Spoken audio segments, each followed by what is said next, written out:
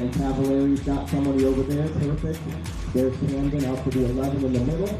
Once again, 1 through 26, guys, is what we're running today. So races 27 through 54 happen tomorrow. So only E-buggies and Nitro trucks today. Water schedule is posted. Watering every 3 races, so everybody gets a wet track, a medium track, and a dry track. That's the only fair way to do it. So watering every 3 races. It's going to be a hot one in the 90s today. So we're going to need that water every 3 races. All right, we got our 5 out there. Mason Brewers out there at the 5. All right, guys, we're down to 45 seconds. 45 seconds. Once again, 1 out lap, and then your local drive. Brian, I might need you to be ready to volunteer after this first race here. We're going to looks like I might need help at either the 10 or the 11. Once again, we need 1 through 11 covered for sure. And all the rest of them are the bonus turns. We do have 14 out there. 30 seconds, driver, 30.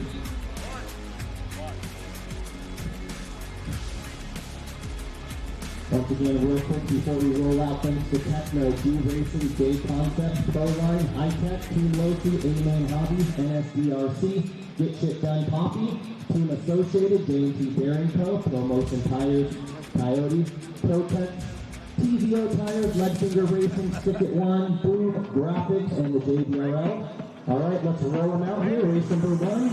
You guys are up. You get the 1 out lap, and then your loop is live. So, 1 out lap is 40 seconds or so. First water just happened. Right before this one. Next water before race. Good morning, everybody. Welcome to LiveRC.com's coverage of the 2026 DNC Dirt Nitro Challenge presented by J Concepts and A-Main Hobbies. My name is Scott Aarons. I am here with my tag team partner, but he's more than a tag team partner. He has been my right-hand man for a few of these events, and it's been a good time. So he is a racer himself. He is very knowledgeable in the 8 scale, and he is also your reigning dirt oval champion of the world, ladies and gentlemen, Mr. Tyler Hooks. I didn't think you were going to start it off with that one. Bam, out of the gate. We made it 14 seconds, and we got a world championship here. It's going to happen. Okay. You own it, right? All right, I'm owning it. Exactly. You should be. Hell yeah. I'd be like walking around with a damn medallion around my neck if it was me. I'm a world champion. Have you heard of me? Oh, man. Tyler, it's good to be back in the booth with you, brother. It's good to be back. I think we're going to have a good weekend. It looks like we have a really sweet track out here. They did some track work overnight. We got some excellent weather, which we cannot typically say that in the past. I'm sorry. What did you just say? We have good weather. And those phrases can't work together at Dirt Nitro Challenge. No, it doesn't exist. It doesn't. It's almost like this is what they intended to happen when they moved the date to March, and then it just didn't happen. It surely didn't. Not at all. But it is all the things he just said and way more. An awesome track, awesome weather. The DNC, a legendary event. One of the goats of our world of racing. If you look at the 8 scale world, one that each racer wants to participate in, and very few have had a chance to win. Yeah, it's one of those ones that is definitely on the bucket list if you're one of these guys, whether you're in the Pro Nitro Buggy class or 40-plus electric buggy as we're watching right now.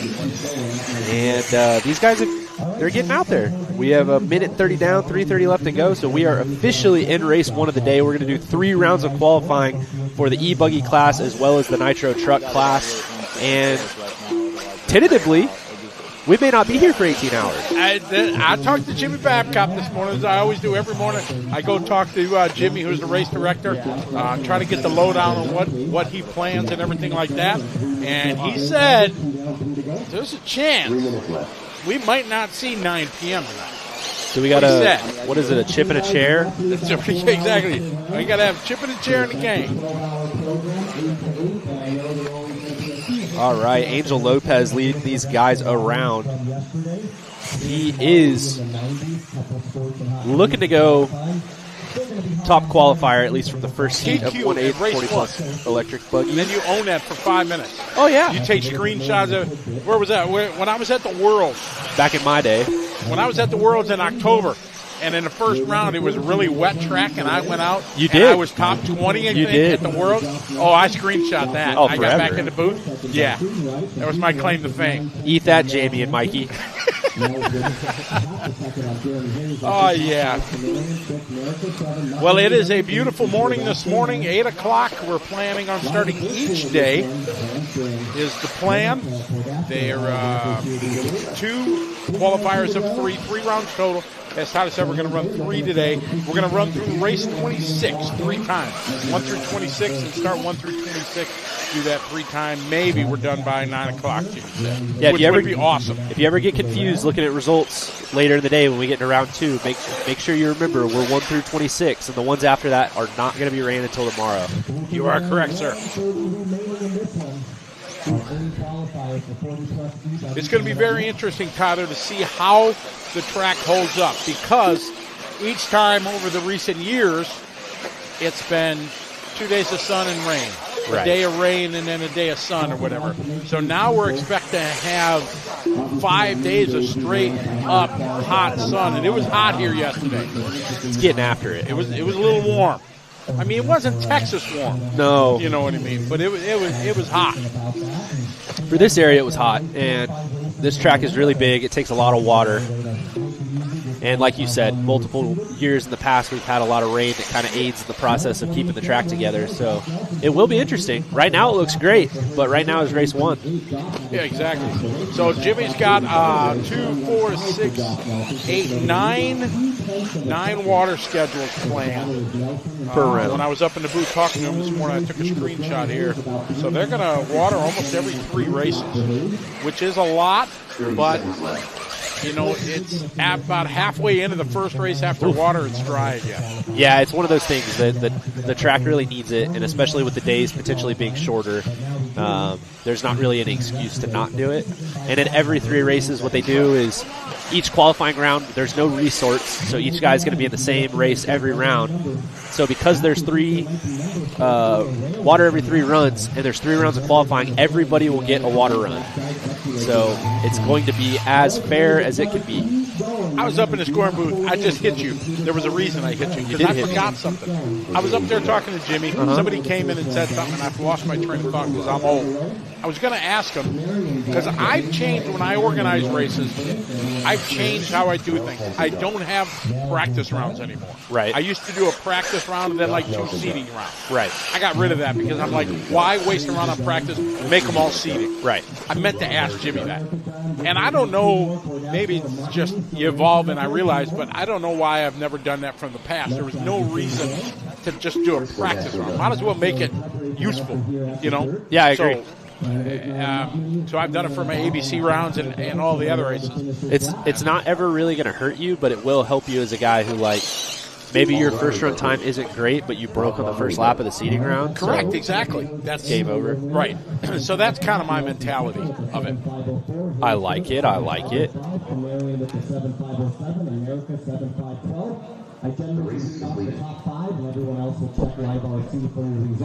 that is a beautiful shot right there. The sun coming up. It's picturesque. It's very, very picturesque. California, you and I were talking about the great state of California this morning on our drive-in. Yes.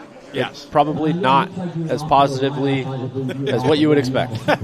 Very nice place. Very nice place. When we drive by the gas station, you know, the gas prices are, but they're always $5 plus here. It's tough. I've never, in modern era, seen them less than, you know, post-pandemic, been less than $5 or whatever. You know, we're spoiled. You know, we're at about, you know, $2.08 in Milwaukee or something like that. Now, Texas, what do you do? Well, we were $2.70, now we're $3.10. So. Yeah, it definitely went up over the last couple of weeks. It's tough out here being a gangster. It's what? It's tough out here being a gangster. Oh, yeah, absolutely. Exactly.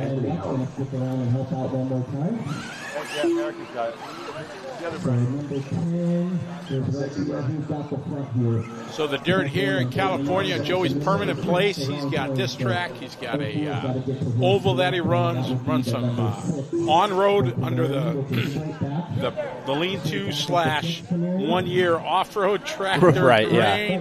And we were talking about that with a bunch of the guys that year. People talk about, that year it wasn't the DNC. And I say it's just absolutely the opposite. Right. That was the year that showed that Joey is, and him and Aaron are what they are, because people spent thousands of dollars to come here to the legendary DNC.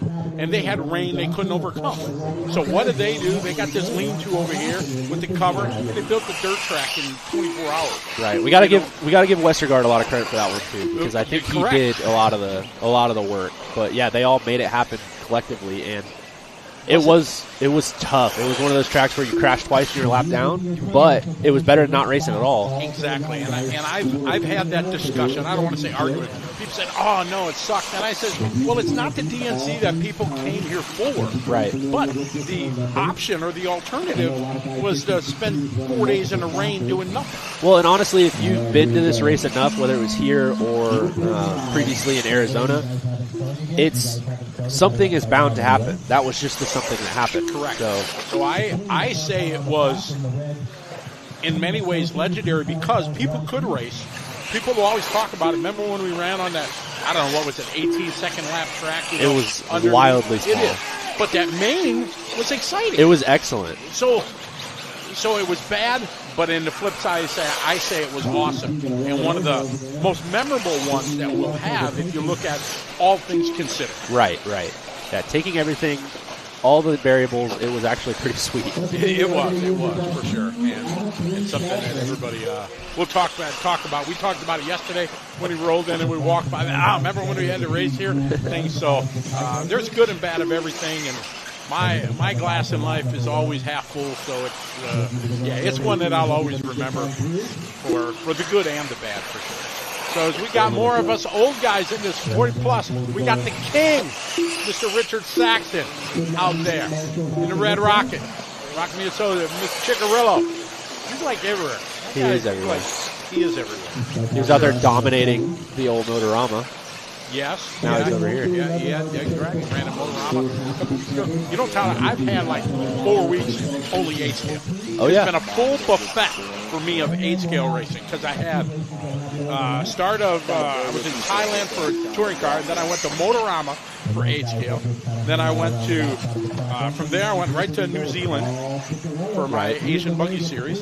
Then, and in the 48-hour call, I got called up because the gentleman who announces the Australian Nationals had some dire family stuff come up, so we had to back out. So then I was able to fly to Australia. I did the 8-scale Australian Nationals last week, and now I'm here with you, spending quality time at the DNC. So it's been a month long of 8-scale for me. And congratulations to Caleb Noble, who I believe took the win at both of those events, right? You are correct. Yes, he won in New Zealand 2 weekends ago, and then won in commanding fashion the Australian Nationals last weekend. Motorama was the Lee Setzer show with cameo appearances by Ethan Mechanic and Gavin Gibbler and Jacob Hardison and some of the other guys, so that was fun. Yeah, Lee was on his game for sure. Yeah, he didn't blink that whole weekend. It was good to see. So out here right now, we are halfway through. We've got the king out front, Richard Saxton, Paul Ciccarillo in second, Josh Mitchell in third, then it's Hoarth Lindau. These guys, top 8, are looking to beat Jose Angel Sanchez. BT's in this one, got a hot lap. He might not be leading right now, but you know what it is. If you get hot lap, that's as good. When you're sitting right next to the guy who TQs, that's all you got.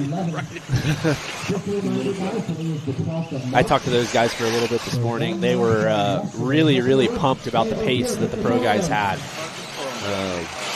They had 3 cars in the top 6 in Nitro Buggy last night, and Brandon Rose, who did not have a good Nitro Challenge last year, is having a much better start this year. 1 month from now, on April 11th, we'll be right back here for the start of our 20-game season. Somebody just mentioned Richard Saxton was the first Pro Buggy champion of the Dirt Nitro Challenge. Improved graphics this year, as usual. So thanks to the folks at Team Associated, Richard and Brent on the stand, of course. Michael Warner. And of course, Daniel Adams and all the folks at Proline, Ben Ellis. We have 1:15 left. Richard's still in control of this one. He has about 3.3 over Ciccarillo. BT climbing his way back up to third.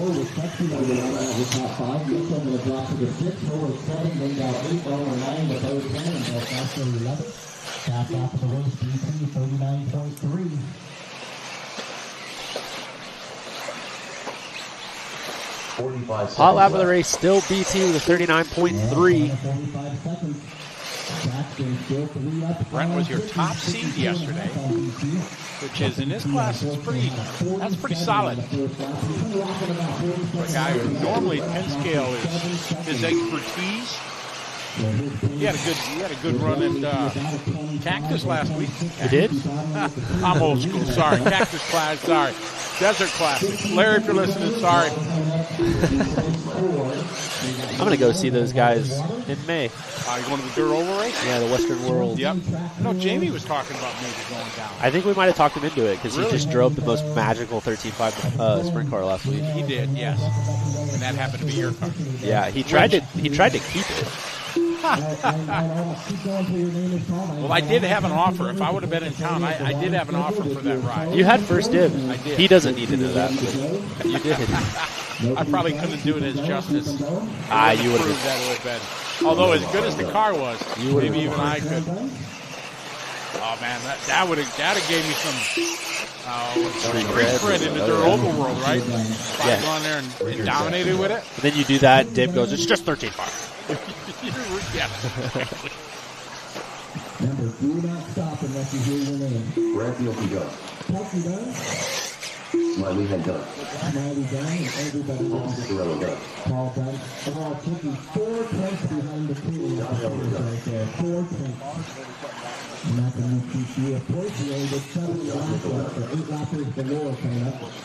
Yeah, hopefully, We got 3 more sets today. Anthony and Dave still racing. 3 more laps and rolling around the track. Left side, you're free to go. This will be the final lap for these 3 days. yeah, well, we were up at 64, so it's kind of too dark, but it just hits the glare from the sun. Thank you very much. Lose all vision on that side for a second. That's why if I hold my arm up, then I'm good, but if I don't, you get 2 glare spots. Second, 8-5-27. Tucky third, 8-5-30. Mitchell going to get the 4 at an 8-5-33 and Smiley the 5 and an 8-5-34. The race is Let's go back out to the track, guys. 1 minute 30 seconds before we roll out the next one. Up next, race number 3. Beautiful shot there. Saxton, Ciccarello, and Delkey, your top 3. 4 seconds apart. It's going to mean it's going to be pretty good race.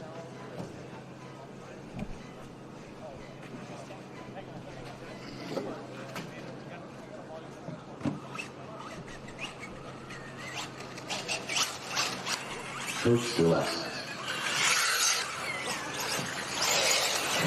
Guys, track skills usually turn motion assignments, although you should already know them. I give them off one time. It's going to be Brett Kelky to the 1, Ciccarello to the 2, Saxton to the 3 turn, Phil Castro to the 4, Smiley Hand to the 5, Ciccarello to the 6, Josh Mitchell to the 7, Howard to the 8, Dave Lindau to the 9, Sean Miller to the 10, and Josh Elmer to the 11. Once again, you can look on Live RC, even if you're out on the track, you can find your spot.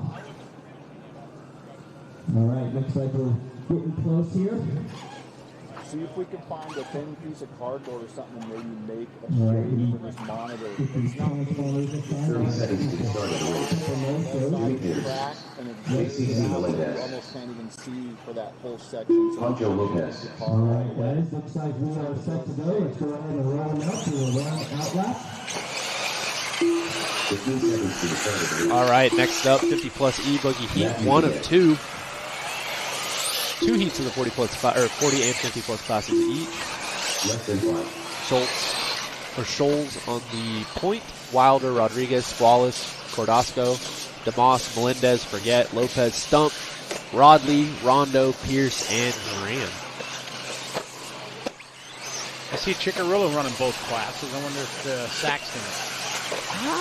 I don't think so. I think he just does one. Yeah, no. Don't see him. You see Ciccarello in this. Race mark for race, hoping somebody changed the battery. Yeah, right. All right. Oh, wow. Tumbling. That was Western. Love a good hit straight to the right rear arm immediately.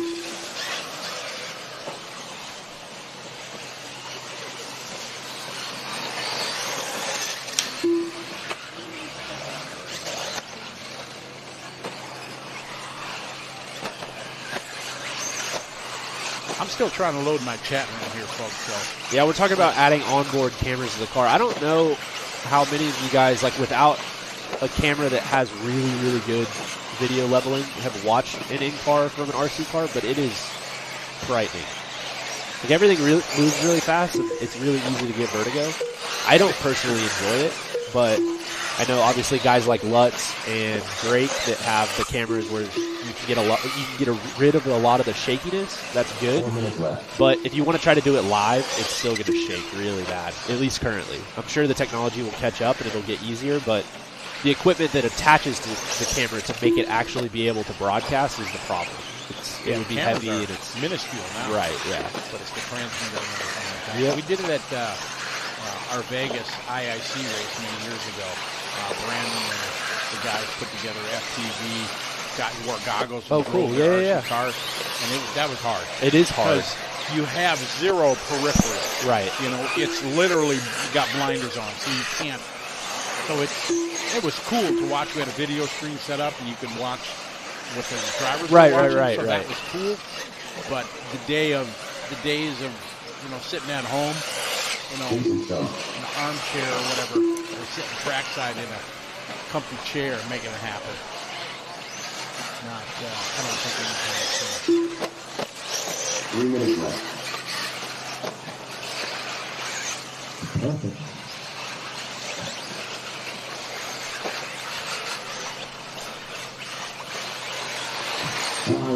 So Jimmy Pierce out front in this one, 7.5.14, trying to set the provisional TQ. Squalus in the 2-spot, Melendez in the 3.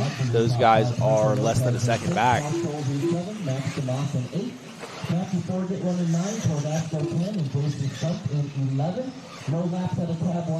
It feels like we're going to get to an intermediate and a pro class pretty fast. Pretty quick. These are the only there's 40 and 50. Right. 40, 50, and then it'll be Sportsman intermediate pro.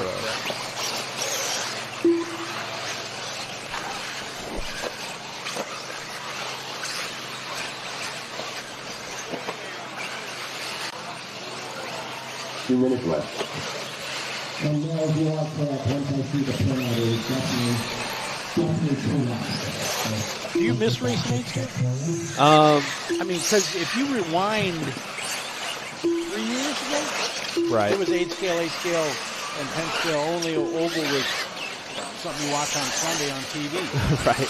You didn't do a lot of oval, but now you're like all oval all the time. Well, there's something to be said for being competitive, and kind of for lack of a better term, these guys are really, really good. They're really good at what they do. There's a lot of them that are really good, and I kind of could sit there and fill the field in the B-main, and that was fun, but it's not fun, 30 times out of the year when you're paying a lot of money to be there. So I do enjoy the oval stuff. It allows me to feel more competitive, and I think that the setup is so much more crucial because at the end of the day, you're literally just going in a circle. So if you can't drive in a circle, that's bad. So your car actually ends up being pretty important. And these guys, they're so talented. Like I can't give enough credit to, the newer guys like the Brandon Roses who's top seeded, and as well as the older guys like Mayfield, who's the perennial threat. Like they are so good. And so, I don't mind going out to my local track, going out to Thornhill. I plan on racing the Worlds there, but... Oh, you're going to race? Yeah. Nice. But to pack everything up and come to California for a week and not have all the creature comforts of home, I think I'm out. That's beyond me now. I just want to race RC. I don't care what it is. On-road, off-road, oval.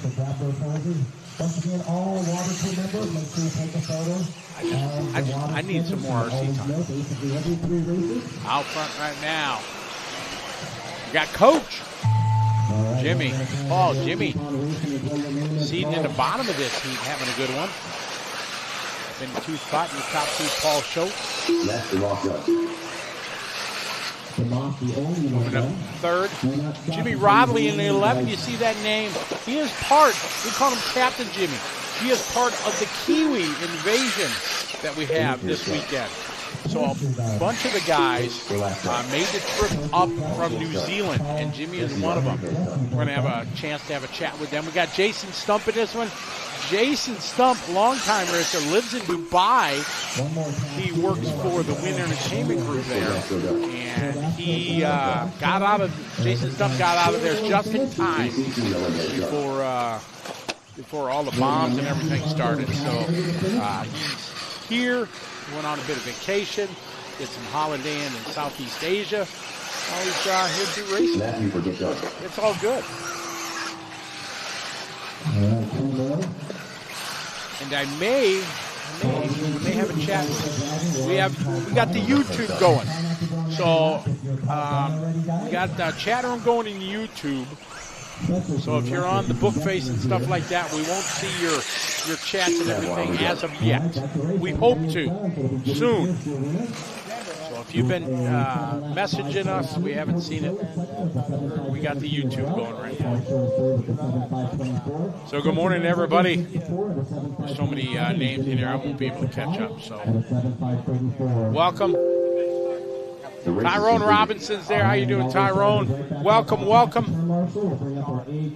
Welcome to California, virtually, if you will. Thank you. So once again, guys, this is not a good start. I have no problem running the track dry. Oh, that's some sun right there. You feel the heat already just coming through the TV screen. Radiating. It is. A nice paint job. Green got the flames going, yellow wheels. I know I don't have to talk about it. It's been so long that sometimes I forget some of the hills that I would be willing to die on. Like, I need to remember so that I can be angry about them again. Exactly. All the things you have to look forward to the next 4 days. I got to figure it all out. Been too long. When's the last time we did it? How many years ago? I was trying to think of it. Had to be 2 or 3. Yeah. Yeah.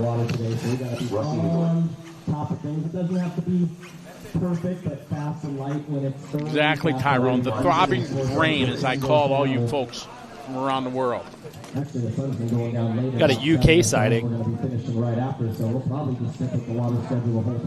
Your boys back home don't want Australian accents. Yeah, did you? Who posted that? Clean Bile. Oh, Jerry, Clean Bob posted. Yeah, no Australian. Yeah. I'll wait till he comes on. He's on. Oh, is he? Yeah. Good day, mate. Morning, Jerry. How you doing, buddy? All love. The thoroughly impressed Scotty laugh is my favorite. I had a good time in Australia. I go to Australia a lot now. Is this where we start? Like, do I start railing on Australia? No. It's not. We're not. No. You brought it up first. I'm just saying. I did. I know. You did. You started. Great people. Questionable continent. Oh, my. Oh, we got stories. You know, you're famous in Australia, Tyler, just because of your angst. And we're going to take it to commercial real quick before this next one, and we will be right back. They're watering, so that's why they're not missing. They're just working. They'll be out there shortly. The 11 in the center, that Jimmy Rodley should be at the 11 right in the center on the chair. Number 9 on my right, Conto Lopez should be on the right side. My right behind you at the 9 right there. 9, to your right, to your right, to your right, to your right. 12, Jesse Rondo should be over on the right side. Jesse Rondo to the far right. Right on the red ramp, Jesse Rondo to the far right. And Tabasco is putting the hands in there, a little jump out there. Oscar Press. Rob Brown is not here, so the 14 will be open right there. All right, here comes Mr. Cordasco. He's doing it all over there. Thank you, Chris. Appreciate you. All right, roll them out. Here we go. Roll them out. Here we go. Roll them out left, and then we'll leave it live. This is our A qualifier. Once again, guys, doesn't matter if it's in the middle of the heat. The way we have it structured, everybody's going to get a wet track, everybody's going to get a medium track, and everybody's going to get a dry track. Every 3 races, rotate it 1 per round. That's the fairest way you can do it. So Right now, this race number 4, this is your one wet track. So you guys will get a medium and a dry later on today. Yeah, I'm just fumbling. All right, and we're back. It's time for the A-Heat of 50-plus electric buggy. Chigarillo, Mihilich, Winstad, Thacker, Sell, Perez, Baki, Smoker, Dorston, Sexton, Yee, Spratley, America, Petticlerk, and Ginzy. Thought we were going to get tripped up on that one. There's numbers on the railing of the ramp there. You guys can see if you're the number 1 seed, you can go right to the front of the line. If you're the 15, 16 seed, you go all the way to the back. We got some cheeky action on the camera. The familiar yellow and white. That way you don't have to come up with X-Ray J Concepts Lace Ride. Thank you again to our sponsors, J Concept, as well as A-Main Hobbies. All right, so our A qualifier, the fastest group from yesterday's shooting round in the 50-plus E-buggy class, 50-plus.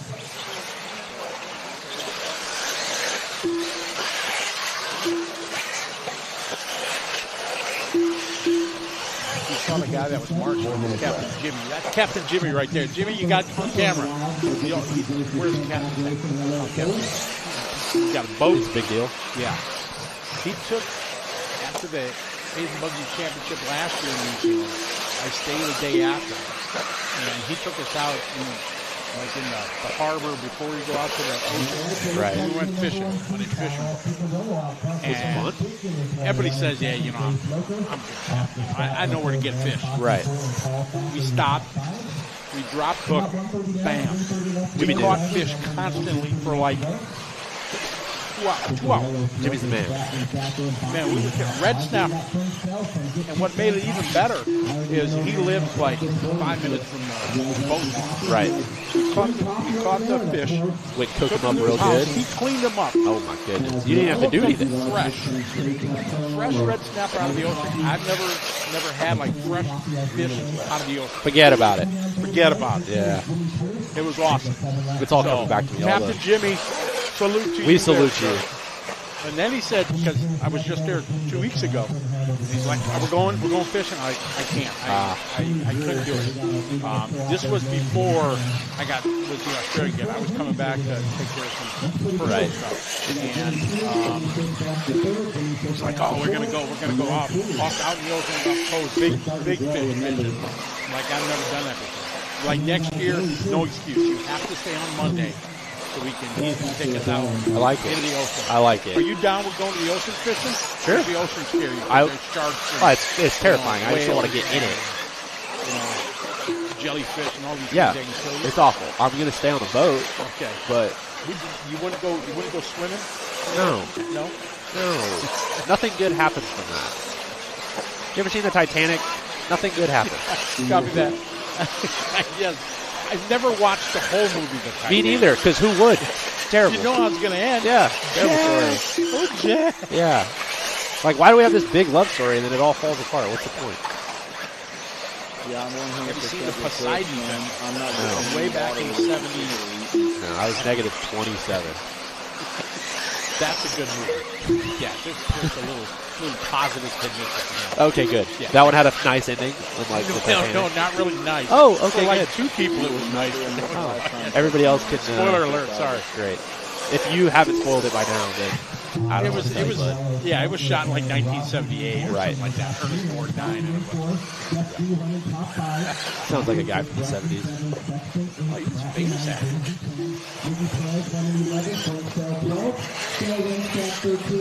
All right, Chicky Chigarillo out front. Oh, here's the gentleman, Jay Smoker, is in this one. Not his real name. I don't know if you know that. Not his real name. Shockingly enough, This morning, maybe. What did you teach me? were we working on the? Whatever. What was it? Wake and Bake. Wake and Bake this morning. Yeah, I've never. Yeah, some people were definitely partaking early this morning. Yes. Oh, Smoker's got the wristband on his car, so we are in true form. Always wears him at rookie strip, if you will. Last year he advanced from Sportsman. He He's did? been in Sportsman about 20 years, and I think he needs up the intermediate level. Got it. Maybe I have a unpopular take on that, but it's like if he's out there and he's not just destroying everybody all the time and he's having a good time, why does everybody on the internet care? Because people do. They have a keyboard in front of them. They have opinions. Right. We follow Mr. J Smoker. He must have a collection of wristbands that he uses every year. Should that be my first tirade that I launch into this year? Just You want me to get started now? I've got pace one. yourself. Like I've got multiple hills I could die on. Oh, This would just be the okay, first one. okay, that's good. I don't want you to, empty the clip out of the gate. You got to spare. No, this is a good one. I've been holding on to this one for a little while. Oh, okay. So, Well, hold on. Wait, save that until we get all our chat room going and everything. okay, fine. All Yeah, right. we'll save that one. Put that one in the pocket for now. My blood pressure was rising already. Yeah, he has this look in his eyes, folks, that you can just... I get real intense. He kind of straightens up in his chair. Yeah, I start staring off into the distance. It's rough. Like he's looking right through the monitor. Yep. It's like there's not even something there. Out into internet land. Oh, yeah. See, just all the things you have to look forward to, folks. It is going to be a great time. Hopefully you can spend a little time with the Connor and Scotty show. Right there. Jump all the way to second. So good job, Rusty. One of 2 8-lappers. You and Chicky, the only 2. All right, Chicky. All right, so that's going to do it. TQ. Paul Ciccarello, 8 in the 525. Your winner. Rusty Nicholas. Dominic. Oh, Paul Thacker's in this one. Paul's a great guy from Alaska. We'll talk about him a lot. He usually comes here and runs about 15 classes. Passionate about RC. There's Captain Jimmy again. Hi, Jimmy. So when you watch this back, say, yeah, Jimmy's become a good friend of mine. Good guy. Man, Jeff G got hair all of a sudden. Paul Ciccarello, you're going to go to the 1 cone. Rusty Nicholas to the 2 cone. Dale Wenstadt to the 3 cone. Paul Thacker or Pat to the 4 cone. Frank Sale to the 5 cone. Quite possibly the coolest wheelchair ever. Yes, it's like a tank. Yeah. It's got tracks on it. Oh, yeah. It goes up and down, and it can go down like stairs or stuff like that. Yeah, it's You pretty could probably run the track with it. You probably could. Go out there and pack it with Westergaard. Yeah. Just get out there, packing the track. That'd be tight. I haven't seen Anthony yet. I haven't either. I'm sure he's here. Everybody else should be out there. I would think so. Yeah, I think so. Ridiculous. Stop cutting the track, Smoker. I have a feeling that they do most of their track work at night after the race is over, so that he probably can sleep in.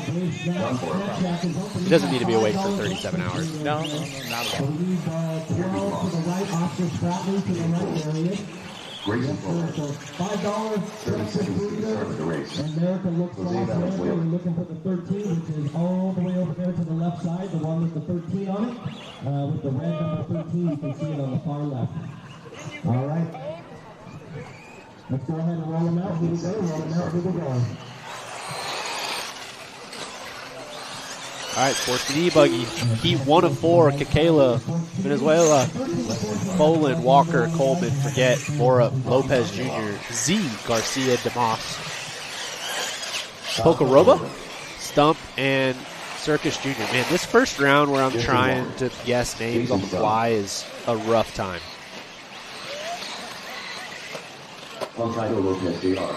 We're teaching Scotty how to share Wi-Fi passwords so you don't actually have to type them in. Incredible invention in modern technology because nobody can ever remember their Wi-Fi passwords. We are in there like swimwear. You just hold on, chat. We will be right with you.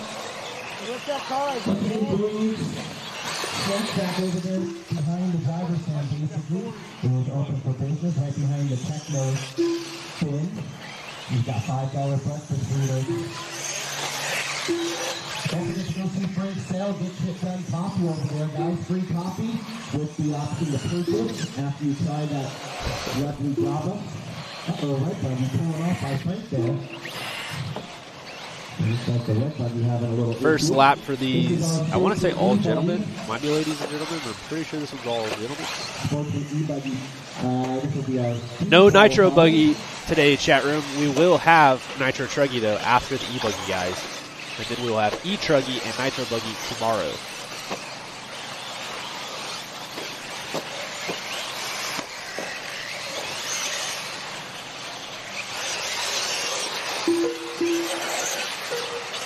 4 minutes left.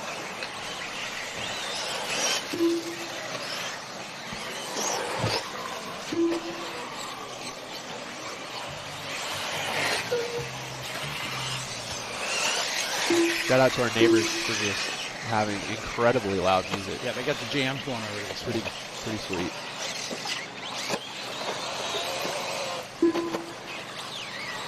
Justin Walker out front after the first one, 44.3 hot lap. Trying to set the provisional. Trying to be the man. As I was telling the guys last weekend, can't be, if you're not in the show, be the show. You dig?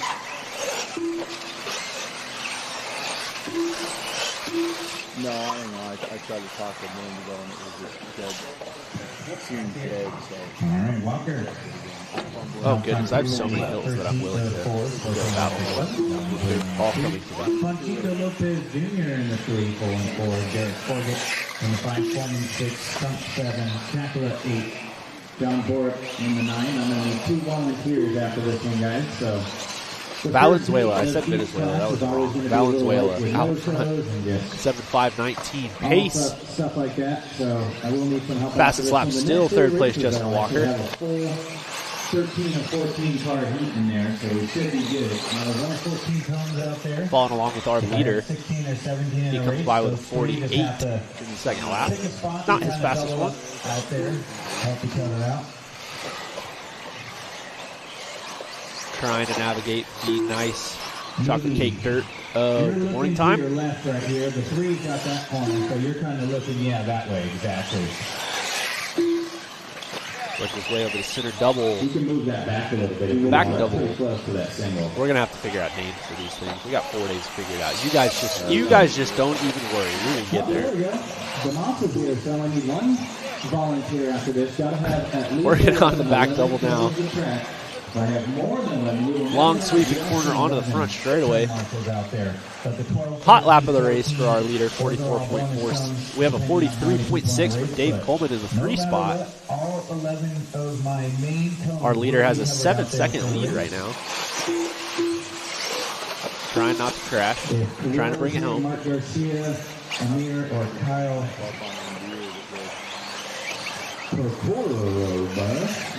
This guy's got a very Carlos Arredondo-esque paint scheme. I'm sure if I saw it up close, it would look totally different. But from afar with no glasses on, it looks pretty similar. Or first name wrong, just come up and tell us how to properly pronounce it, and we'll try and fix that. 1 minute left. Not the easiest thing in the world. If you think it's easy, come on up here, sit in the chair, grab the mic, and I'll let you have a crack at it. But pronouncing names properly, I like the bull corner that they have into this little section. 45 seconds left. Saw guys just absolutely smacking the pipe yesterday on the fast lap. Brandon Rose used the pipe in the bull corner, going all the way to the wall. Just need 1 volunteer after this. 30 seconds left. Valenzuela out front still, less than 30 seconds to go. 7.523 pace. He has a 9-second lead. 15 seconds left.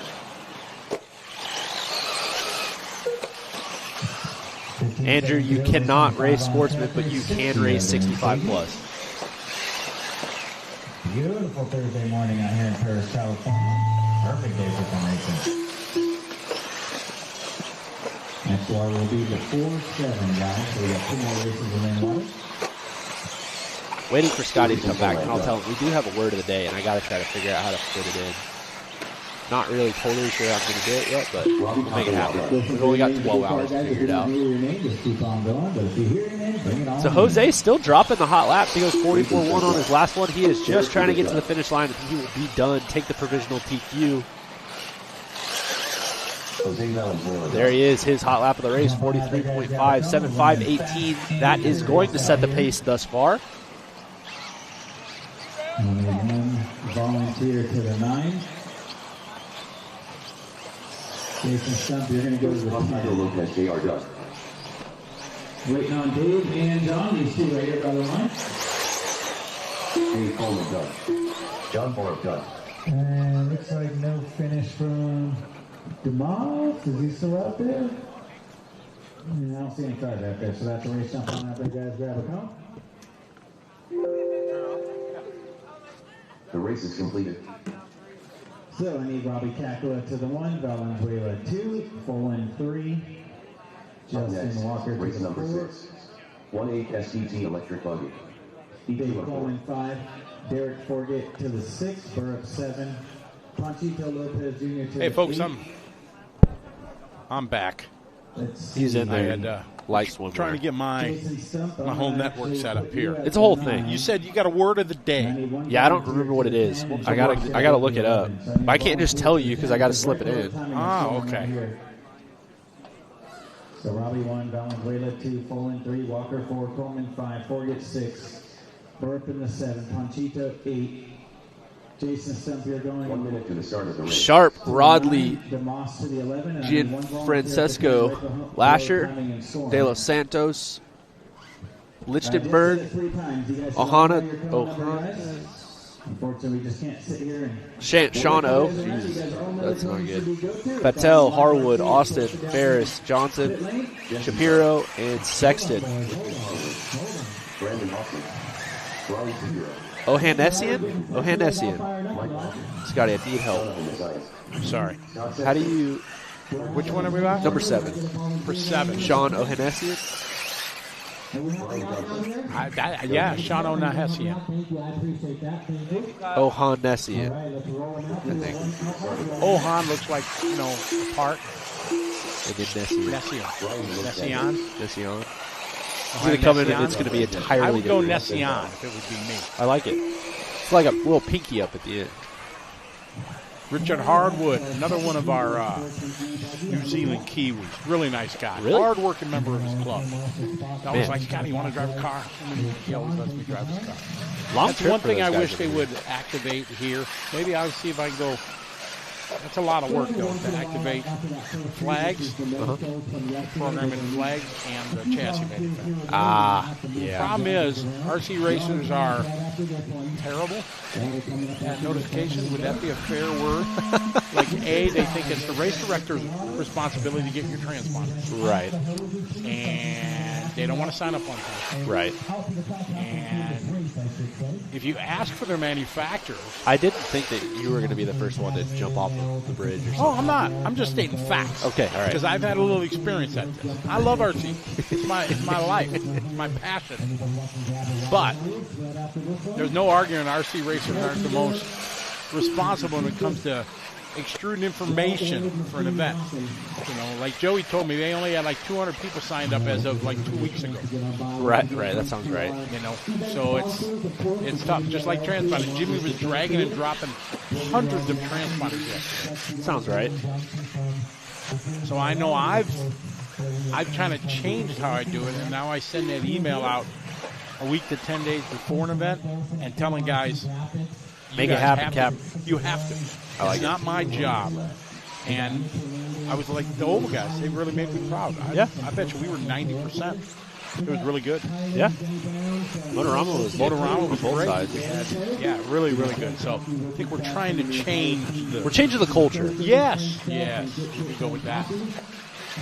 I am not helpful in changing the culture. You're not. No, you're one of those guys. I did actually have my transponders in early for Motorama, but it was pretty touch and go on if they were going to get in there.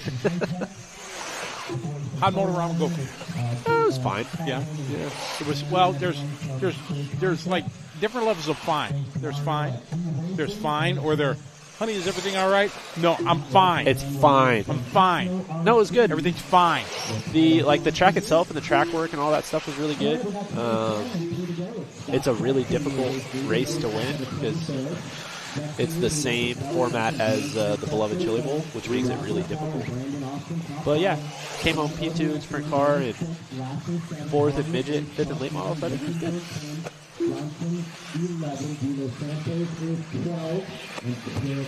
So Scott Sexton out front, Patel in second, Gianfrancesco moved to second, Patel down to third. These guys are working on their third laps now. Top 5 guys ahead of Valenzuela.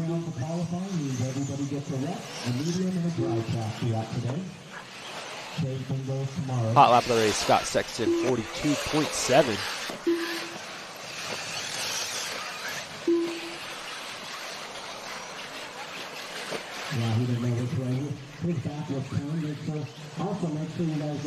See, Tyler, they're listening.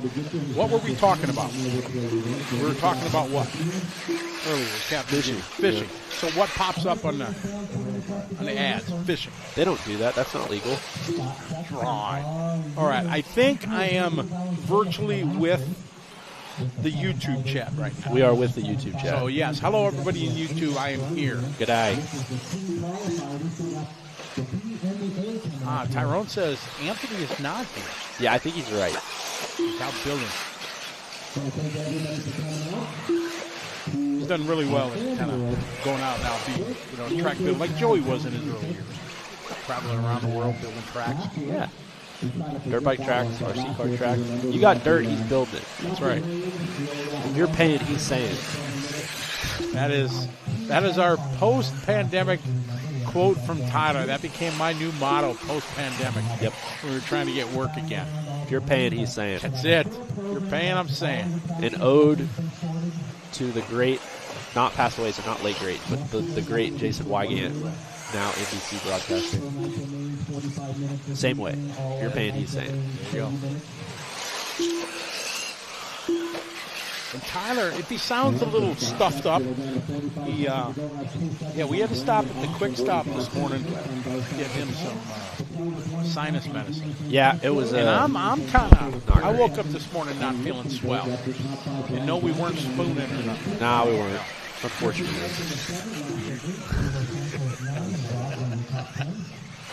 All right, we're in the first hour. It's awesome. Looking forward to this. We're going to see something cool here soon. I mean, this stuff's cool too, but Pretty good.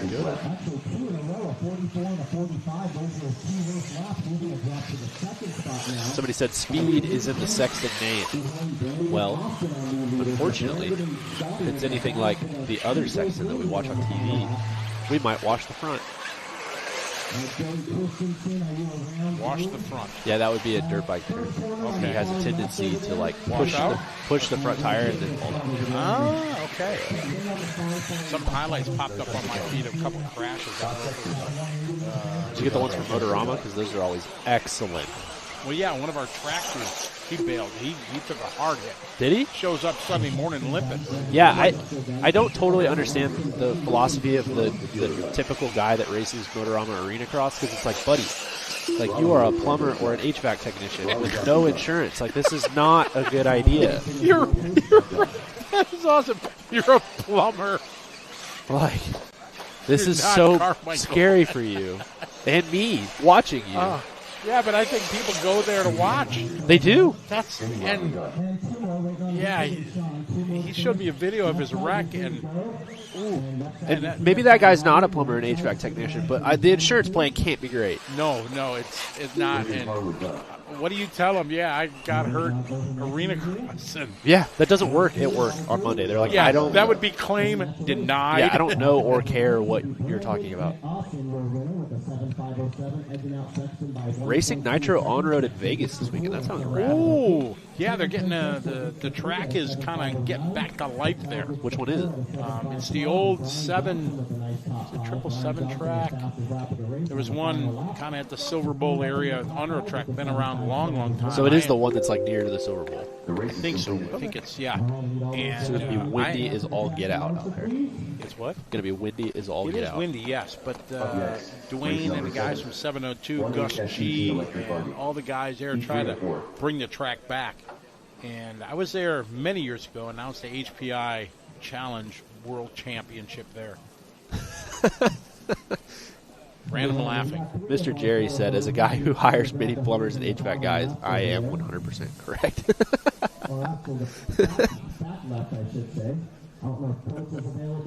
That's funny. Hi, Jerry.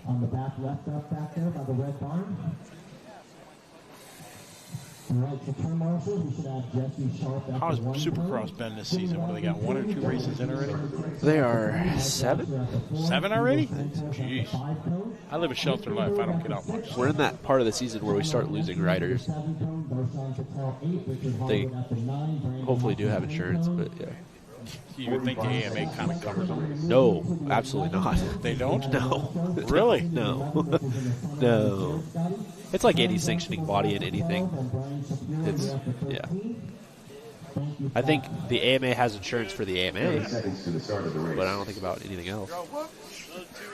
All right, we're going to take a short pause for the cause. You see a little water sprinkle going over there in your left corner. We'll be right back. Continuing coverage here at the Dirt Nitro Challenge on liverc.com, brought to you by J Concepts and AMA and Hobbies. We'll be right back.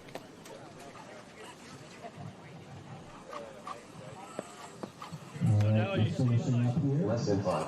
Thank you, Tab, Chanel. Thank you, everybody. I think it's going to have Somebody ran out there and grabbed that hose on the path. Appreciate that very much, guys. Thank you. So we'll just get this front side finished. Got the best of the best. In Truggy, they just check that you don't have extra hose. Is that true, or you have to put the little insert in there?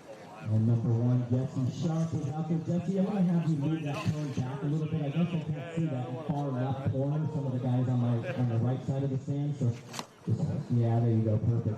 That'll give them a chance to see. All right, all my hoses are off the track. Let's go ahead and roll them out. Here we go. Once again, this is going to be real rowdy, wet track. Don't miss a moment of the excitement. Visit liverc.com today and fuel your passion for RC racing. Junior Castro. Jack Boland. All right, guys, time for heat 3 of 4. Sportsman, Electric Buggy, Lasher, Ramos, Angel, Castro, Fernandez, Wallace, G, Hart, Neves, Kazarian, Keats, Van Dorsten, Ginzy, Youngerman, and Foland. Okay, yeah. All right, thank you. The loop is live.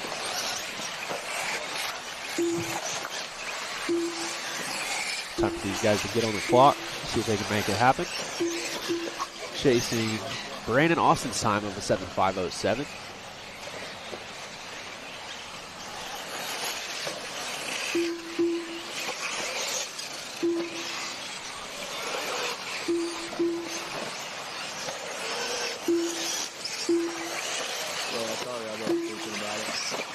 Trying to be quick and not good. These guys still trying to get in their first lap. Long laps at this one, 40 plus seconds.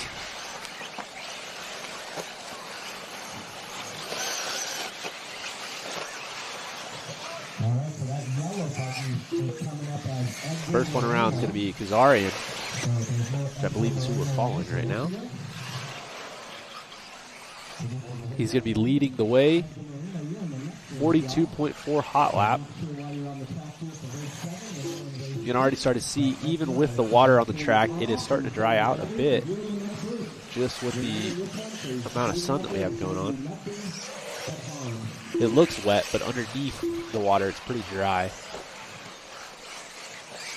Top layer of the track pretty wet, but underneath not so much. So we will see how that plays out later on in the day as we continue to get more heat, more sun. SPT means sportsman. This is a sportsman class. These guys are unsponsored, out here having a good time, enjoying the track, enjoying the weekend. Then they will move up into the intermediate class, and after the intermediate class is the pro class.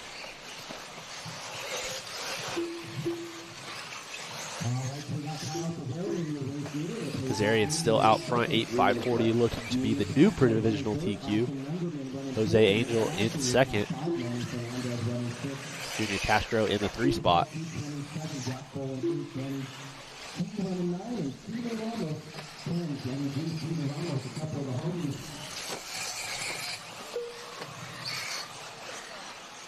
Kazarian across the line with a 44.8, still holding on to the lead, but just barely. Looks like this might be a long one for Jose.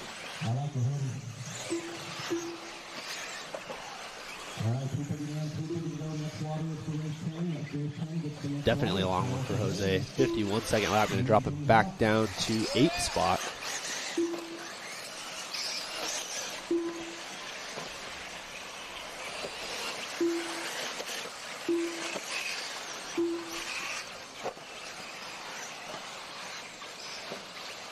Working the back double, long sweeping corner onto the straightaway.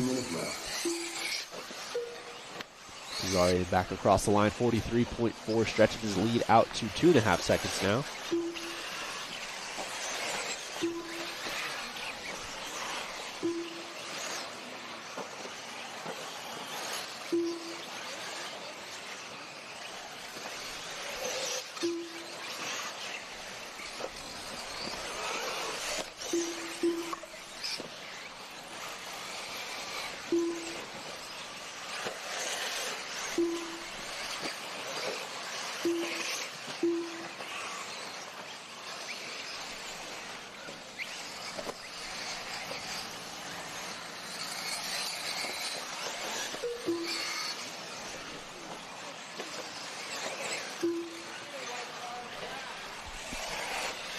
One minute left to go for these guys. Kazari and Angel, Youngerman, Keats, and Folan top 5. Only the top 2 going ahead of Brandon Austin's time.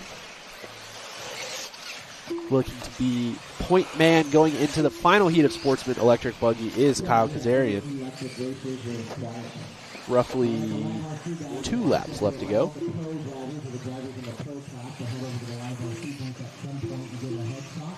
Navigating the little stutter bump section.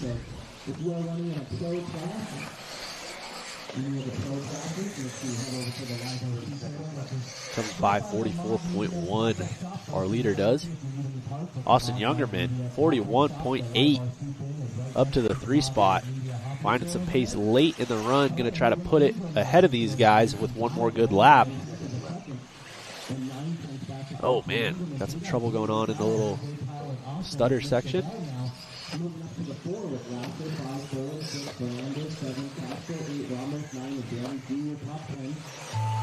Youngerman putting in another 41-second lap, going to move to the lead on a 7.504.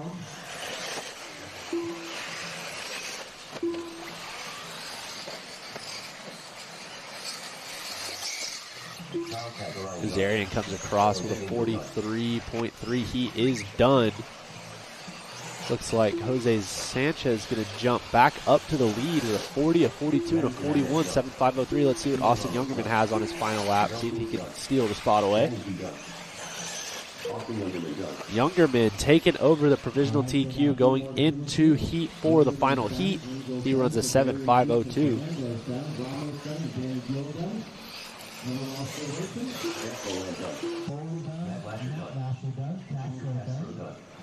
And waiting on about 5 more. Needs done.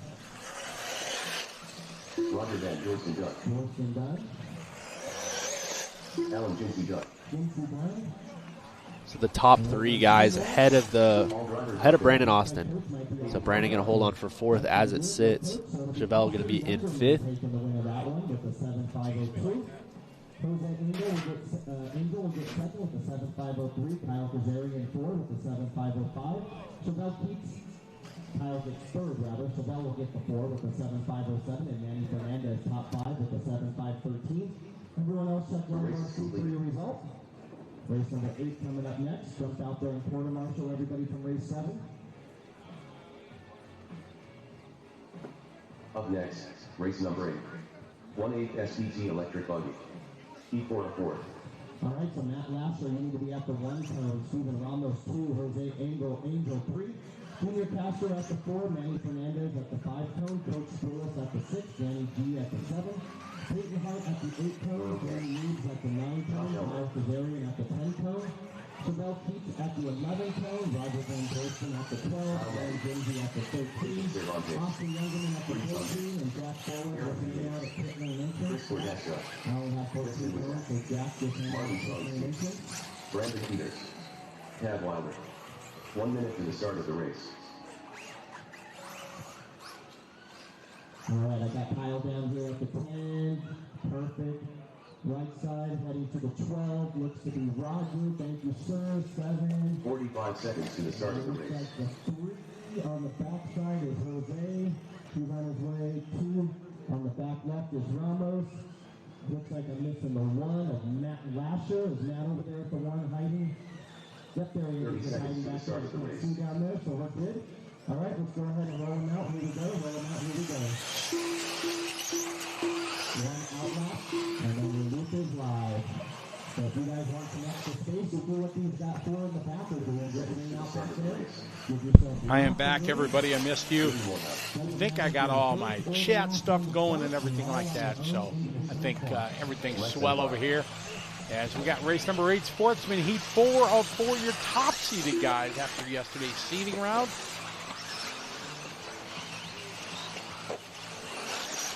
These are the drivers to beat in this class, at least off of our top 2 consecutive lap time.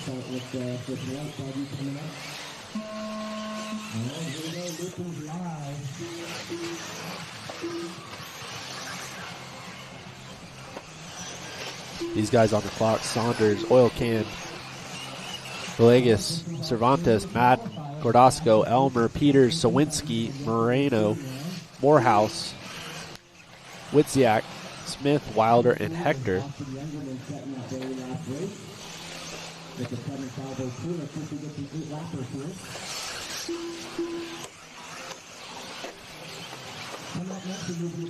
Oh man, it's almost time. It is almost go time, Scotty. Almost. I know what is happening. I know where we are going Exactly. from here. You have the behind-the-scenes information. But it's all part of the show, right? It is. That's what makes us special. We're better. Sure.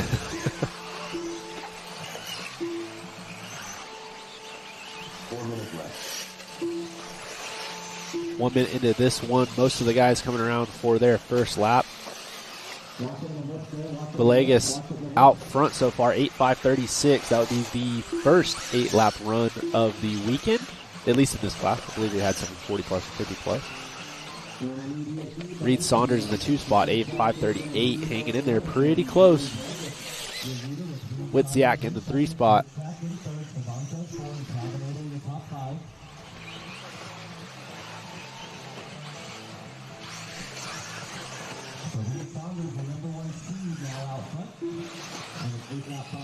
Saunders moves out to the lead, 41.9 second lap, 8:5:36 pace. See if I can catch who this white car is going to come around. It's got to be one of our leaders. 3 minutes left.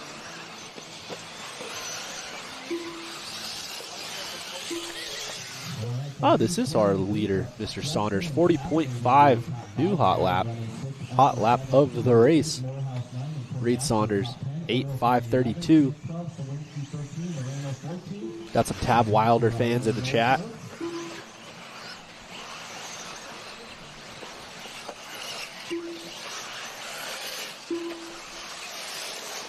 Saunders, Villegas, Cervantes, Wilder, Witziak, top 5.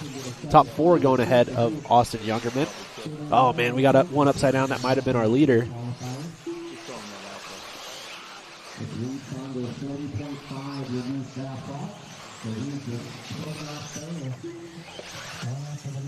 So Edgar Moreno coming across. Villegas coming across. Saunders falls to the 3 spot with a 47-second lap. Still good enough to be 3rd overall right now, so he had a little bit of a buffer.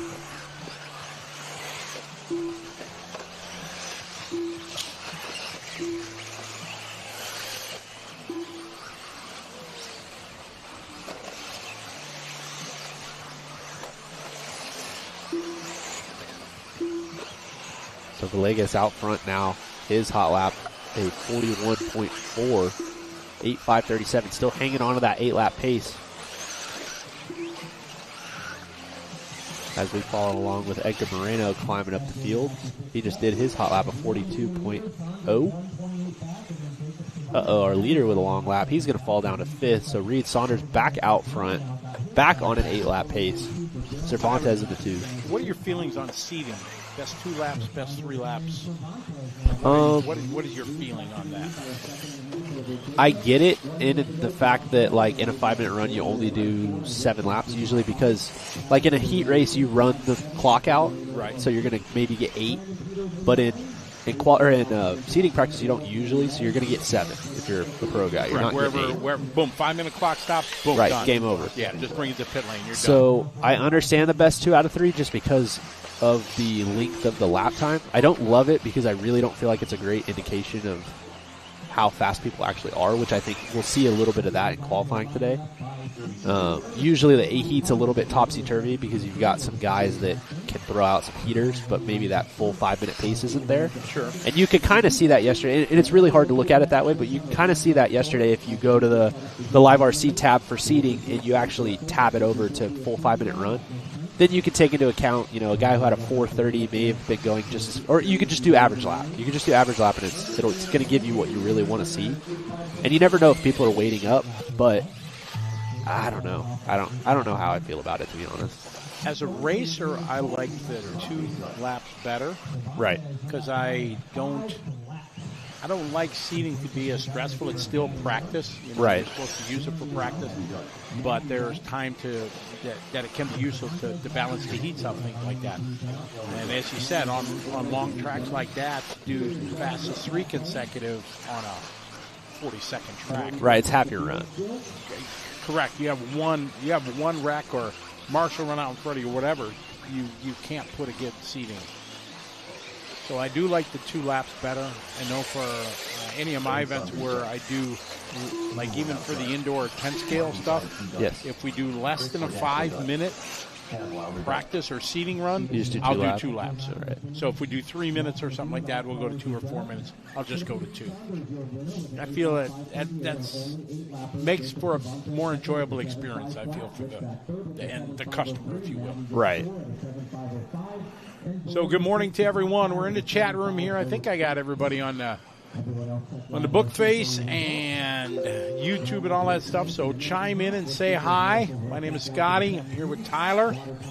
We're your friends, your hosts, your compadres, the leaders of this craziness that we will spend the next 48, 96 hours, whatever it is. It's going to be 4 days of our life. It's going to be What's today? Thursday, hours. Right? Today is Thursday. Today's Thursday, Friday. So we got 4 days.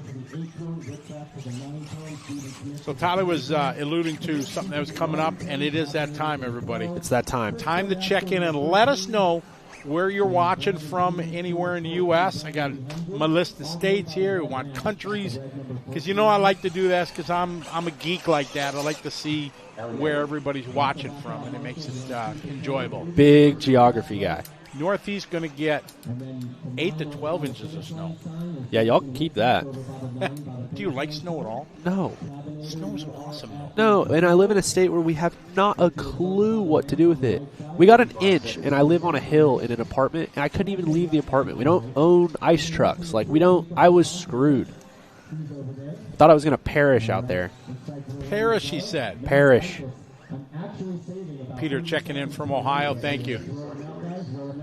South Georgia, not just Georgia, but South Georgia. It's very important. You got South Georgia does not claim North Georgia. Okay.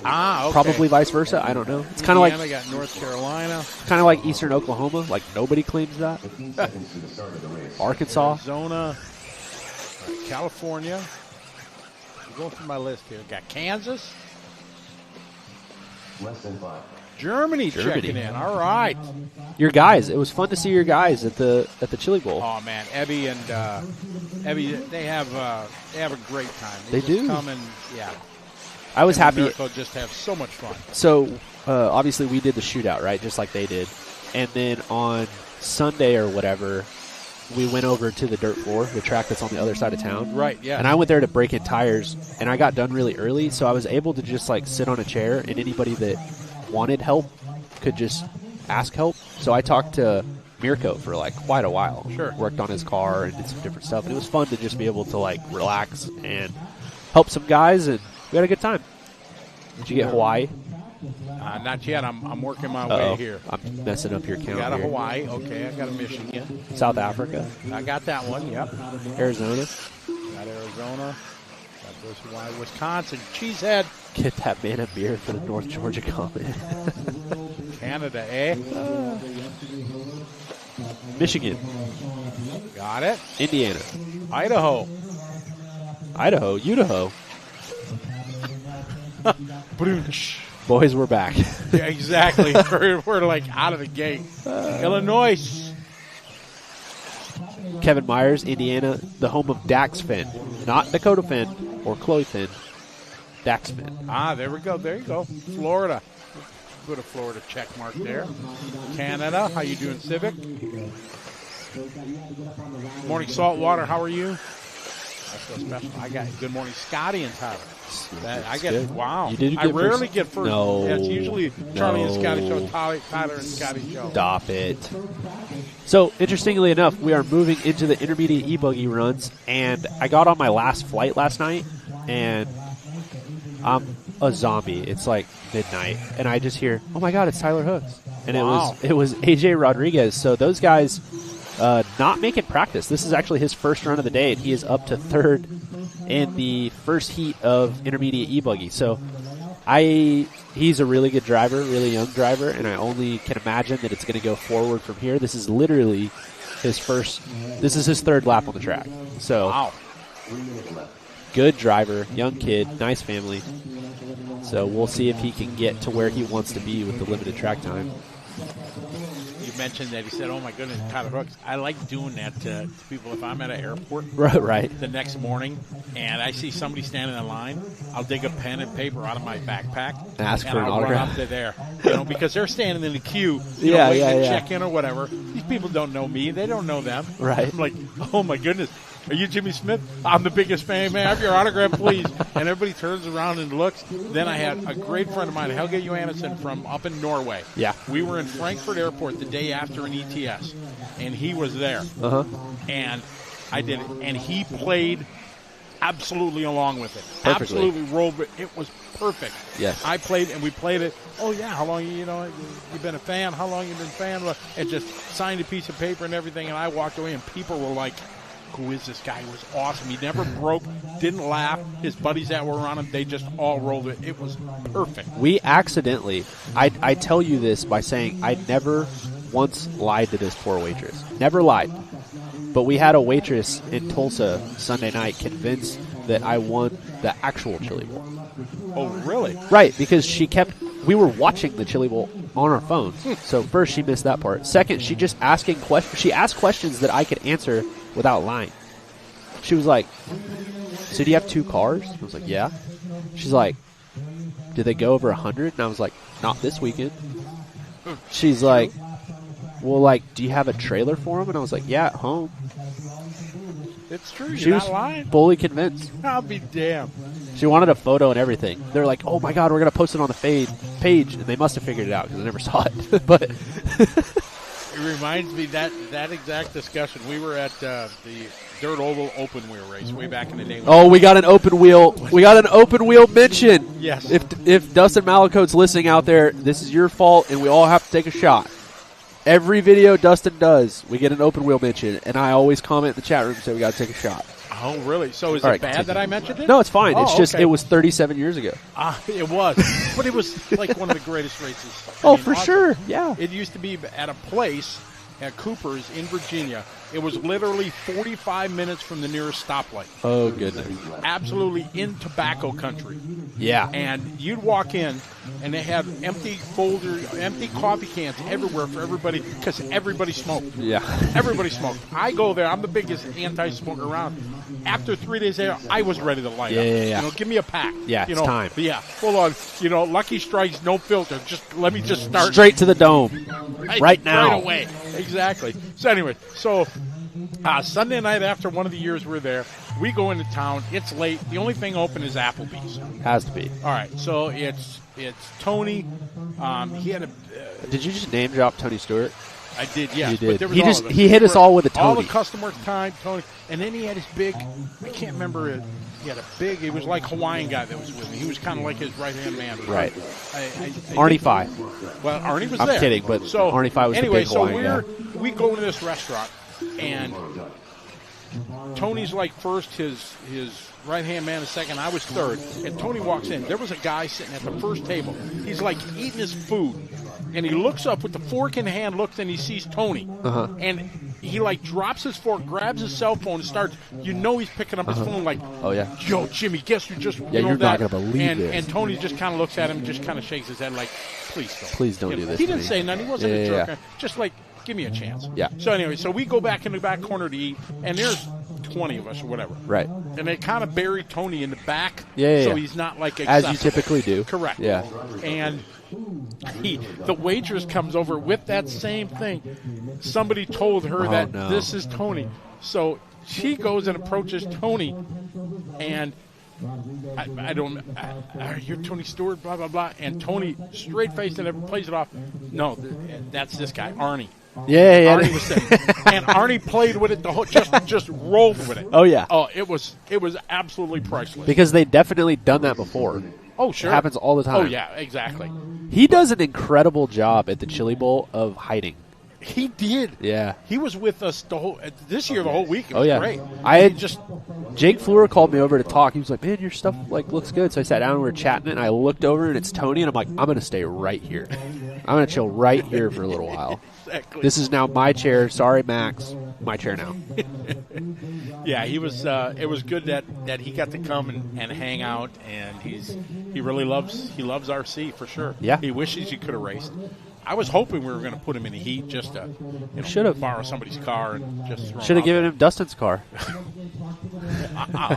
Just so those guys don't know, that is his competitors. If you go Ford and Chevy, that's like he drives a Ford and then that'd been given him a Chevy. For those very confused, Tony Stewart owns Custom Works. Yes. And GFRP is the competing brand. Correct. They're the two big.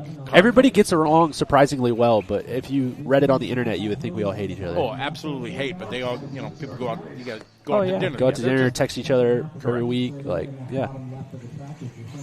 Belgium checking in. Danny Class, how are you? Good to have you, Danny. Did you get Alaska? I did. Yes, got. Alaska was checking in. I think it was Don, right? Yeah, Don Tolbert. How you doing, Don? He's been following me all over. We were racing in Australia last week. He was in the chat in New Zealand the week before. Maryland checking in. Sheila, how are you? I bumped into Daniel came over and said hi to me this morning when I was talking to some guys. Hope you're doing well. So if you guys, people in Facebook might not, you hear us talk about, who are you talking about? We have all the chats come into one chat room for us. We're able to do that. But the internet. Sheila, she does an awesome thing. She raises German Shepherds that if there is a catastrophe, like a building falls down or hurricanes or whatever, they go find people. They go find people. Nice. Yeah, it's the FEMA, the emergency. So she trains dogs that are the ones that go find people in rubble and everything. You think about that as a job. That is a life-saving type job. Oh, yeah. I'm always a big fan of Sheila for what she does. So we got to hang out with Brad Shearer's terrifying dog. Flacco. Is that his name? Yeah, Flacco? Yeah, Flacco is... Shearer. Brad Shearer. Flacco is terrifying. Police dog, yes. Yeah. Nicest dog, but terrifying. But he's so nice, but when he's in the building and there's 300 people there, he just sits there and shakes, and I'm just thinking in my head, I'm like, he just wants to sniff out some crack so bad. Yes, exactly. So he's a canine officer, is Brad, and he's got his dog. And he's huge. Yeah, best friend. And so sweet. Very huge and scary. Huge. Skeptic checking in from Colorado. All right, we got a Colorado check-in. Brad with a P2 in Mod Sprint last weekend. Oh, really? Absolutely hunting me down.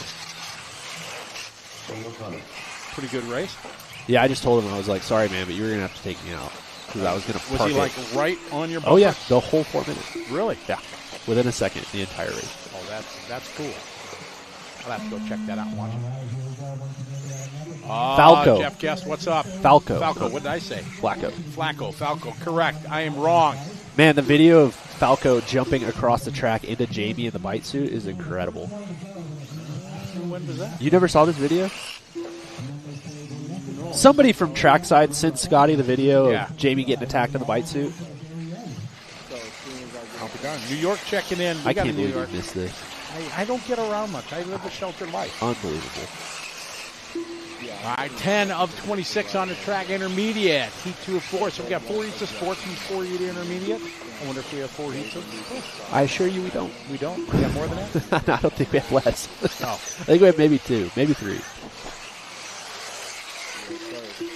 Oh, this is actually a good time. This is a great time for my first rant. Ooh, that's right. Oh, rant time, everybody. Get ready for this. Grab something quick. Grab a drink. Yep. Rant time. Yeah, Tyler, the floor is yours. So obviously there were 2 big races on the same weekend earlier this year, like the SIC and the TNR race.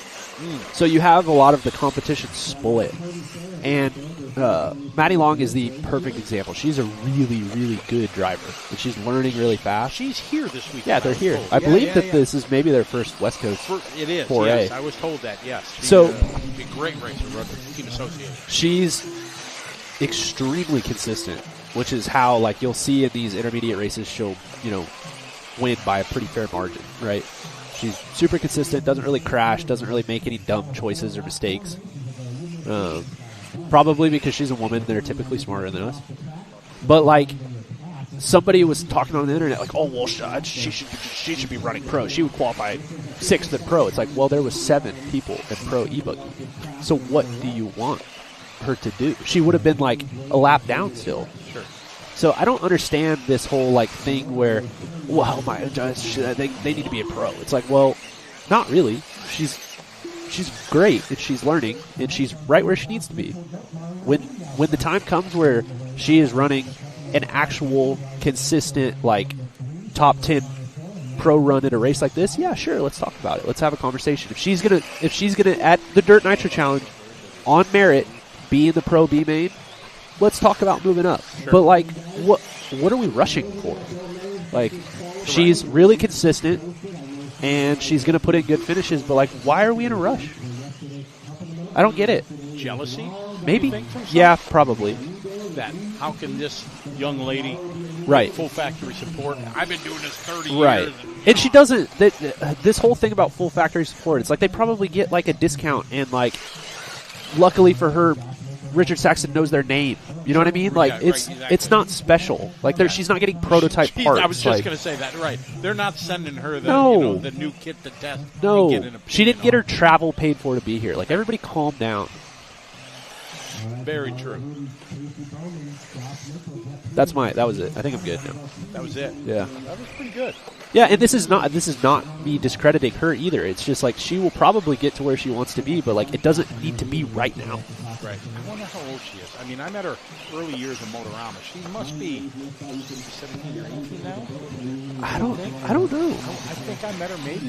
Her family member, maybe 12 or 13. I met them at the track that your daughter works at. Okay. I went and did their trophy race in January, like, probably 3 years ago, and she won the intermediate class. I think I won the pro class, and it was, like, kind of the same deal. Like, she was right where she needed to be, and, like, I still feel that way. I just don't get it. I think there's a time when, people that are running intermediate sports, they need to bump up. Yes. Or they've run stock, they've won everything in stock. Right, it's time. And it's time. You're in awe. You're in awe of how well you've done in stock, but after your third or fourth year of just dominating stock, okay, right. It's time. If you at that point, are you just trophy hunting all the time, and right. you're afraid to move up the modified, and we need more young people to go in to replace the Mayfields and the, right. The Rivkins of the world and stuff like that. Well, and kind of to your point, like, there were years earlier on in Nitro Challenge history or Silver State history or race time history where, like, there were people winning intermediate by a lap and a half or 2 laps, and they would have had that pace to be in the B main or the back of the A main in pro, and it's like, okay, yeah, fine. We can, not crucify that person, but we can put a lot of pressure on them to move up. But right now, the level in pro is so high, and there's, 15 or 20 guys that on any given day could be in the top 5. It's not what it was 3 or 4 years ago. Like, the level continues to rise, and so you just don't need to rush these kids. Like, they're so young. It's like, it's okay. Like, just have a good time, learn how to not make mistakes, watch the guys in pro, see what you can do, and if you're good enough, you'll get there, and if you're not, you won't. Like, it just is what it is. Very true. Let them enjoy. There's nothing wrong with them winning and enjoying that. Don't crucify them right away and say, oh, you got to be in pro. So, right. Yeah, absolutely, for sure.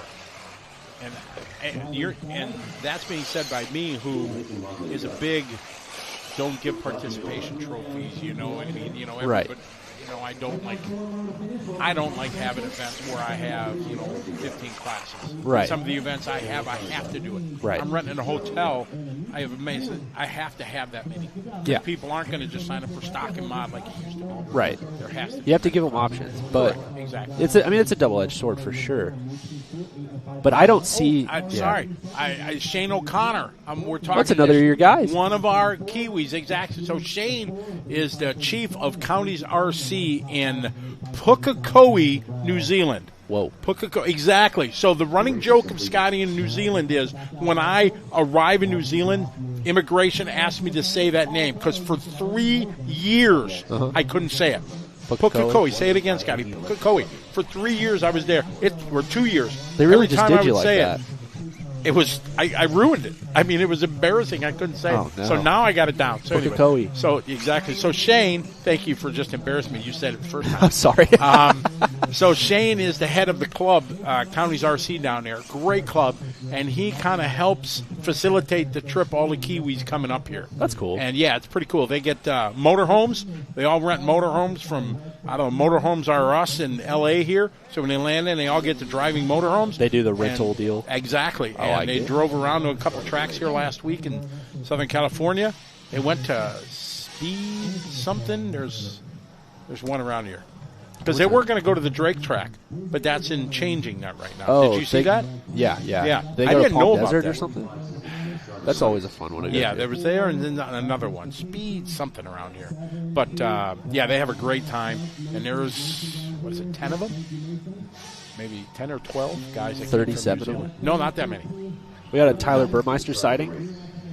Hi, Tyler. Tim Barth sighting. Hi, Tim. Jeff Guest sighting. Oh, Jeff Guest, my hero. Your hero? Yeah. Wow. Pikes Peak RC Arena checking in. How are you? Colorado. Utah. Shannon. Hey, Shannon. How are you? I got to put Utah down. You got Utah down. How are you, Shannon? Hope you guys are doing well.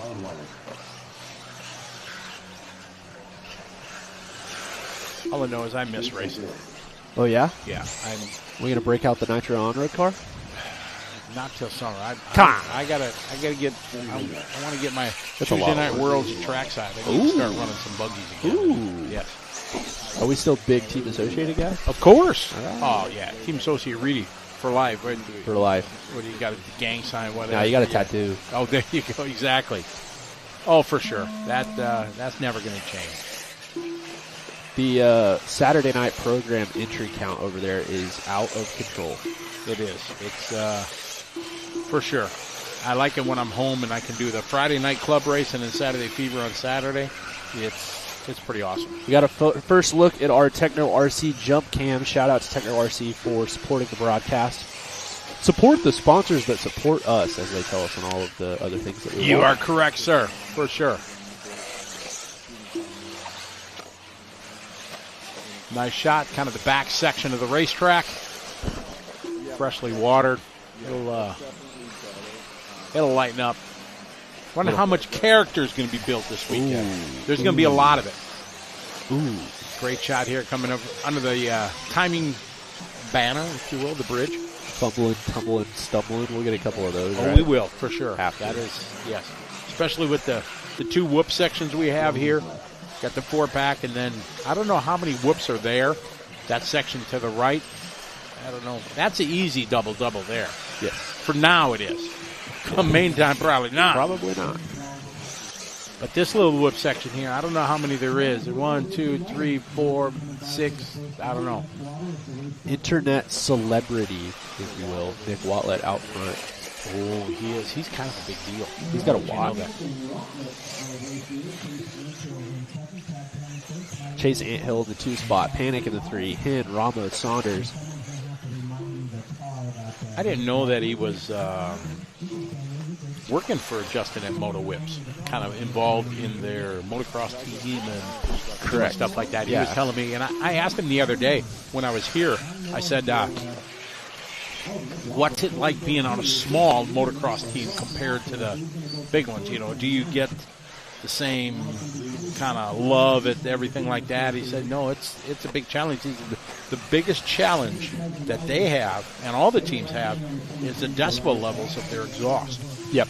Yeah. And he had a term for it, and I can't remember because I don't live that life. But it's 113 dB is what they have to get to. And I believe next year it goes down to like 111 or 109. That's very hard to get to. Yeah. There's a lot of muffling they got to do and things like that. Packing, yes. Thank you, yes. A lot of that stuff you got to do to get to that level. And they spot check and stuff like that. They do, yeah.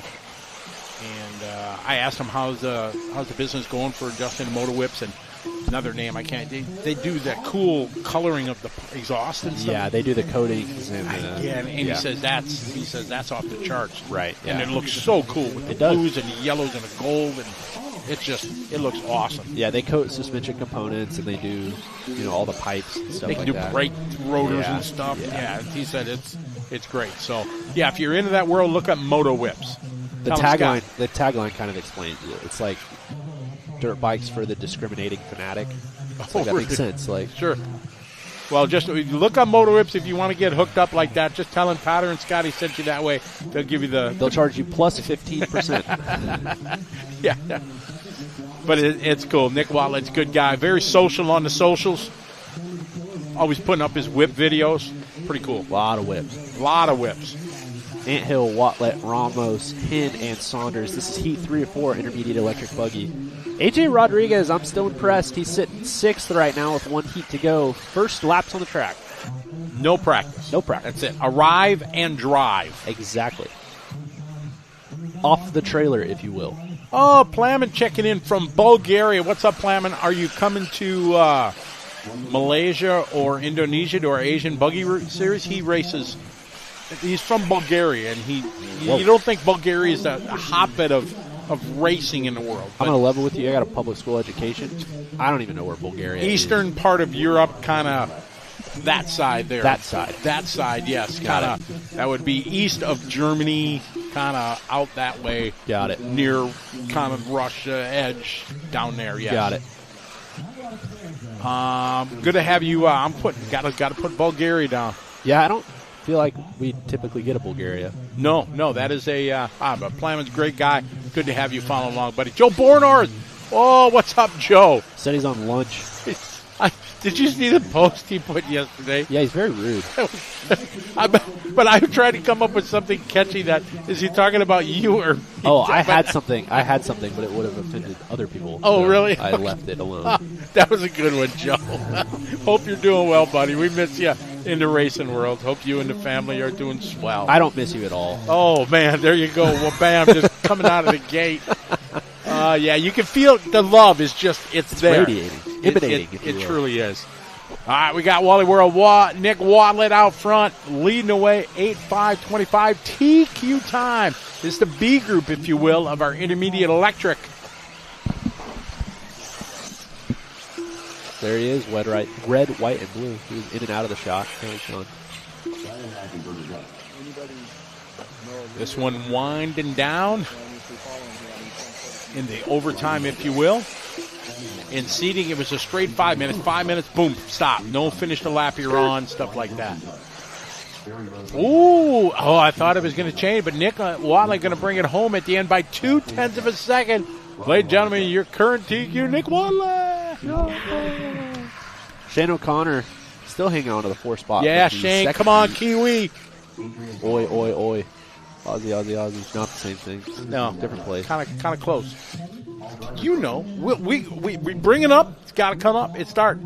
We all know Tyler's love for Australia. He loves the country. Now it's time. Loves the people. Yes. We'll never go there. No. Because Won't catch me 25 of the 28 world's most deadliest animals can kill you. They're from Australia. Yeah, you said it, not me. Yes. But New Zealand, only a short 3-hour flight away, New Zealand has, count this, 0. No, I don't believe Zero all that. I don't. animals that can kill you. They've got some Zero. skewed. You can't tell me that none of those animals, none Sure, of the a dog 28 could kill you. animals migrated They 3 did it. hours over. 0. I don't believe you. That's what I've been told. This is some skewed results.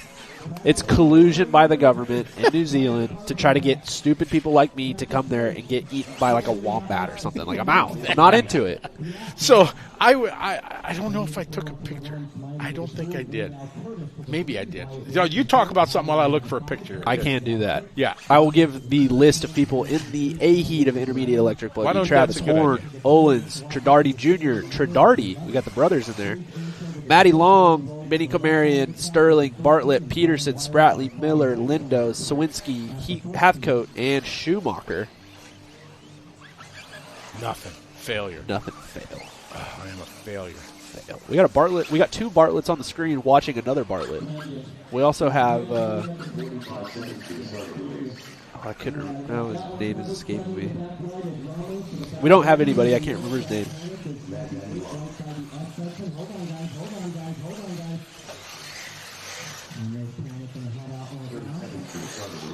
That's such a shame. So anyways, I go to check into our posh hotel that we have in Australia. Posh. Oh yeah. It was yeah. Typically, if you say posh, it was not posh. It was not posh, but it was a last-minute booking. I got the gig, 48 hours before, so Yeah. found a close hotel. 12 minutes before they put you on the mic. Pretty much so. And I walk up to the sliding door, and right at eye level, literally maybe 3 inches right on the door frame, big old brown spider. Big. Yeah. I'm talking. Yep. I would say the size of a hard baseball. Yeah, burn the building down. Right there. And it's literally, I don't know, a foot, maybe a foot and a half from my face. So, half meter.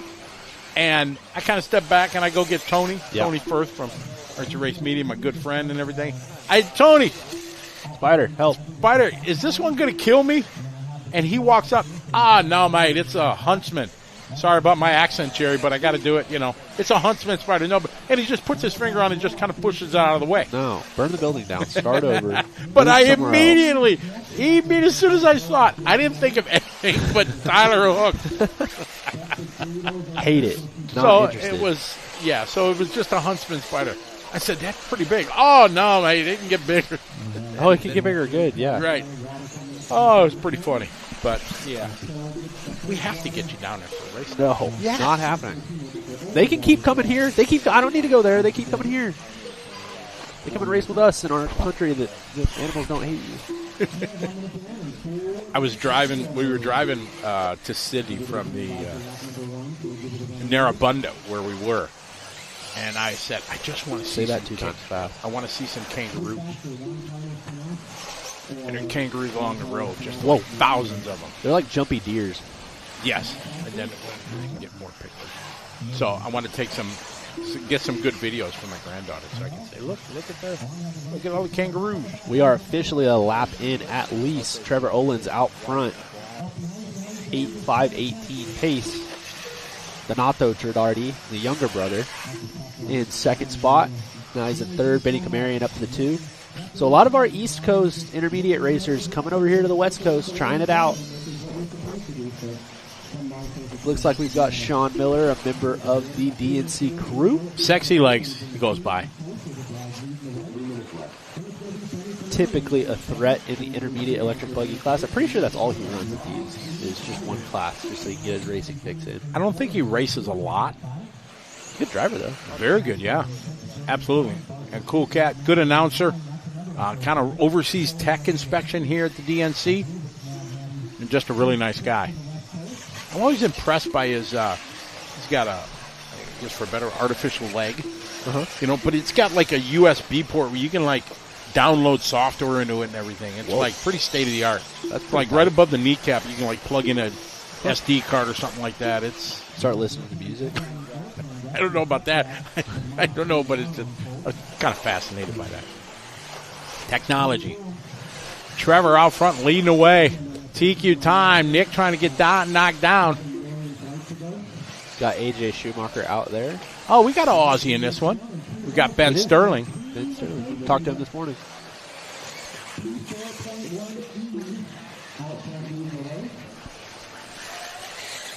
Sterling got his best lap, 40.0. Benny following AJ around the track. We talk about Sterling. He moves up to P2 on the leaderboard. Cool paint job. All yellow. I like it. There he is. There. Well, I think. Should be the first one. Oh, that's Sawinski and Matty Long. Oh, we got Maddie. Oh, we were talking about Maddie earlier. We were. Pick up Maddie. Pink. I'm saying yellow. The yellow wheel? Exactly. Do you like it? Did you hear? I don't know if you were listening to the World's broadcast, and I lost my mind when Brock won, and it didn't hit me right away. And then when I realized he got yellow wheels, I went nuts. I haven't watched it since. But the street. Yeah, exactly. Where's Jason rolling? Jason, just see it, yellow wheels, Jason. We're back, baby. Exactly. Woo! Yellow wheels for the win of a world championship. Oh, goodness. I didn't even think about that. Yeah, I lost my mind on the show. He had to update his notes app. Correct. I think we're still like, it's still like 20 to Definitely to 4.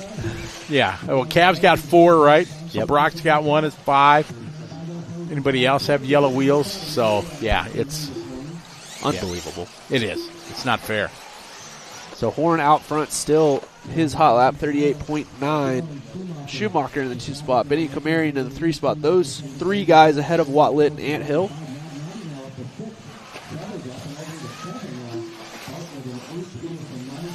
Here is Travis Horn, Mugen driver, I believe. Oh, Mayfield kind of in just scoping things out. Checking out what he can see.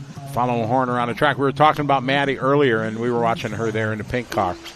She's driving the Associated rides, and first time visiting DNC out here on the West Coast. So It'll be a top 10 run if she can hold on to it. Yeah, that'd be pretty awesome. Yeah, so everybody chill down. She's right where she needs to be. Leave her alone. Yeah. How's our Kiwi Shane in 12th? Looking to get a 12 for the round. Ben Sterling looking to go 4th, though, so the invasion is happening. Travis done. Maddie going to get a top 10. You go, girl. See if AJ can throw down like a 38 something and see if he can get the steal the TQ away. I think he's too far back, but it would have to be like a 37. Not going to get it regardless. Long lap. He's going to fall down to 4th. So top 3 for the round. Horn, Kamari, and Sterling. Then we've got Wally Build slotting into the 4th spot and AJ Schumacher in 5th. That is your top 5 for intermediate E-buggy round 1. Coverage presented by J Concepts with support from A-Main Hobbies. Thank you to those guys. Water time. Water truck. Every 3 or 4. Oh, the Water car in the cars jumping are flying through the air. right through it. Exactly. There's the qualifying results. Courtesy A-Main Hobbies. Travis sent TQ round 1. Benny Comarian, Ben Sterling, Nick Watlet 4 overall, AJ 5. Quickly halfway through the first round. Quickly. Time just flew. Well, bam. Exactly.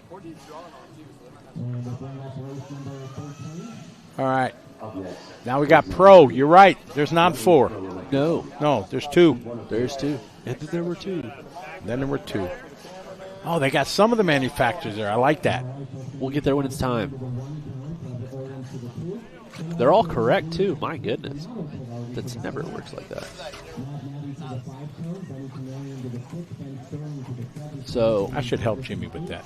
Heat 1, we've got Pecco Ivanen, Camden Lime, Ryan Cavallari, Tater Sontag, Elliott Boots, Ivan Moreno Jr., Dakota Finn, Caden Fuller, Carlos Arredondo, Joshua V. Hill, Mason Fuller, Dylan Nelson, Jimmy Fishback, Walker Spinrad, Tyler Finster, and Daniel Sedler. Oh, we got a glitch sighting. Glitch. We did. Glitch. Matty G. That is rude. Why is it rude? It's glitch. Just made fun of somebody with a speech impediment. I didn't even think of it. Oh, my God. I didn't think of it at all. I just say glitch. I mean, I'm thinking glitch. Glitch, yeah. But then I did, Yeah, so. you did. We're going to get canceled. I'm good. Yeah, Stay warm. I am going to get canceled, yes. Dave Thankfully, Matty G is, he knows it. Yeah, exactly. Hi, Matty. How are you? Hello, Madison. I get props from Matty G. He says that was a good stutter. Okay. All right, thank you very much. God. How you doing, buddy? Hope you're doing well. Hope everybody's doing welcome from around the world. LiveRC.com coverage here. The Dirt Nitro Challenge, one of the greatest 8-scale buggy races in the world each and every year. This is one that we love to bring you. We love to be here, be part of. This is a murderer's row of B-Heat. This is why I'm sitting here Murderer's with you. row. This is why I'm sitting here with you. Cavallari, 4-time champion. Tater Sontag, world champion. Elliot Boots, European champion. Dakota Finn, winningest American champion. Caden Fuller, Mason Fuller. Like, what are we doing here? There's a lot. Exactly. So, we had, I was in the Australian Nats last week for 8-scale buggies. They changed their format that TQ direct qualifies to the championship final. They do the alphabet, or the Christmas tree, semifinal, quarterfinal, stuff like that. So, it goes directly to the championship final. Are you a fan of that? Because normally you TQ, you still got to go through the semi. Yeah. And I have been an advocate ever since Elliot Boots in Brazil, Argentina, what is that, 2014, when he dominated qualifying, like checkout gone. Yeah. Then Servo went on like lap 2 of the semi, and he's out. I said, at that point, I says, that's absolutely wrong. You TQ qualifying, you should be absolutely in a championship final. Whether you be first or last, you go through the semi, fine, but you should at least be locked in. That was my feeling back then, and now I know in Australia they just did it. I don't think IFMAR does that yet. I think you still have to go through the semi. I could be wrong. I don't remember. Throbbing brain, you will know. I don't remember what they did last year at the World. Are you a fan of that? I am a fan as long as there's a way to get adequate track time before the main event if you are the TQ. So what they did in Australia, they let Caleb Noble, who was TQ, there was a 10-minute semi-practice for the odd and even. He could participate in both. Right. So he could get 20 minutes of useful practice, which for them, you can change 2 or 3 different tires, you can do things. So I'm a big fan of that. So I give props to the RCRA in Australia. They made that change, and I think it's a very, very good change. UTQ Nationals of the world, you should absolutely, regardless, be locked into the championship. Yeah, you're final. a bad dude. You should be in the main. You need to work. You don't need to go to the semifinal, get taken out by the guy in 11th, and then break your car. Right, or the marshal step on your car. Yeah, let's just let that happen in the main final. Mason Fuller swinging out front first as of the first lap, 38.18505. This is what I'm talking about with the intermediate versus pro guys. Like, we're well deep into the 38s, and I don't even know if we saw a 38 from the previous run. Yeah, it's quite a variance. We're fine. Everything's fine. Mason Fuller, half of the Fuller team. Yes. It's only a matter of time that he's going to have his breakout race. You know what I mean? I think he had it. Yeah, the Silver State last year, not this year. Well, yeah, but I mean, where it's kind of like when his brother was, Oh, Caden. You're talking about Caden. Yeah, that's right. Yeah, Caden. Not Mason. Yeah, Mason he's right. He's normally not down here in the B group. Usually he's up there. But for Caden, he's just a step behind his brother, and I think it's eventually going to get there. Whoa! We've got Camden stretching for that double there. The amount of send that Camden has is incredibly high. He can put down some of the fastest laps you will see on a layout. It is really, really impressive. It's just missing that consistency for the whole run that usually just bites him. You don't ever question the commitment level though. The commitment driving, driving commitment, it is high. That guy is going for it. He's out front right now though, making it work. Just need 8. He's halfway through. And you know what else he's really good at? Golfing. Yes, he is. He could if he wasn't doing this, he could go pro. Arizona could have like an elite golfing RC racing team. Yes. Him and like Tanner Denny and some of the other guys. We pick up Mr. Boots, rocking the S-Works. Elliott, winner of this event years ago, won the big Pro Nitro class a few years ago. On a layout that was kind of similar to this one in some ways, had the same kind of front section, stuff like that. Had a wonderful chat with him.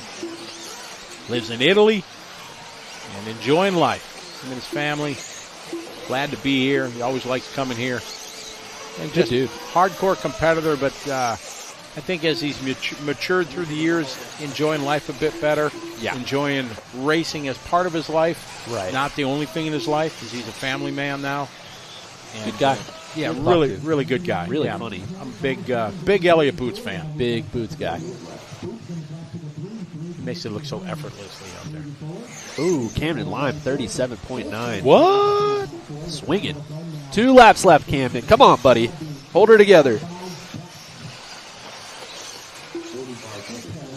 Cade Fuller, as you were talking about, putting in a good one right now. 8.508, only about a second and a half behind Camden. Boots in the 3 spot. Make it Mason happen. in the 4.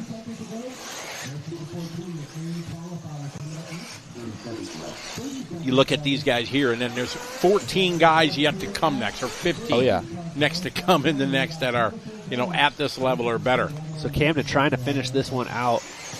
Caden with a good lap on the last one. They're about 1 second apart. Just trying to get to the finish line. Just want to be done with this one. Camden's looking spicy on this last one.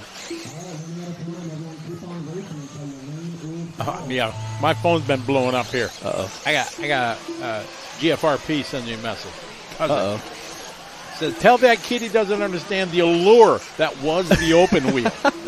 When we were talking about dirt oval racing back then. Exactly. The open wheel was the allure of that the was open it. wheel. Goodness. Yeah. I mean, the RC Chillable was awesome, but the open wheel was just another level.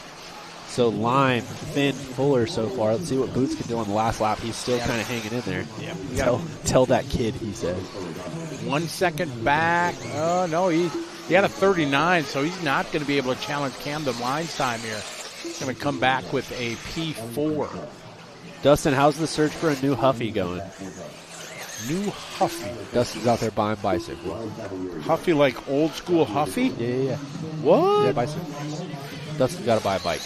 Really? Yeah. You'll have to ask him about it. He wants to buy a vintage? Sure. You could say that. Really? Need to get like a Schwinn, the banana seat, the taller one with the shifter. Had the shifter right there, stick shift. Yeah, I'm sure his daughter would love that. Oh, that was. Yeah, he's trying to find her a cool bicycle. Oh, you'll have to ask him about it. Hey, there's BT. Hi, Big Brent. Thelke. Or Brent Tall. Big Thelke or Brent Tall. Brent Tall. All right. Getting ready for the next one. There's Mike Chury. Hi, Mike. There's Papa Bada. That guy's got a bike with a trailer on it. You see that going in and out of frame? These guys on the West Coast that do these big races and they don't fly to them are big on having stuff that maybe you don't need, but like they've got it because it seemed like a good idea. Exactly. The convenience. There's Captain Jimmy again. Oh, he's getting Captain Jimmy there. Stick radio guy. There's Jimmy. Hi, Jimmy. How you doing? Scott Heckert there.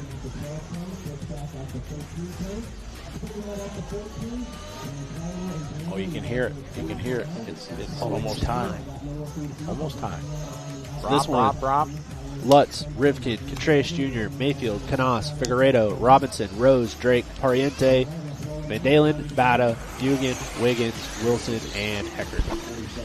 It would be nice to see Lutz get a big win this weekend. Yeah. I'm a Ryan Lutz fan. Big Ryan Lutz guy? Yeah. He couldn't make it to Motorama because of family stuff? Yeah, exactly. Yeah, some family stuff that come up kind of last minute, so he couldn't make it. I'd love to see Spencer Heckert pull one out. Big Spencer Heckert fan. I am also a big Spencer Heckert fan. Yep. Nice kid, watching him grow through the years. And just like that, boom. Who's that little guy? We're rolling. We are rolling. 14. Ain't got time to wait. Got stuff to do. On our way to race 26 3 times today. 1 through 26, 1 through 26, and then 1 through 26. Say that 3 times fast. Exactly. Another one of the young kids that I'm a big fan of, Frankie Contreras Jr. Dude, him and his dad, I got to meet his dad at the Nationals in Thornhill last year. He's really cool. Yeah, cool cats for sure. Yeah. Man, the world's coming to America. Oh, yeah. And it's going to be wild. It's going to be awesome. Can't wait. A lot of people ask me, everywhere I go in the world, they're asking me about, what's Thornhill like and everything like that. I'm like, it's going to be awesome. It's pretty amazing. Yeah. It's going to be a great world championship for sure. I don't see it in like the spectacle that everybody else does, just because it's my home. Right. But if I didn't live there, it would be incredible.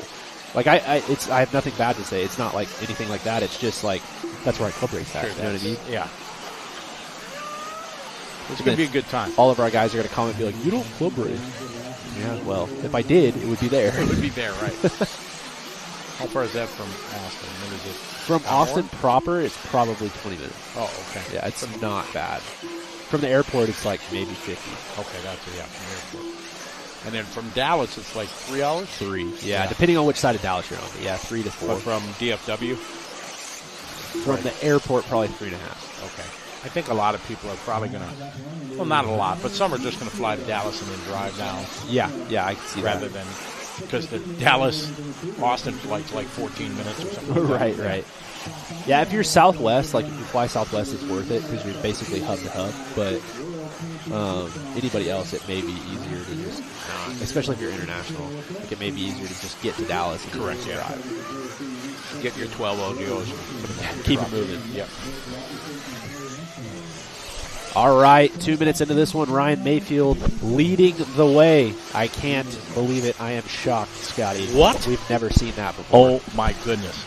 Mark the tape on this, please. The one that could be slightly more surprising is second place, Davey Batten. Not the typical 8-skill guy. Good 8-skill driver, but we did see him on the podium at the Worlds in 2-wheel? I believe it was 2-wheel. Second place. He was on the podium. Yep. In either 2-wheel or 4-wheel. Whoa! Felong, 37.9. Bang, bang. Boy. Felong, I was really happy when I woke up the other morning looking at our Asian Buggy Championships entry list for Malaysia coming up in April. And boom, Fee overnight signed up. There he is. Fee's coming to Malaysia, him and John. Excited for that. His dad might be one of the funniest humans on earth. He's awesome. Something else. He's just next level cool and funny. Oh, yeah. Yeah, he's awesome. More of the international crowd that we have here. We got Juan Carlos Canas in this one. João Figueiredo. Glad to have them guys making a trip over. João, probably underrated. Really, really good driver. Very good. He hanging on the 8.505 flat. He's got 7/10 on the field right now. Canas in the 2 spot. Wiggins up to the 3. Camden Limes run looking to go 3rd overall for the round. So good run for Camden from the B heat. That would slot Dakota Finn in the 6th spot. I see Fee and Mayfield's name on the same board. I think about Silver State. You know that. Yeah. Ooh, that was a tough one. We pick up Fee here. Ooh, man, that was. I don't know. My take on the situation was not popular on Facebook. So. Oh, wasn't? Okay, we don't talk about it? Well, it's like all of the everything that everybody was doing on the internet. It's like, it's not going to change the outcome unless the promoter or the race director wants to make some sort of hard stance on it. Like, everybody talking about it on the internet is not going to fix it. We're just going to make each other upset with our differing views. Like, we're not doing anything. It fixes it. The internet chat fixes everything, doesn't it? Yeah. Following Fee. Fee rocking the K car in the Kyosho. His dad wanted, when he was a little guy, wanted him to run for Kyosho so bad. He did. It's like, full circle. They're so happy and they're doing so well with it and really embraced by the Kyosho team and truly a part, of the A team. Yep. They are. Kyosho, you know, in the last decade is kind of not really known to having a big travel team or the, you know, the full factory kind of thing. It's just a few select drivers, not the big teams like normal. And they're still doing well. Still have the big Kyosho Masters in France every year. This is going to be the last one. We could talk about Kyosho more after we do this lap. But you get Figueiredo, Heckert, Contreras, Jr., Canas. Whoa! None of these guys, unless Fee puts in a banger, it's going to be Camden Lime. That is going to be awesome. Oh, I don't think it's going to be good. He had a 38.5 knot. Camden Lime, how you doing? Keep it moving by 2:10 on the B group. Congratulations, Camden Lime. Fee's going to wrap it up in the 2 spot. Canas in the 3 for the round. Figueiredo in the 4 for the round. Finn 5. Heckert 6. Fuller 7. Oh, wait, we lost one. We lost Contreras. So Contreras down to the 9 spot. So it's going to be Nugent, Canas, Finn, Heckert, Caden Fuller. Not Mason Fuller, Caden Fuller. In P6. Spitzer Heckert up to the 5 on the last lap. Maybe I should wait till the race is over before I start announcing things. Goodness gracious. Because it changes every time they come across the board, Look at Camden Line over there. Just eyeball like, That's one of those deals where you're pretty sure, but you really got to go look at the screen. You need to make sure. Davey having trouble at the end. Ryan Lutz must have had one bad lap. Oh, yeah, 46.7. Ouch. You can't give up 8 seconds in this group. Nope. No, can't do it. Not going to do it. So Camden, Fee, Canas, Finn, Heckert, Fuller, Wilson, Rose. I believe that was top 8.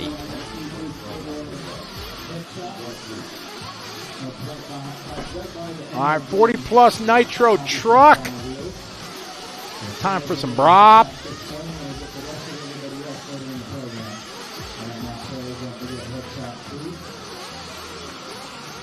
Hey, there's Roger Van Dorsten. Roger's second there on the screen in a black shirt, part of the Kiwi Club. Roger, he was like my number 1 volunteer marshal. Oh, cool. He was like, because some of the heats we didn't have we were missing a marshal or two. He stepped up every time, member of the county's club down there, watering the track, volunteer marshaling, just all of the above.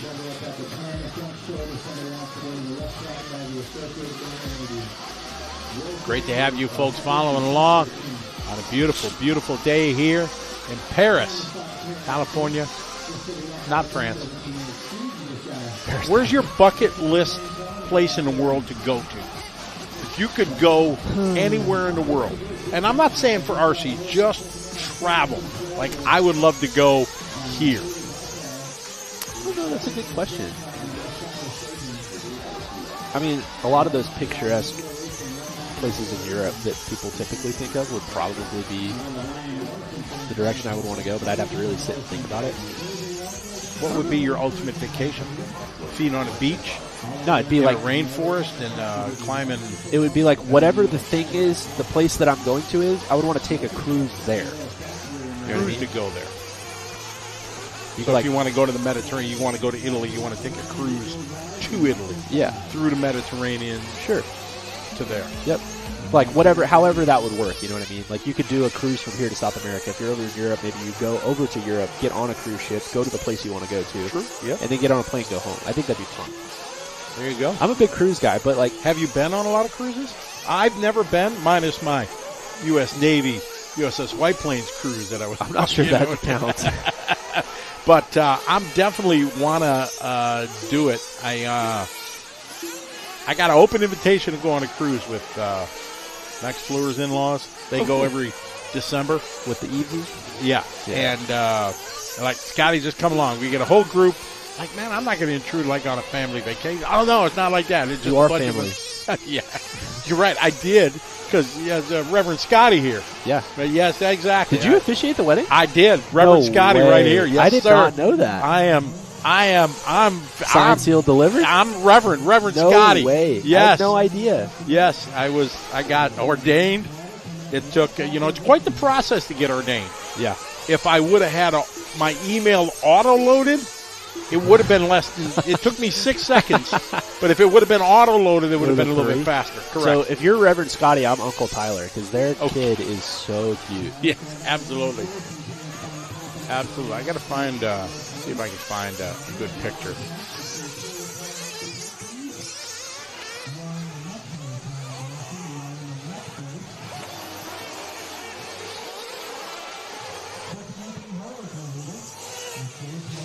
Gilligan's Island, Illinois? Is that a thing? Or is that like one of our old jokes we used to use? That I don't, I've never heard of that. Hey, we got a Yona Hotman sighting. Where is he from? Is he on our list? Is Finland on our list? Well, he's Finland. Oh, but he doesn't live there anymore. Correct. He works at Rude Dog now in Austria, but I think he lives in Germany because Germany is like Austria is like right across the street where Rude Dog is, and it's cheaper to live in Germany than Austria. So does he have to like flash a passport to get to work every day? I have no idea. No. You don't. You just drive. I don't know how it works. Yeah, you just drive straight. So basically, you can add Finland, Germany, and Austria. And I kind of could add it. You're right. Exactly. He said, "I want a top 5 from Butter, or he's disappointed." That means Davey Bada. You're doing with a good weekend last weekend. Pair of 3s at the Desert Classic.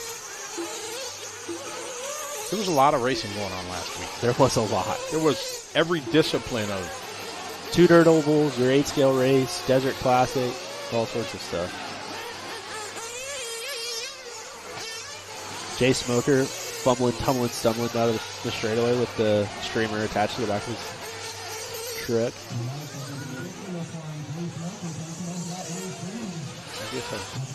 I have a picture of me and the couple. Reverend Scotty right there. I can't believe it. Why you got to show up Max at his own wedding? My guy's looking good. You guys can't see it. Guy's looking good. I kind of, and she said all full black. I'm like, that's black tie, black shirt, black vest. That's tight. Yeah, it was all right. You did good. I did. So, yeah, Reverend Scotty right here. Can't believe it. Yeah, I didn't know Stevie Eves. I still don't, but legend. I'm a Stevie Eves guy now because especially, he's an older gentleman now, but the passion and the aggression still very much there. Oh, and I'm about it. So Stevie Eves, he is a legend in full-scale racing. Yes. Hall of Famer in the USEC Sprint Car Hall of Fame. Yep. He has raced the man. He's raced everything. Indy cars at 250 miles an hour and sprint cars and wingless and everything. He's done it all. I think he might have done NASCAR or he's run everything. He's in the Hall of Fame and everything, and he raced RC this year. Yep. RC his second job was he was a spotter in NASCAR for a long time. Long time. That was kind of like his second thing. After he kind of done racing, he was a big spotter. The wife was like, "Get out of the car. We need you to be here." Yeah. So, okay, I'm going to go stand on top of the stadium at Daytona. I'm just going to go get a permanent sunburn for the next 4 hours. Oh, we got instant replay where we're talking. We missed something here while we're talking about Stevie. Smoker. Where's Smoker going? He's got the... Oh, excuse me. Drive-through was open. Yeah, so Stevie... So when he was racing, he was there. He was in it to win it. Oh, yeah. He was running the Losi 22S sprint class that we had, which I got to race one of those on asphalt in Australia at their club race. Yeah. Oh, man, that's a great package. That's a great thing they have. Yeah, he did really well. He was frustrated when things didn't go wrong. When he won, he was excited. He was angry when somebody delivered him. You got Anthony leading the way. Jay Smoker, second. He got second in the old Losi sprint class, but he may or may not have been questioning the legality of the first place driver. He wants to know. He has some questions. I didn't know that.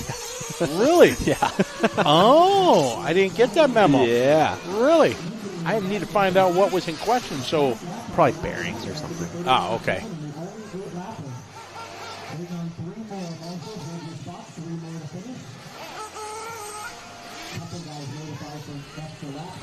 Did you know that Tyler Hooks is Mr. Oval? Yes, I introduced him, Glitch, as the reigning Dirt Oval World Champion. We gotta put that away. No.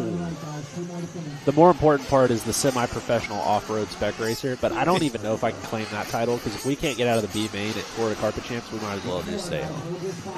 And it's been 2 years in a row of that. Are you done? You're not going this year? I mean, I love going, but getting my shins kicked in for 4 days is not ideal. Getting beat by 10-year-olds? Yeah. Yeah. They keep getting younger. Yeah. The young kid from San Diego that runs Connor and his family. Oh, Esbeck? Yeah. And he was in the Worlds. And we were in the same main and four-wheel drive. Oh, no. Yeah. So it's funny. I TQ'd the J final. Heck yeah. So you know what that made me?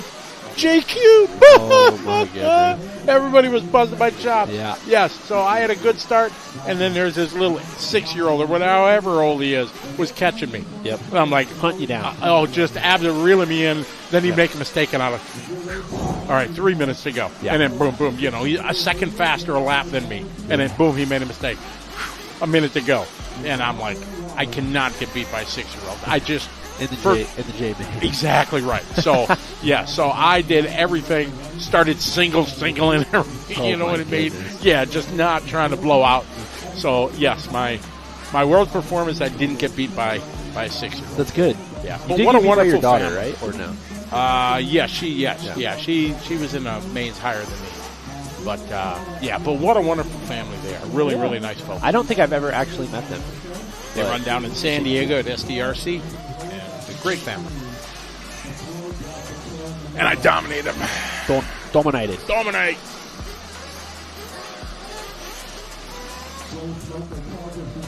Elijah making a good question. What happens when someone faster comes up behind you and you don't move during qualifiers? Well, normally the race director should call traffic. And it's hard. When you have 14, 15, 16, it's hard. You know what I mean? The common etiquette is the slower car should give way. You be impatient, should give them a couple corners to get out of the way. But then, then you got to wonder, you got from the time you see me to the time I get there. There is, there is some vigilante justice. Vigilante. That happens at times. The Wild Wild West. Everybody's got a little bit different, take on how long they're going to wait. Some people will wait forever. Some people will not. But yeah, if you're the guy that's just in the way, beat it. And if you don't move, then that's on you. You're just being that mentality of no, you got to get around me. No, I've caught you already in 3 corners for the 3rd time. My take on that is that people love to bring up every other racing avenue, and they'll talk about well, I'm going to run my line and you have to get around me. And it's like, okay, buddy, can you ensure to me that you can run the same line around the track every lap? Are you going to be within, let's say, a foot left or right on every jump in every section of the track on every lap? Because if you're not, then I don't want to hear about your line, because I don't know what your line is. Right. I'm wondering every time I'm following you for half a lap and every time you go through this corner. Yeah, I hate that sentiment. Oh, the faster guy will find a way around. It's like, I don't know what you're doing. I don't like being that guy. I'd rather just get out of the way and not get launched off the track in the stratosphere. What is Eli Tomac's take on lap traffic? Does he have all right, yeah, I don't live the Supercross life, so... Yeah, he said... while we're talking about Eli Tomac, we're going to throw the schedule up for this week. Yeah, he basically said if you're not in the top 15 and you're going to go a lap down, just don't even be out there. Really, just... Well, in his defense, they asked him right after the race when he was exceptionally angry, because he about got taken out, which is from a lap traffic. Yeah, which is not comparable to RC. He about potentially had an injury. You know what I mean? Because somebody was doing something dumb. So, it's not really fair to ask that question right then. Oh, right in a heated moment, exactly. Right. But then he went on Twitter and kind of doubled down 3 days later. So hey, I mean, then he ain't ashamed of his feelings. No. You know what always surprises me, and it just shows that I'm not in the Supercross life, is that there's no throwouts. They all count. Right. And I guess I've never been, I don't know, there's no throwouts. And as harsh of a race that is, and life that is,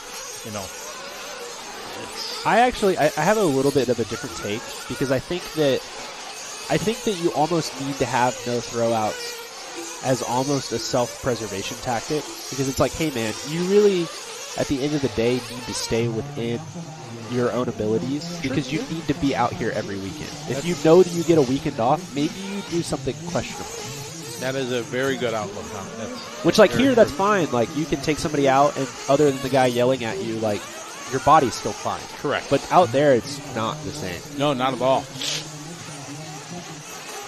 Was that, I saw another video. Did Stewart's hand grip come off or something? Yeah, the whoops, the younger brother. Oh, I couldn't believe. Was that this week? Yeah, I couldn't believe he saved it. I couldn't either. It was. Holy that was cow! incredible. What a great capture. Yeah, you know, to get that moment. I don't think as the handlebars almost hit him in the face. Yeah, and he's still in the whoops, one-handed, like saves it, goes off the track, gets back. It was that was rowdy. That was pretty amazing.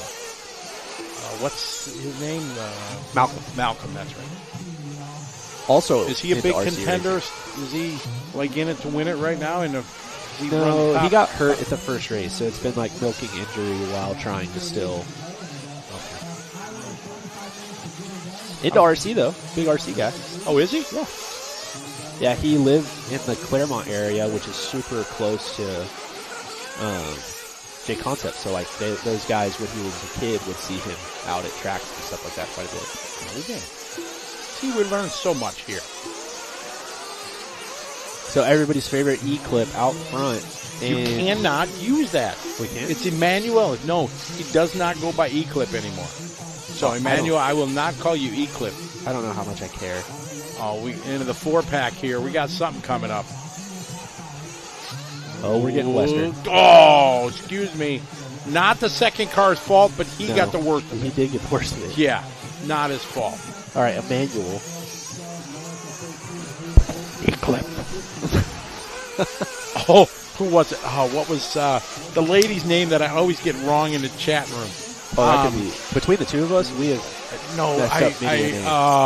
she's in the chat. Oh, man, I'm a failure. But she called paperclip a couple years ago. Oh, no, that's really funny, though. I lost it. I just shut the mic off. I absolutely lost it. And we always, we go joke about it, but for a decade, if you're known by a nickname, you got to own it. If everybody in the industry knows them, like everybody thinks my name's Scotty. It's not. My name is Scott. My grandma Bunny is the only one that ever called me Scotty my entire adult life. I call you Scotland. Scotland. Yeah. Okay, there we go. But in the industry, everybody calls me Scotty, and I just roll with it. So, yeah, I could never. If somebody said Scott, I wouldn't even turn around. 1 minute left in this one. The racer formerly known as E-Clip, Emmanuel, out front. Lance second ever. The music group formerly known as Prince. Were you a big Prince fan? No, but my dad said it was the best concert he ever went to. I say maybe the greatest musical entertainer ever. Yeah. I put him above Elvis. Right. I put him above Michael Jackson because Prince could play every instrument. Right. Drums, bass, guitar, keyboards, saxophone, whatever. My dad said, in person he was probably the best concert he'd ever seen. And without argument, unarguable, don't even, the greatest Super Bowl halftime show ever, full stop. It wasn't Janet Jackson? No, it wasn't Janet Jackson. It wasn't Snoop Dogg. It wasn't Bruce Springsteen. No. The greatest Super Bowl, unarguable. You can't. Don't even try. Don't even try. No. He's not hearing it.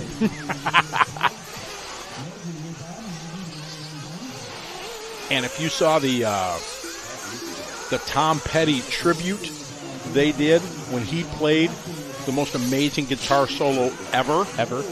I mean, it was legendary. And it's, great. I don't know if you can tell I'm a big Prince fan. It sounds like it. Yeah. I'm just saying. I'm going to take a pause for the cause, I think, and go try to source a photo of Camden. Okay. Back. Good deal.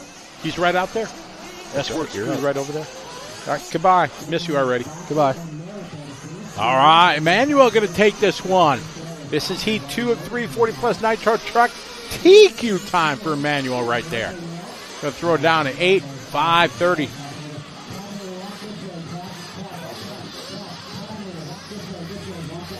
Let's go. Exactly. Nobody knows how talented he was and how many songs he wrote for other artists that became uber popular and famous. Hey, there's E-Clip right there. Manuel.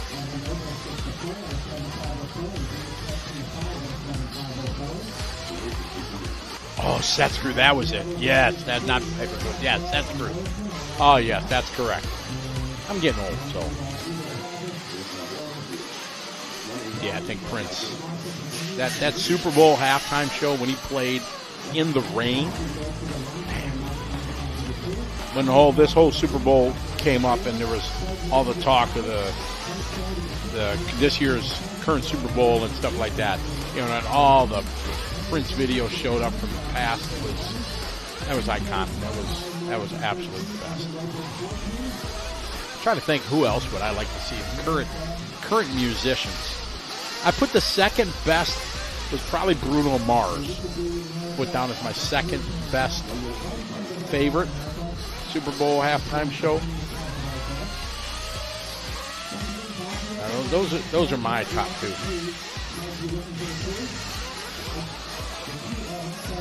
Experienced, yes. I'm experienced. I go with old.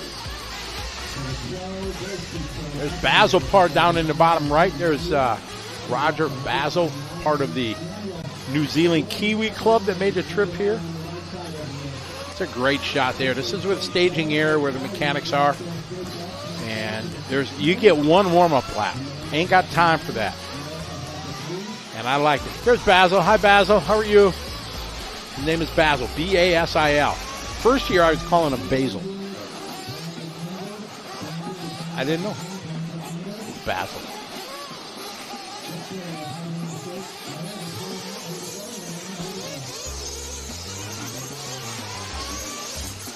Skeptic, I agree. I don't think anybody is going to be able to beat that. I mean, it was just a perfect scenario. I think there was in Miami, and it was pouring rain, and they just rolled with it, and the lighting and that big sheet that he played behind, and it got wet, and it was just, man, it was legendary. It makes me want to pull it up onto YouTube and watch it again.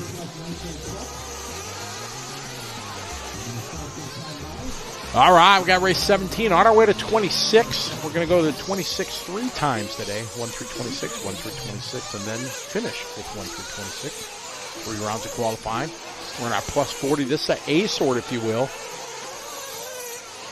We got the one and only Greg Degani, world champion, a.k.a. The Toe.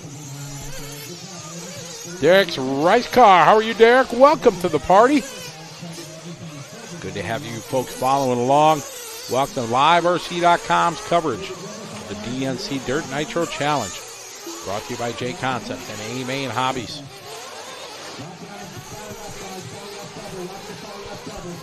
All the fine folks at Techno. Big thanks to them. Techno's got a big team here. Shout out to Randy Castro, One Up Racing, always supporting everything on Live RC. Big thanks to them. Jay Quinn checking in from Singapore. We're going to add Singapore onto the list. How are you? I'm looking forward to going to Singapore next month. April, I got to fly into Singapore for our Asian Buggy Championship race in Malaysia at the Lap Factory. Look forward to that. Get to go to Singapore, probably the best airport in the world. It is awesome.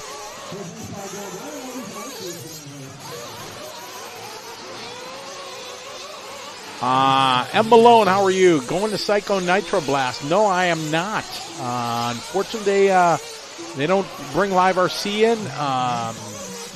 Race Time takes care of it. So unfortunately, they got Lefty in the crew, so they got no need for Scotty. So no more P&B. We did that for many years. I loved it.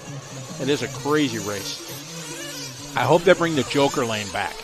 I'm a big Joker Lane fan. That race especially, man, when they had the Joker Lane, it just added a cool complexity to the announcing and the story that you could tell as a commentator. It was great. got guys like Dakota Fan. They get a 30-minute final. You get 3 joker laps, and then they save them to the end. So all of a sudden, Dakota, there's 10 minutes to go, 15 minutes, 10 minutes to go, or whatever, and Dakota's back in 5th, 6th, but he's got 30 seconds still saved because he can use the joker lane. So I miss the PNB days and getting to go announce that race.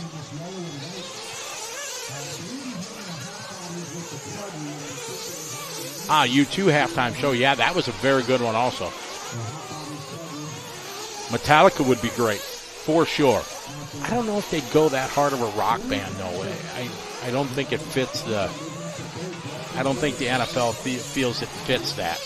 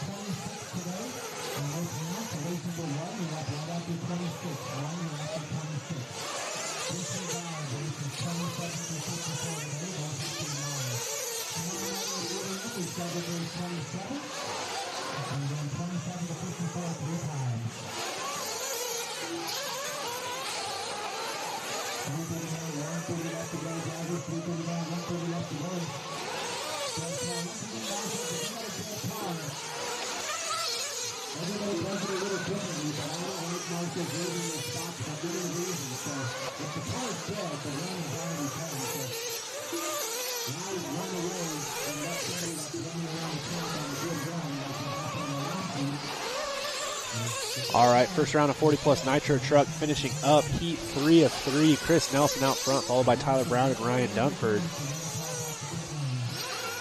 Top 2 looking to go faster than Emmanuel.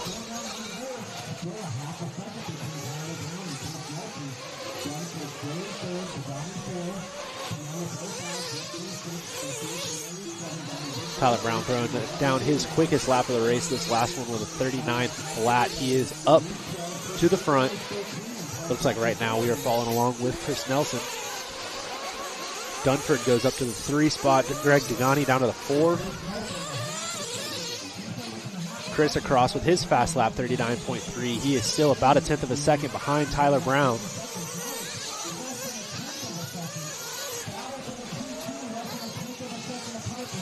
Downtown Tyler Brown throwing down a 38.9, building up a little bit bigger gap. He's got 0.8 of a second on Chris Nelson now.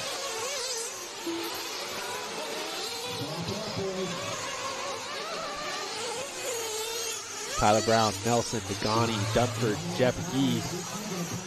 Top 4 ahead of Emmanuel.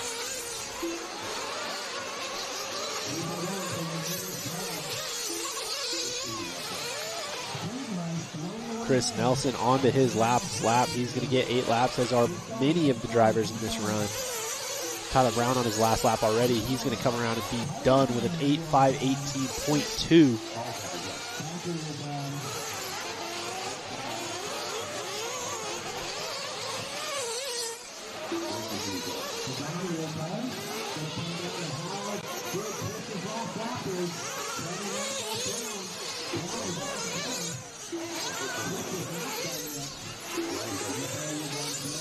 Looks like it is going to be, let's see what Chris Nelson's got here, 39.6. He's going to finish up at the 2 spot overall. Tyler Brown, Chris Nelson, Ryan Dunford, Greg Degani, and Emmanuel Mixzat. That's going to be your top 5 in 40-plus Nitro trucks for the first round of qualifying. Then it's going to be Belcastro, LeBeau, Camarian, Hoarth, and Gee. Top 10.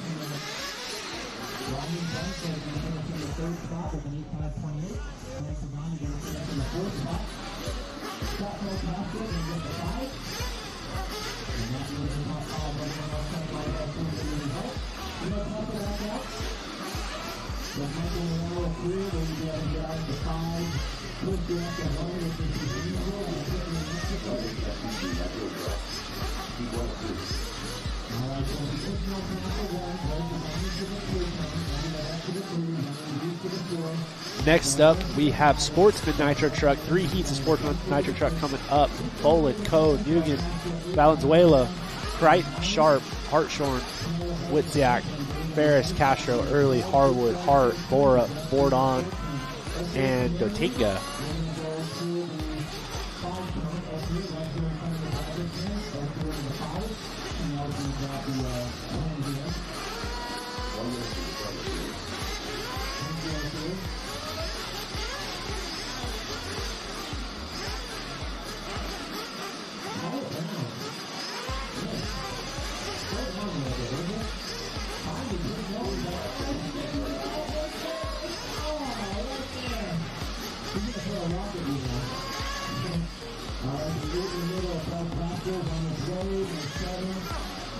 These guys get filled up. 5-minute qualifiers. Best 2 out of 3 rounds are going to count today. We are just doing Nitro Truggy and E-buggy today. Tomorrow will be Nitro Buggy and E-Truggy. Part of the allure of the Nitro Challenge, the split classes. You might go a day between driving one particular car. The track's going to be a little bit different. Setup's going to be a little bit off. Who can make the most of it?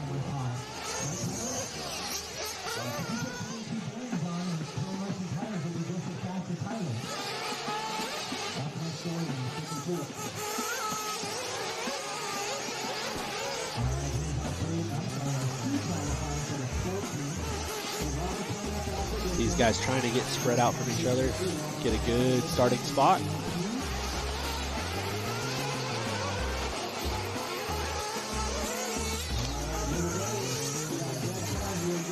Loop is live. These guys get started.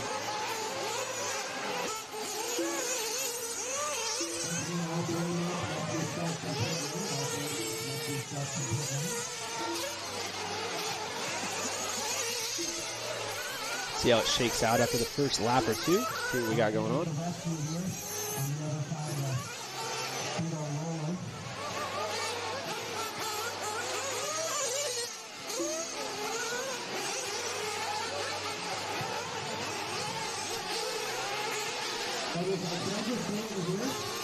Guys trying to figure out where they want to be, trying to get away from each other.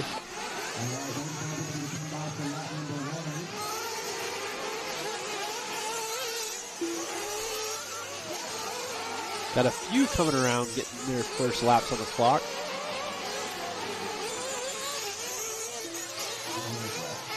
Robert Early with a big first lap. 44 flat, 7.508 pace. Quite a bit ahead of his competitors so far. See how that shakes out for the rest of the run.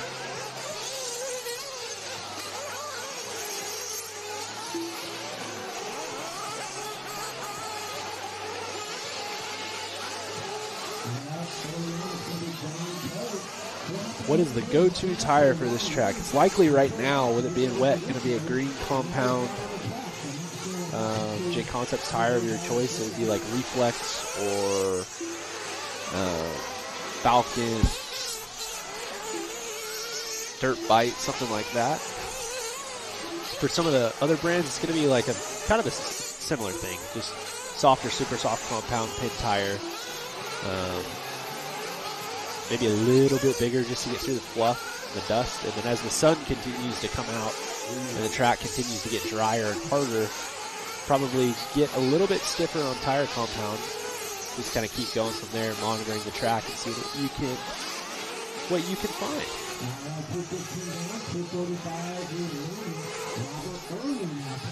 We're almost to the halfway point. This one, Robert Early still out front. He's got a new hot lap for himself, 42.8. He's on a 7.504. Junior Castro in the 2 spot. John Coe in the 3.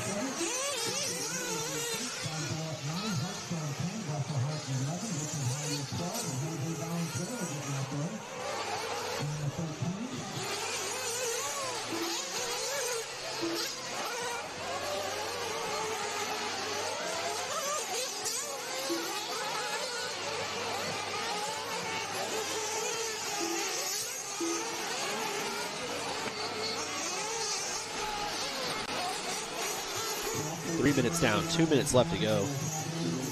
We lost our early leader. He had a 51-second lap. Down to the 5th spot is Robert Early. So Junior Castro out front now. John Coe in the 2, Jesse Sharp in the 3. Heat 1 of 3, Sportsman Nitro truck. 3 guys not making the start to this one with Ziak, Bordon, and Dotinga.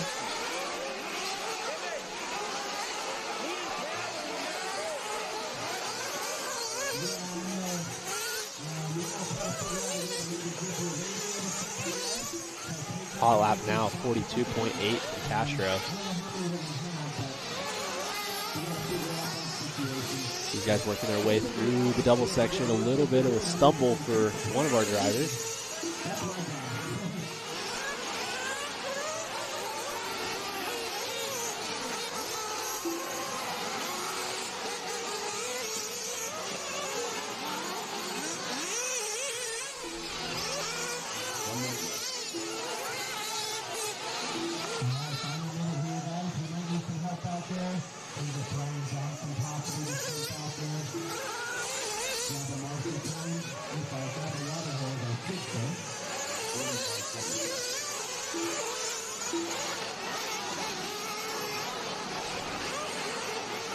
How many entries this year? Yeah, I believe it's just over 750 entries.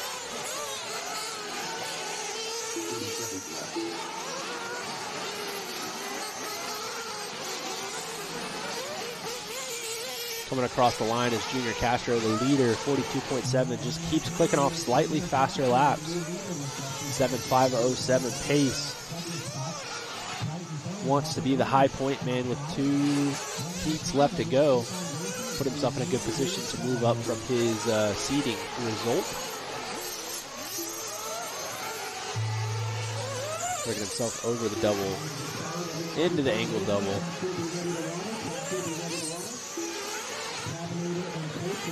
About to go through the little stutter bumps. Another good lap here for Junior. This is going to be his final lap. Just trying to get to the finish line. 43.2 to finish it off. Junior Castro with a 7.506. Provisional TQ. Jesse Sharp in the 2. And still waiting on a few drivers to come around to see who it will be third coming out of this first heat.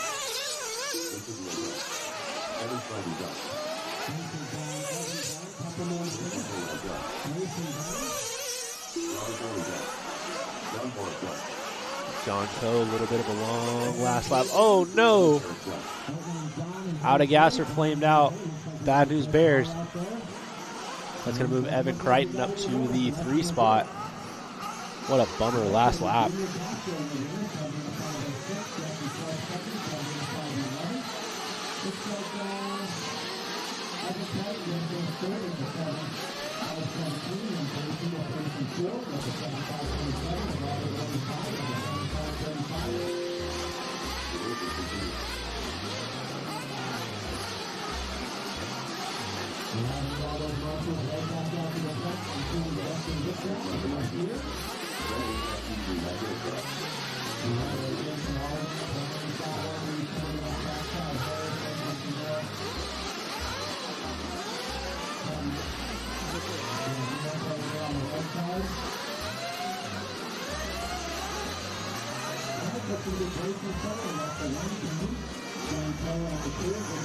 Next up, heat 2 and 3, Brian Wright, Santiago Vallejo, Robinson, De Los Santos, Gonzalez, Austin, Wayers, Snyder, Squallis,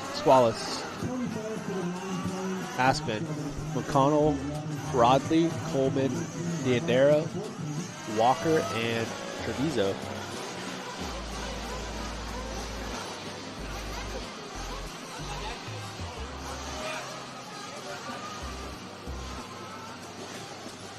Seconds to the start of the race. I think I did. I'm doing much better.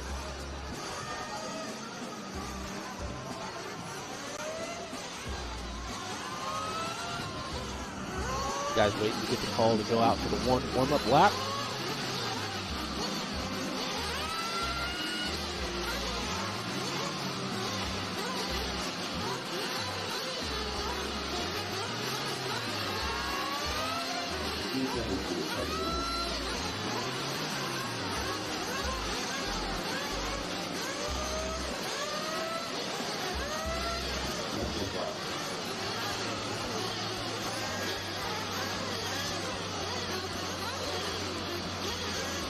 Got to check in from Kuwait.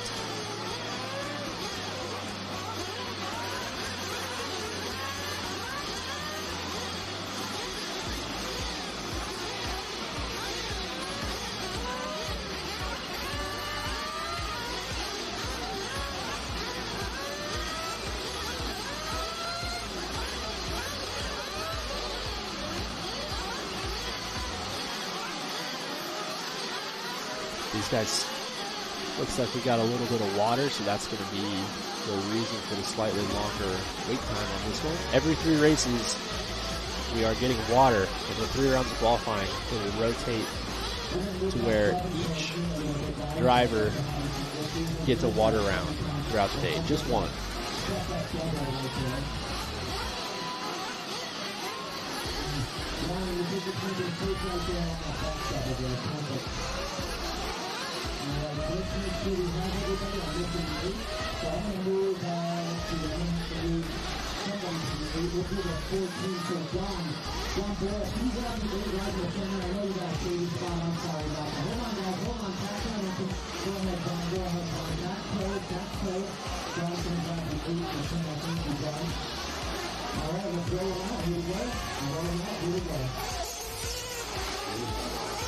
All right, drivers getting on the track for their warm-up lap.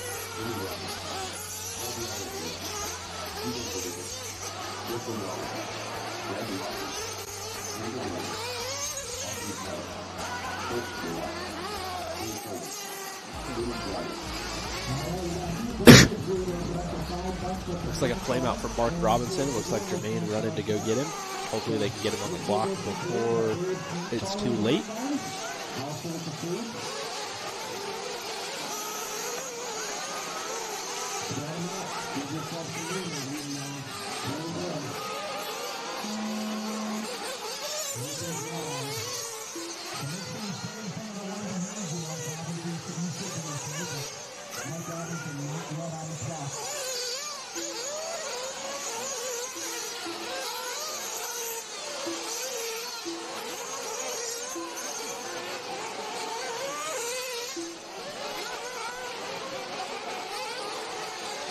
Everybody getting some space, getting on the clock.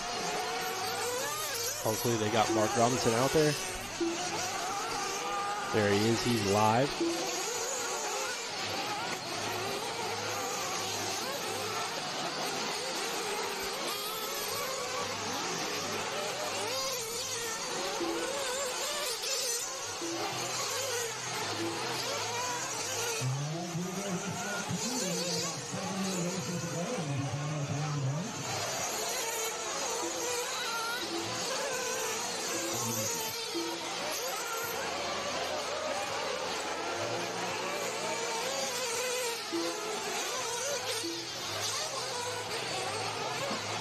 Got some guys checking in saying hey to Scotty. He is taking a quick break. He will be back here momentarily.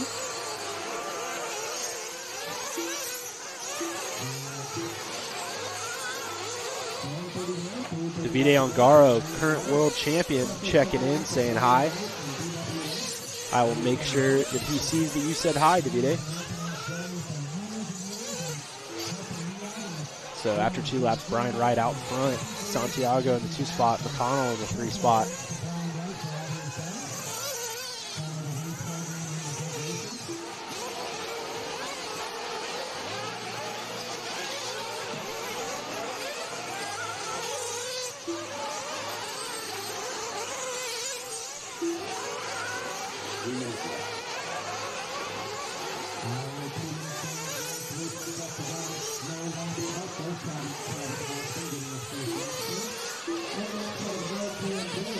Guys approaching the halfway point, getting onto their 3rd laps, or finishing up their 3rd laps, I should say. Brian Wright out front, 8.538.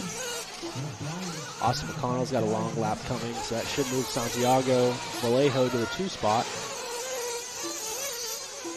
Looks like we had a flame out. That might have been Austin McConnell. Got to move Hugo Treviso to the 3 spot.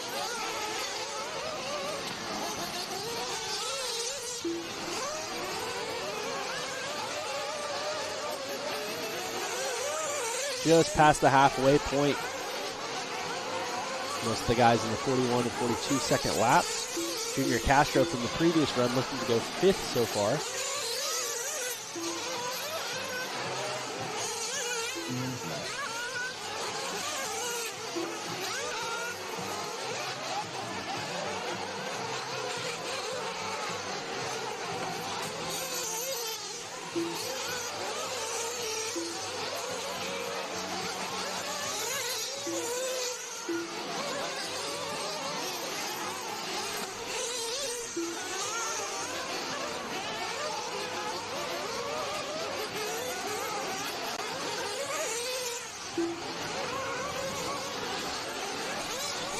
3:30 down, 1:30 left to go. Brian Wright been holding on to the lead of this one for the entire time. Looks like we're catching up with Santiago Vallejo. Now moving to the lead with a 41.5. Then it's Wright, De Los Santos, Austin Wayers.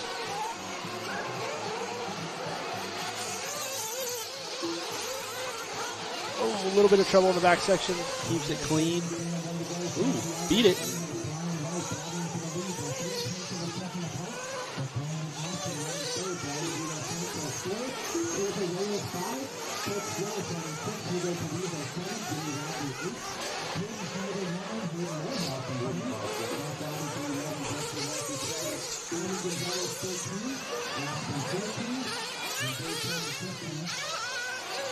There's our leader across the line. Our two leaders pretty close on the track, Wright and Vallejo. Looks like we are back to Brian Wright. Thank you to, as always, to our broadcast sponsors, title sponsor J Concepts, supported by A-Main Hobbies. I'm hearing word that Brian Wright runs the on-road track around here. That's BWT, what it's called? Or BWT, I believe. Been getting after it, running some Sportsman Nitro truck. Not quite the same as a touring car. Slightly different.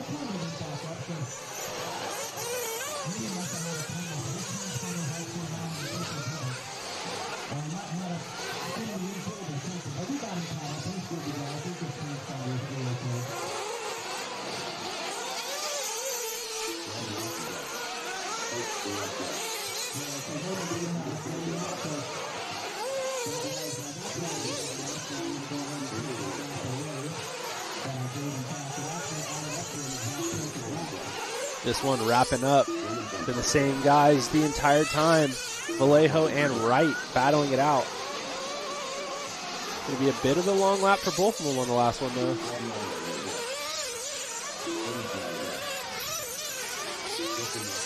Uh-oh. I'm not seeing Wright. Looks like we might have lost him. Oh, man, they're carrying his car back. Luckily for him, he got the extra lap. So Santiago Vallejo going to go first. So far, Brian Wright going to fall back. He will be the fastest 7-lap run, so he will be in the 2 spot at the moment. What a bummer.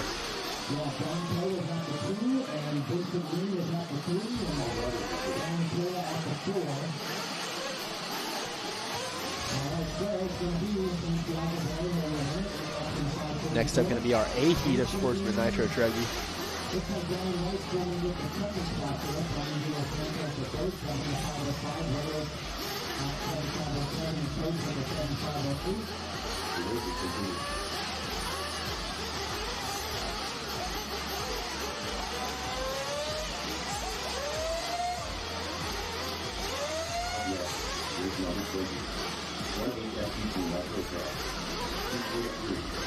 So our A heat from seeding of Sportsman Nitro Truck, Saunders, another Villegas, Sexton, Lobos, Tusky, Saunders, another Saunders, Mueller, Patel, Ramos, Kakela, Cates, Agostino, Wilder, Scott, Shawada, and Neves.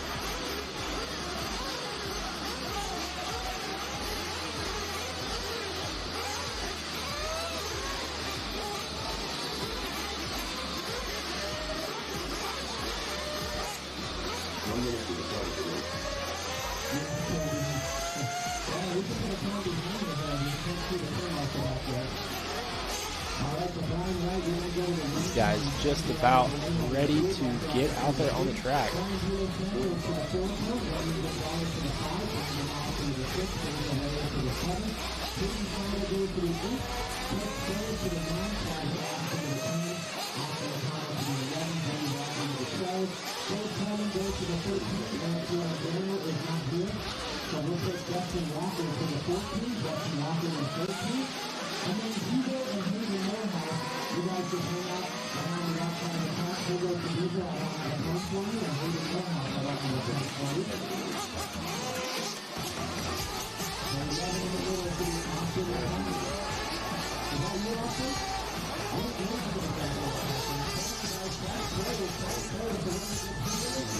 get a little bit of confusion on whether or not the track's open. See these guys circling around a little bit.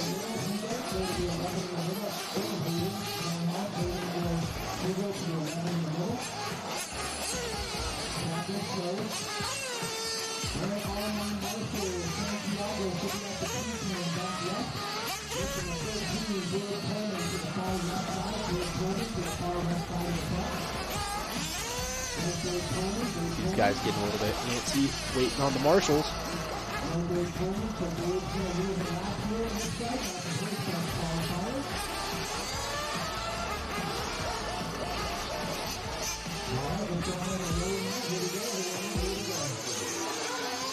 All right. Track is open finally for our AT to Sportsman.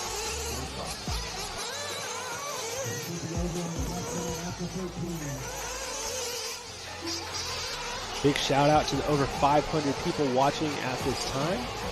Greatly appreciate it. Once again, thank you to our sponsors, J Concepts, A-Main Hobbies, One Up Racing, and Techno RC. We appreciate all the support, helping us bring you guys this fantastic coverage of the 2026 Dirt Nitro Challenge out at the Dirt in Paris, California. Excellent weather. Not something we could say in the past, but we are having some awesome weather. Track is pretty primo. Can't really ask for much more.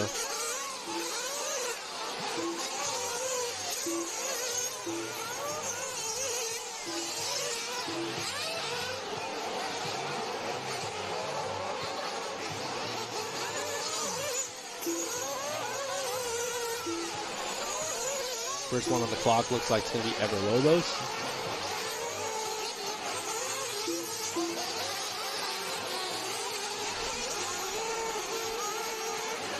These guys trying to find some space, make some space. It looks like, in my opinion, they all started entirely too close to each other. But that's what happens.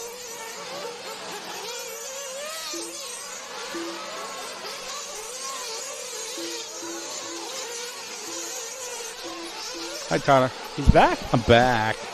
Missed you guys. What to do, baby blue? You know, it's the problem when I go out, going out with a destination in mind. Yeah. You know, those nice little gray things in the back. Yeah. Yeah. Small little door and everything. Yep. Yeah. And then 5 people stop me and get into conversation and everything. But yeah, I did realize Mad Maddie Long, 15 years old. 15 years old. Yes. So yeah, bumped into her and here with her stepdad? Over there in the Associated as I was going by. Got to say hey to the one and only Ronnie Rivkin. Hair still looking good. He's doing good. Oh, the hair was looking good. Yep, hair looking good. I'm a big Ronnie fan. Hair always looking good. Yeah, let's be honest. Ronnie's a good guy. So what did I miss? What are we at? Sportsman Nitro Truck. Who TQ'd old guys? Chicky? No, Tyler Brown. Tyler Brown. Downtown Tyler Brown, exactly. Chris Nelson, P2. Oh, good. Don't remember who. You see, Chevelle is in this one. The Keats family is here. Long-time Associated Reedy folks. They do a really good job on social media. Yeah. I'm trying to improve my social media, but the default last 2 months of my life not been not ideal. Well, not ideal. So you need a guy who may or may not be good at that. Yes, thought about that. I need a guy. I got Reed Saunders, Ever Lobos, James Watman, and Scott Sexton. Top 4 in this one. This is Sportsman Nitro Truck. Top heats. We got top 6 faster than Santiago's time from previous heat. Again, greetings to everybody. I don't know how far is my chat room delayed here? I don't think so. Is that a little slow? Oh yeah, no, it is. Who was the best who sung the best national anthem? For me, it used to be, I would say, Whitney Houston. But then when Chris Stapleton did it, I don't know if I've heard too. that. Oh, it's pretty. Yeah. So two Super Bowls ago. Yeah, so I have to go. Those two are my Chris Stapleton and Whitney A1 Houston. and A2. If you yeah, that'd be a fair way to do it. Ever Lobos out front. James Watman, Scott Sexton. Corinne Villegas, Brian Kuski.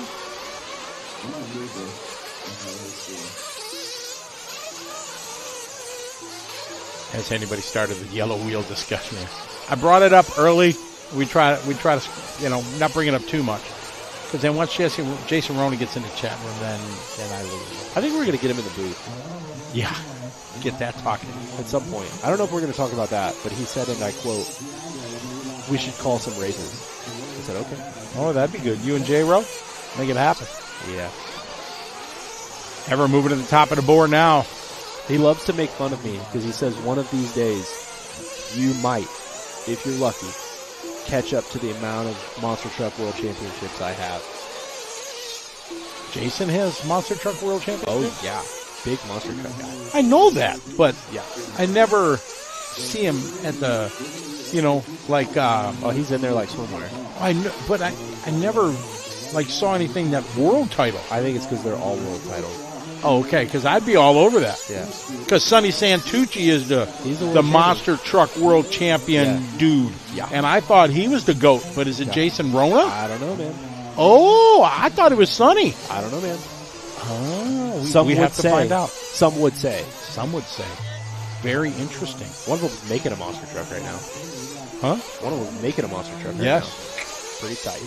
Yeah, I'll be darned. Okay. I didn't know J-Ro's got big monster truck guy. I know he is. Big monster truck energy.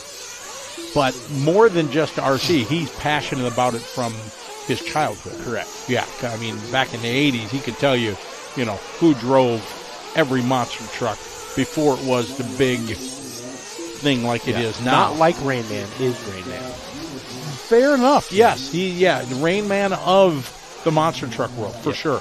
Absolutely. Yeah, definitely monster truck. Ever Lobo's going to take this one. Top qualify here in Q1. Oh, Davide checked in and said hi to you. So Italy. We got to get Italy. There was another country too that I knew you didn't have and I forgot about it. Kuwait. What? Awesome.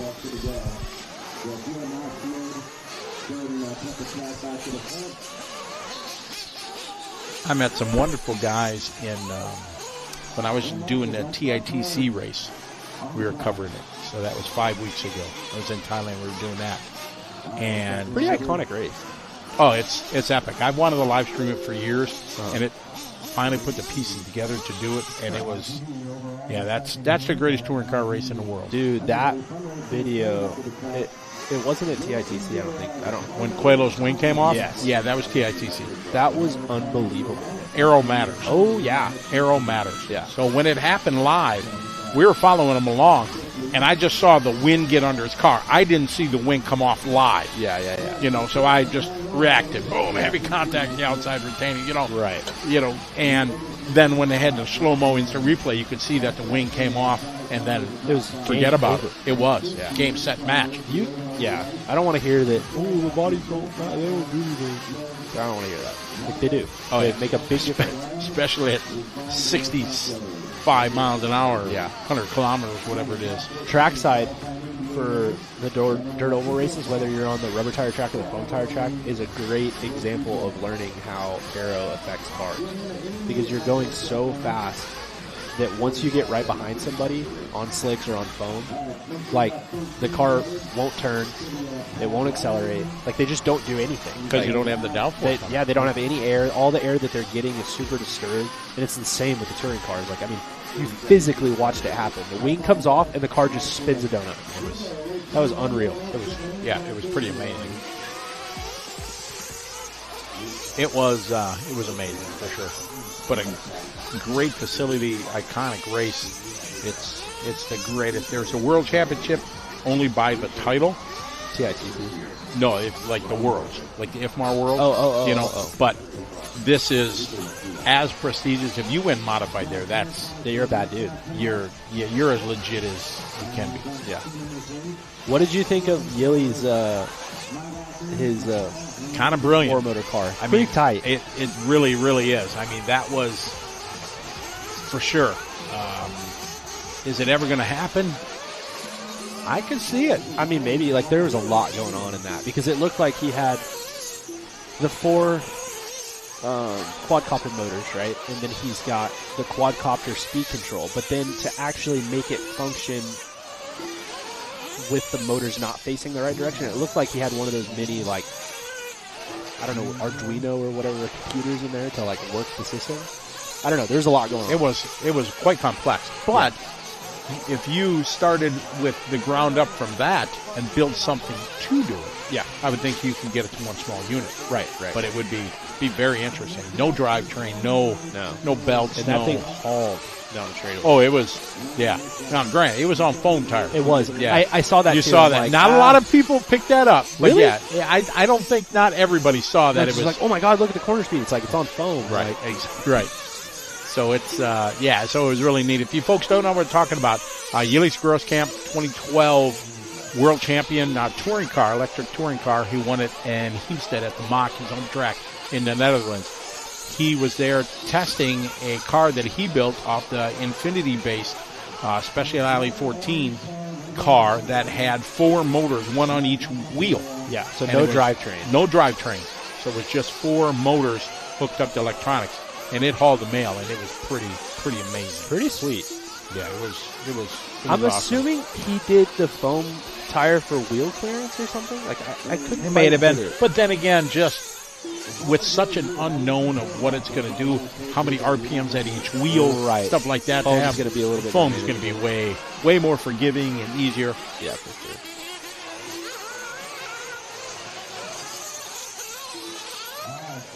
Yep.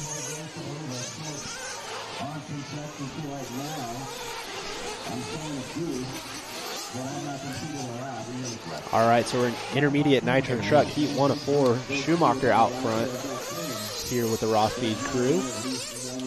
Were you a Michael Schumacher fan, Formula One? Yeah, I'm afraid to answer that for fear of it being the most on-brand answer I can give you, but that would have been before my time. Oh, okay. All right. Got it. Every time I see AJ racing a race, I think of Michael Schumacher, legendary Formula One racer who terribly got injured in a skiing accident, and he's still alive, but he's not well. His son currently racing an IndyCar. That I didn't know. Mm-hmm. Really? Yeah, I did his little stint in F1. Didn't really go the way he wanted it to. Moved over to IndyCar. First race goes like 3 corners and gets taken out by someone. Excellent.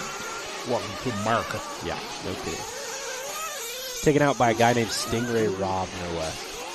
Stingray Robb. Not Rob Stingray. No. Stingray Robb. Stingray Robb. Is that his God-given name? I think it might be. Wow. Parents, with a mullet, I believe. Well, kind of fits, right? Yeah. If you're going to go into racing with a name like Stingray, you might as well rock the whole, business in the front, party in the back. He ended up in a wreck with Santino Ferrucci and Stingray Robb, and if you do follow IndyCar, you'll understand. If you don't, that is the most predictable crash you could potentially have. Are they just 3 hotheads? No, I mean Santino's actually really talented, but yes, a hothead, and Stingray Robb is maybe not super talented. Maybe just in it because Pop's got money. Kind of. Somebody's got money. Yeah. AJ out front. Heat 1 of 4. Was it AJ you said didn't have any practice? No, Rodriguez. But AJ, he must have had bad luck because he's normally not down here in Heat 1 of intermediate. True, I agree. He's usually in the A sort. I'm still I'm impressed with AJ Rodriguez. Like, this would be laps 7 through 14 of the day. Pretty good. Good little driver. And he knew my name, so hey.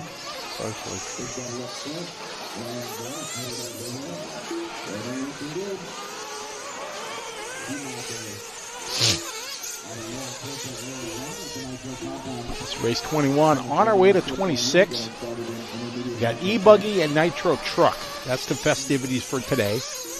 Tomorrow would be electric truck and Nitro buggies.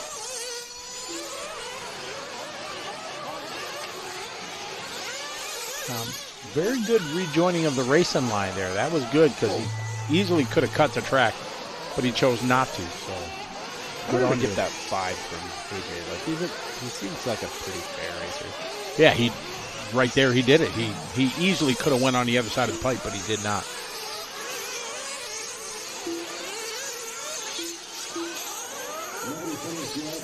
So we may get a change of the leader on this last lap because this one hasn't been super pretty for AJ. No, not. It might be the other AJ.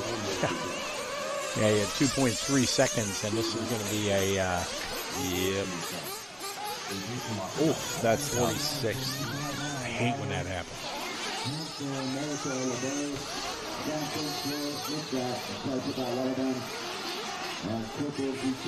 Oh, I hear Kenny Brosh on the microphone. Tag off. Kenny Brosh is out there announcing. Water and Cruise. Look at that. He is locked and loaded, ready to go. Get off the track. I'm ready to. That's what you want. A crew ready to go. RC Victory Lane, AJ Rodriguez, 2025 Junior National Champion. There you go. See, Throbbing Brain knows all. Speaking of Infinity Car, that would have been with the Infinity Car last year. I think they run for Associated now, but I believe they ran the Infinity stuff last year. Ah, okay. Got it.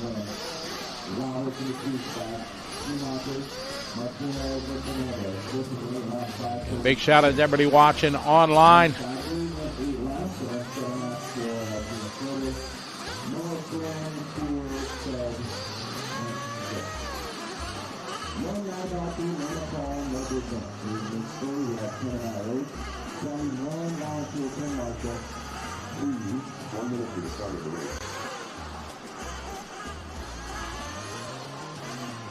Trying to write a small article for our wonderful website, and for some reason my phone auto-corrects Spencer Heckard's name into all caps. There's a couple on my laptop that does the same thing. It's got to be because we copy and paste results from things, and like maybe if we only copied and pasted their name in caps, it remembers it though. I don't know. Don't know. 30 seconds to the start of the race.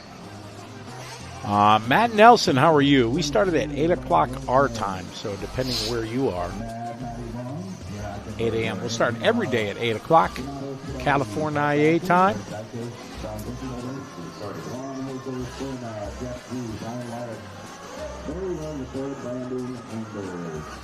Interesting tidbit. The entire top 5 of Pro E-buggy was separated by like 1.7 seconds. That's pretty tight. Ooh.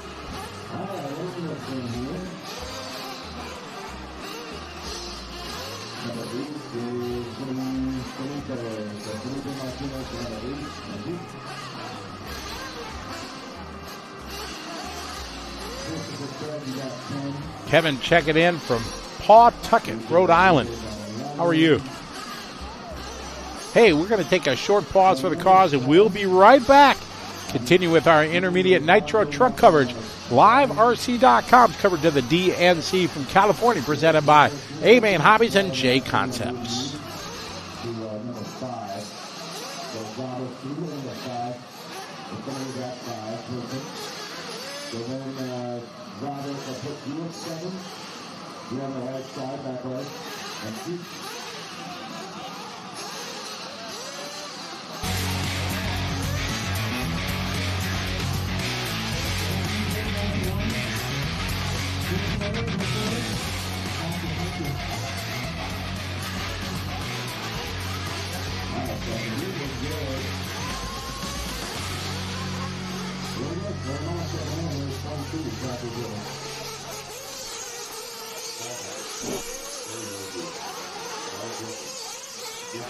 Beautiful, beautiful shot there. The snow-capped mountains just on the horizon, which might be 100 miles away. Never know. See the Carney ride cars there. For some carnival around here. Carnival. Yeah. Beautiful day here in Paris, California, not to be confused with Paris, France. It would be pretty hard to confuse. Pretty hard, yes. We are in the desert. Have you ever been to Europe? No, never.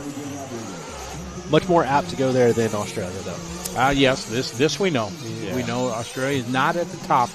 Just making sure everybody knows. Right. Australian people, New Zealanders, you guys are great. You're hilarious. I want nothing to do with where you live. Zero. But feel free to come here and come to the races. Love to hang out with you. Just not where you live. That's funny. Is this one where we've got both Tridardis? No, we just got one. I'm sure you know the Tridardis from your time. The youngest one is racing now, so that's Donato. He's first across the board, 40.5. We got Barry Rowe the third in this one. Funny guy. Barry's awesome. I just went and met him and his wife as I was walking through the pits. They got a cool little lap dog called Oliver. And I've been a dog guy my whole life. We always had big dogs. Yep. German short hairs. We always had big dogs. Yeah. And then when we had 3 dogs for a while, and they all passed away very suddenly. 2 of them within 1 month, and then one a little bit later. That's rough. And they were quite old. You know, they had a great life with us. Then we went like dogless for like maybe 2 years. Finally, my youngest Narissa convinced me to, all right, we get a dog. We got a little cute little fluffy little cute little dog. Now things have changed. Oh, things changed. They just walked over there. I saw it's a Mookie Poo. Is that the name of the brand of the dog? Sure. Throbbing Brain, you might help me. But they got little Oliver over there. And, it's a cute little dog. My goodness. No, I don't want a big dog. I want a little fluffy little cute little dog. Can you even have a dog? Well, me, no, because I travel too much. You need to like a surrogate for your dog. Yeah. That'd be like your daughter, I guess. Yeah, exactly. So, got it. yeah, exactly. And Sarah, they got the brother of the dogs that we have. All right, so Donato out front. He's on an 8.523.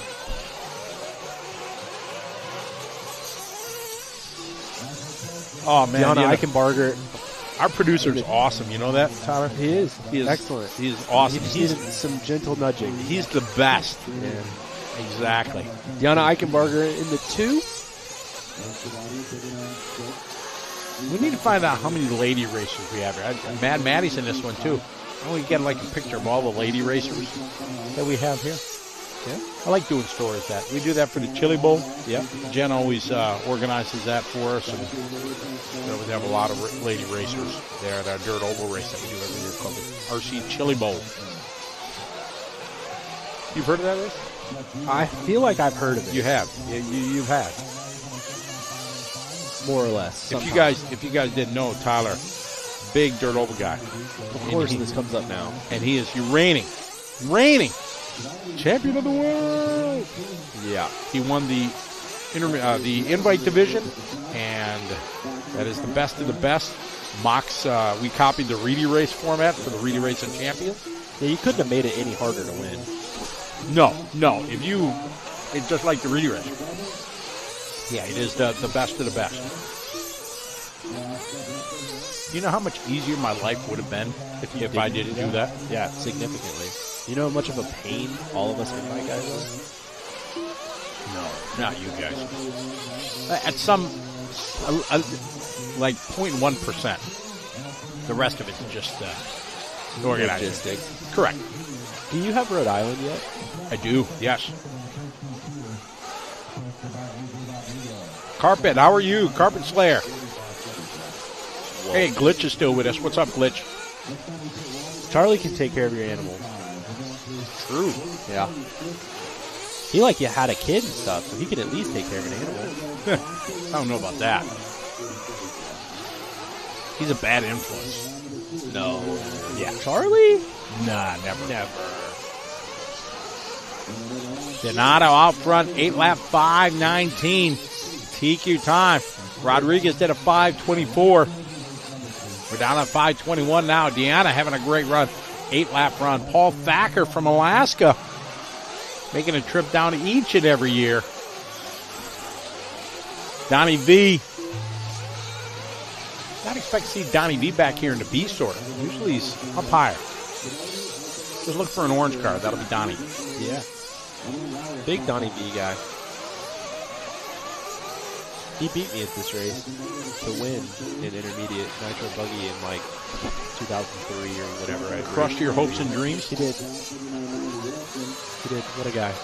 Oh no. Yana just throws a heater down here. He's going to go in as the provisional TQ into the A heat. So congratulations to the kid with 14 laps on the track so far. Exactly. Arrive and drive program.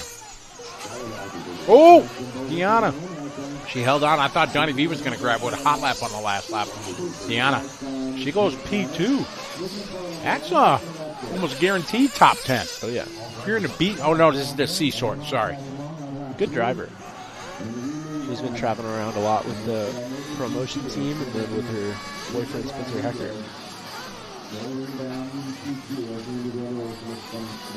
Great shot there. Finish line banner and the staging area. They started this, I don't know how many years ago. Just made things way smoother. Oh, the little, like, staging? Staging over on this side and out of the pit lane, so there's no way less traffic in the pit lane. Right. And yeah, way better. Lap it on the clock. Right. Yeah.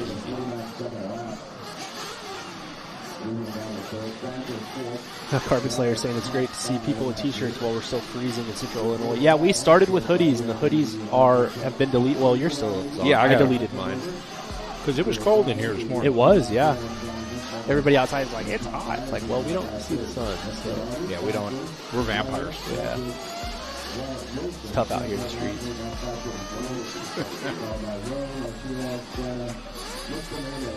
Frostmac, welcome. Father Dean, how are you? FTW, thank you very much. I love you, man. We're supposed to get hammered with snow in Wisconsin. Yeah, you guys. Well, we weren't in this. Where were we at for Motorama? Where's Motorama at? Pennsylvania. That was not cool. No. Let's shut the whole state down and then it not rain or snow. Yeah, correct. We must have a lot of snow up at Cabot because satellite internet ain't working. Not good. Do you know how much of a disaster it was getting that trailer out? No, I'm glad I wasn't involved in that. They had to move like 37 pits. It was a disaster. They had a late snowstorm came into Pennsylvania, and they had a trailer in the display area that had to go because they were shutting the Pennsylvania Turnpike down. Yeah, they literally couldn't go home. Right. So, honestly, the biggest guys who deserve the biggest shout out in that situation were all the guys that were pitted up against the wall that no complaints. We waited until racing was over. Some of them were done, some of them were not. And they packed up all their stuff, didn't complain, didn't argue, nothing, and let us get the trailer out and then put their stuff back. It was super cool of them. That's awesome. That's the way it should be. Things happen, you just got to roll with it. Go with the flow. Getting angry doesn't solve anything. No, definitely not. Only cause more angst. I totally would have gotten it, though. I would have been annoyed. Like, it was a super huge pain, but they were super cool about it.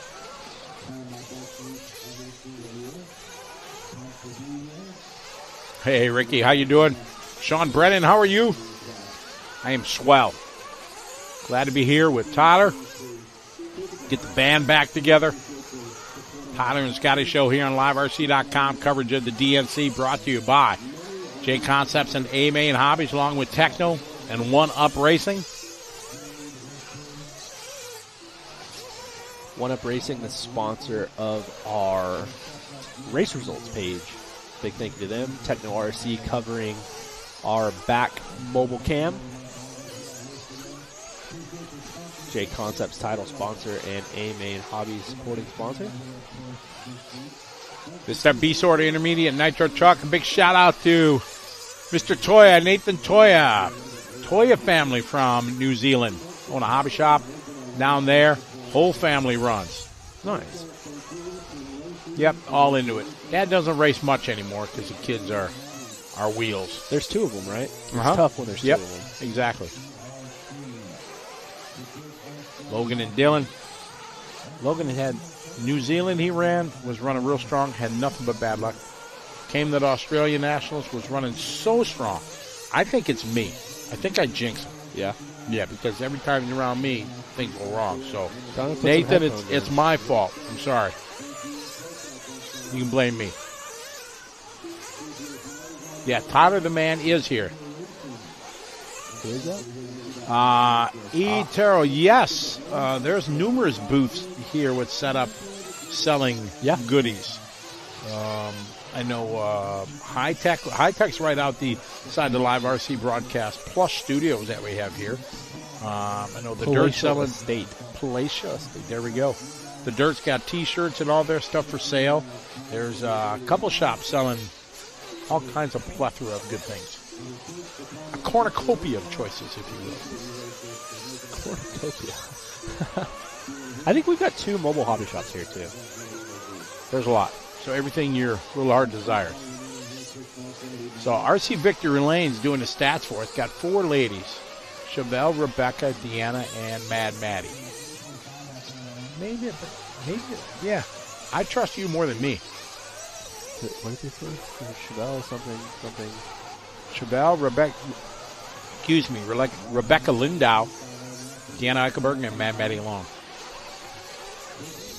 You know, Tyler, I'm very sad about something. I had a very bad day yesterday. No good, very bad day? Very bad. Lay it on me. There has been something here for 25 years of my life. You okay? And it's gone. Is it a bracelet? Mm-hmm. And it is gone. What had happened? I must have lost it on an airplane. Oh, man. It was really cold on the plane, so I pulled my arms inside to kind of get warm. Oh, do you think maybe it slid into your... It slid in the plane. Yeah, I've had it. It was given to me as a gift in 2002. If you look at any video, picture, whatever, I'm holding the microphone. It's been with me. Can we, get a similar one? I know it's not the same. But eventually I will, but yeah. Yeah, sad day. I feel naked without. Well, good thing you're not actually naked. I'm very happy for that. Yeah. But I'm sorry that you feel naked. That's all right, because I'm here with you, and you complete me. Aww. When are we actually going to get to race together? Are we ever going to race together? Ever? I don't know. What do we got to do? Is it 10-scale off-road, or are we going to do dirt? What are we doing? I'm not doing 8-scale on-road. That is too much. I don't know. What the only chance I would have to not get lapped 4 times. We could do on-road, but you'd be fine. Yeah, but I haven't. Oh, 8-scale on-road. I'm not doing that. Okay, that I would have a chance of holding my own against you. Off-road for sure not. What Oval? about foam tire oval? Because I believe Dustin's watching. I ran his EDM car into the golf cart last year. I couldn't even go. Sorry, Dustin. He read your text.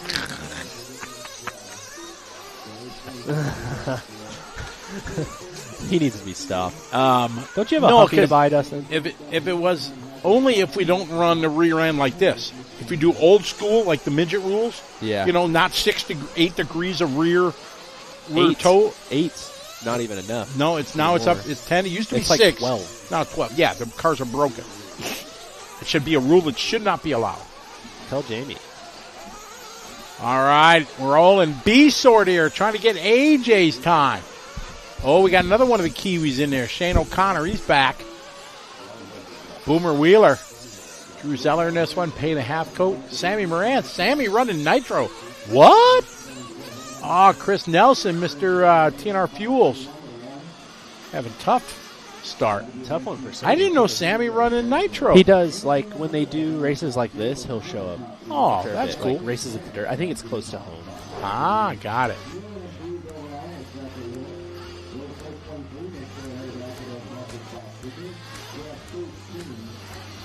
Well, Nathan, you're right. He's used up all the bad luck. As they say, without bad luck, he'd have no luck at all. One of them big time racing deals. Yeah, just everything went wrong last couple weeks long. A-Heat, intermediate nitro truck. All right, who's your pick? Big Dogs. Honestly, it's a really lame pick. I gotta scan the whole thing, but it's pretty hard to go against Travis Horn. He's a pretty good driver. So our buddy Emmanuel, I forgot. Big friend. I forgot what the new nickname was. It wasn't Paperclip. Oh, no. I laughed so hard when she put it up. She said it's set screw. Set screw. Dude, I Lost it? I laughed for 10 minutes. I mean, that made at least 5 minutes. But I laughed so hard when she put it on there. It was, oh my Lord. Oh, it was hilarious. I don't know if it was the timing of everything, but it was just I laughed so hard. Just good stuff. Absolutely. There's the Keats family down in the bottom left. Chevelle and Pops.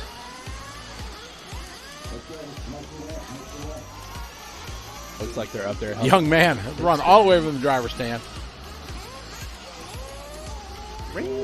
This is in Paris, California.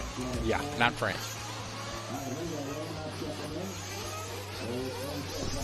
Somebody's saying that I would do well at 1/8 scale on road. I don't know about all that, player. It looks like you have to drive them wide open. They don't turn. It's a total different driving style, which is the same as like a foam tire. Hey, our names are on. Wow, wow. Whoa, Sam, that's okay. In all our years, that's never been. This is a monumentous day. We got our name in print, Tyler. Unbelievable. We're like famous. I feel even better because my name's first, and usually it's not. It's always first. No, it's always the Charlie and Scotty show or the Tyler and Scotty. Yeah. Wow, we are. Maybe we hit the big time. Oh yeah. I see a pay raise in our future. Yeah, Sam, I got nothing. That's above my pay grade. That's right. Oh, Sam's like, I'm looking for a raise. You guys just back her down over there. Oh, that's awesome. Welcome, everybody, to the show. My name's Scotty. This is Tyler. I don't know if you can tell, but we're having a good time here in beautiful Paris, California. DNC 2026 here on LiveRC.com, presented by J Concepts and A Main Hobbies. Intermediate Nitro truck going down our A group for qualifying round number 1. Who's your pick? Honestly, if I were you, I would take the kid who's out front right now. Dylan? Yeah. It's so hard. But everybody knows. They always ask me, don't. Sorry, folks. Sometimes you just hear us a random laugh or just a random exhaustion moment because our producer is talking in our ear. And yeah. So people always, they flat out say me, Scotty, don't pick me. When people ask you for a pick, don't pick me because of the jinx. It's your job. It's real. It is. It is my job, but. Uh-oh. Long lap for Dylan Peterson. Well, long by comparison. It's 40.5.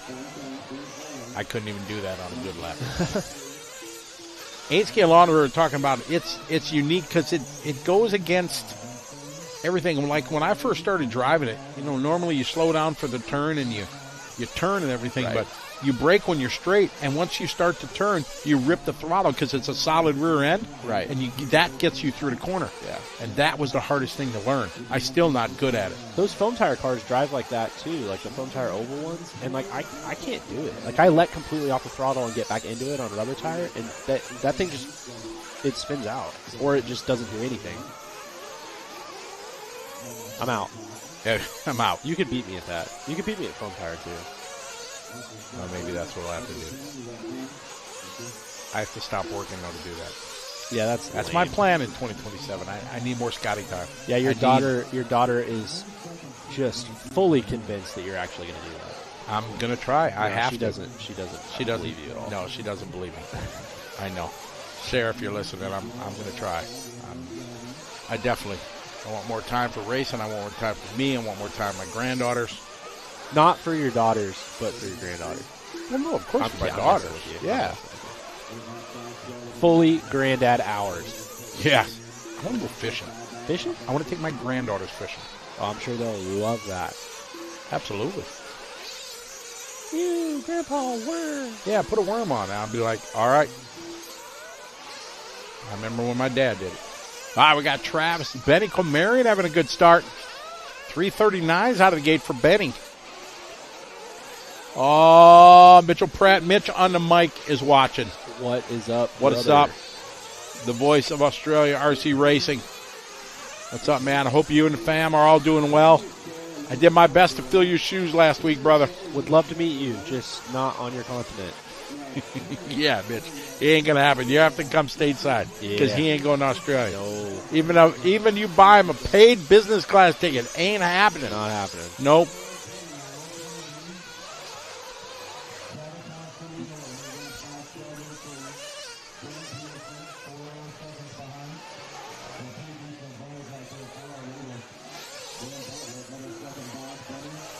So if your video kind of stop it, hesitating. Yeah, it's because the satellite is retasking right now, and we have very poor internet coverage. You think we should do it to him? What? Should we do it to him? Sure. Alexa, play Frozen. Boom, there you go. I like it. It still works, or if it's gotten smart enough to where No. Like. I think it did. We actually Alexa, plays Frozen. We just cut our viewership in half on accident. Sorry, producers, our bad. Yes. That was somebody got caught with that. I love doing that. Oh, I've never done it on day one, so we busted that out early. Had to. Yes, I like it. We just ruined somebody's day. If you're a parent, that song is in your head, and it's like Barney back in the day. It's been permanently imprinted on your brain. Absolutely. JJ James Johnson online. What's up? Got our top heat here. Travis Horn, Dylan Peterson been going at it. Dylan had that one tough lap, 41.7. Dropped him about 3 seconds back, but Travis been pretty consistent. 39, 38, 39, 38, 39, 38, 38. Florian Racing. What's wrong with Australia? Nothing. It's outstanding. Oh, but it's a great place. Just all the animals want to kill you. 25 of the 28 most deadliest animals in the world are in Australia. Yeah. And I'm out. And you can, no, I'm not listening to this.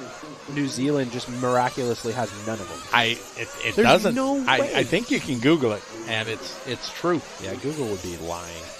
That's a government conspiracy. It is, sure. Yes. All right, Travis going to take this one. You called it.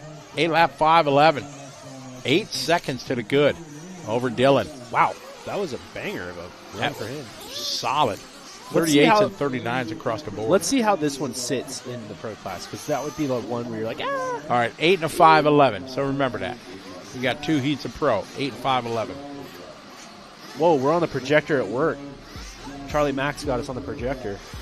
Awesome. Nice. Love to hear it. Just luckily you don't have to project our faces onto it.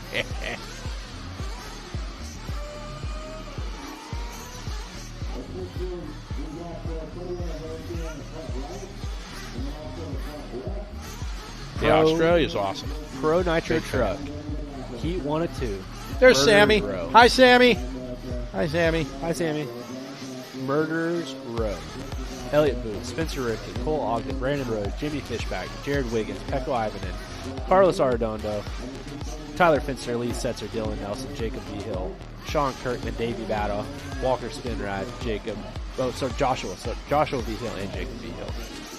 European champion, world champion, national champion. Yep. Podium finisher at the last world championship. Kind of big deal. Hey, there's Mike Trury. Bang, bang, bang. What's up, Mike? He's got Mayfield's right there. Big Mayfield guy.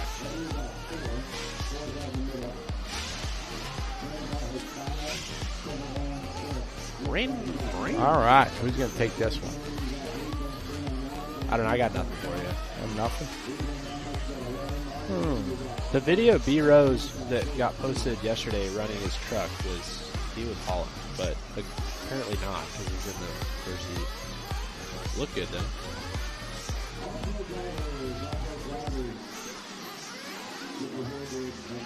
Pro truck coming up.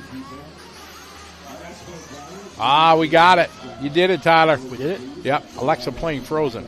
Blast. We must have caught awesome. Up. Winning. Nice. That is awesome. That's a win. If you get one, good on us. good on. That's We very won't- Australian. We won't do it again until tomorrow.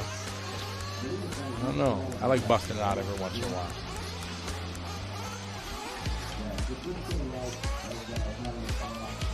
Shout out to these guys doing the water. Good job.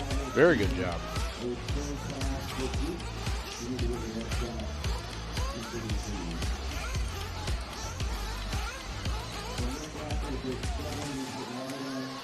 Shout out to the marshal that's standing there that's helping him with the hose. I was just going to say, the hose man there saving some time. Good job, guys. Love to see it. Chris, no, you're not up yet.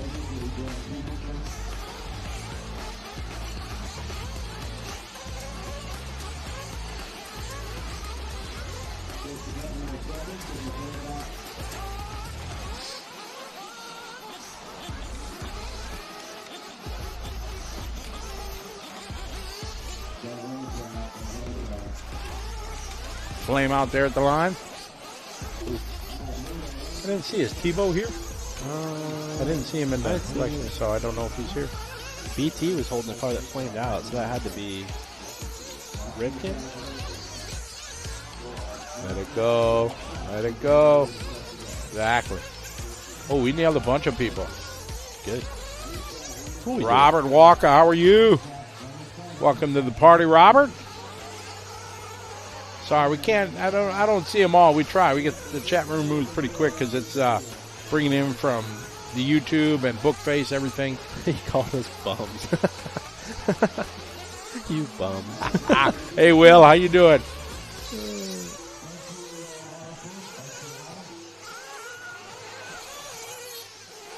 All right, looking at BT's backside. Nice. Getting some Jared Wiggins action out there.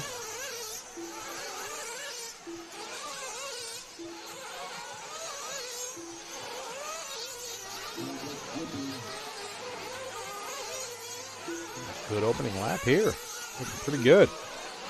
Part of the Techno team. Shout out as always to Techno for when they support the broadcast. We appreciate it. They got their own corner at this one. And the Techno Truggies still still consistently the ones to beat on a lot of different surfaces. Good start for Jared. 38.3 out of the gate. Nice. Yeah. West Virginia checking in. Let me see, Will. I don't know if we got a West Virginia. I'm thinking we don't. We do now. I like it. West Virginia off the list. Hope we get all 50 states and a whole bunch of countries. Joshua, how are you? Welcome to the party. Voltis, how are you? Gavin Busina, what's up, Gavin? Hope you're doing well. He's cheering on Lee Setzer.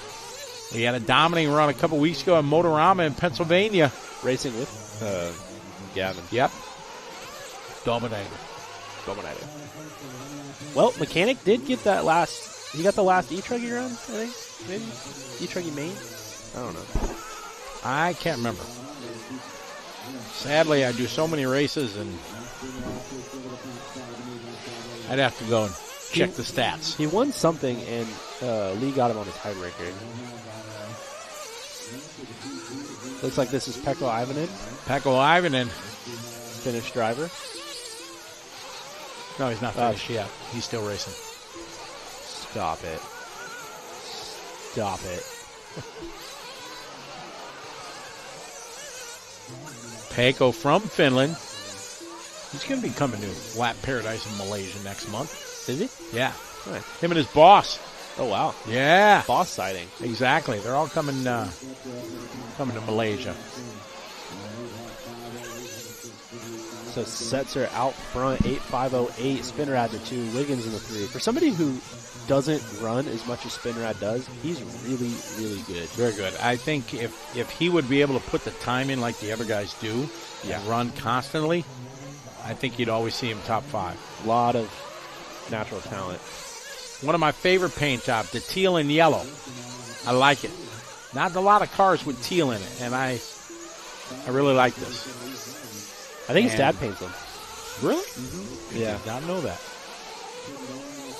His parents, they own a track in Florida called SS Hobbies. So I think it's like SS paint.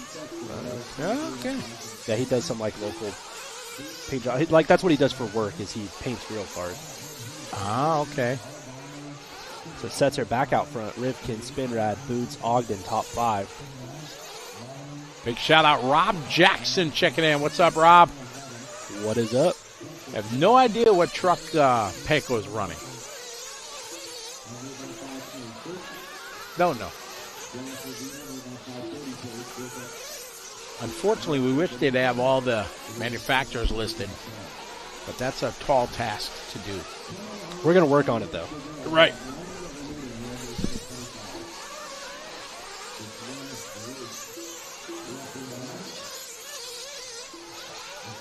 That does not mean if you know that somebody's is wrong to email us about it, because it is not. We have zero control of that. We literally can't fix it in our computers. We have to go over to the timing and scoring computer and fix it on their end. So, all right, we got Spencer Rivkin out front. Sponsors that are watching online, please don't. Yeah, we don't. We have no control. Not our monkeys, not our circus. Rivkin, A-lap 5:06. We talked about that 8:5:11 from the previous heat. I think this is him too. Rivkin rocking the outdoor DNC. Well, I'm thinking this might be paint job 37 for the year. He's switched it up a couple times. Oh yeah, it has not been it's been a very popular topic. Yeah, if you will, both pros and cons. Big paint job switch guy. Seems to make a big difference either way. Time going quick right now. Oh no! Ah, ooh, good save. That was mad skills right there.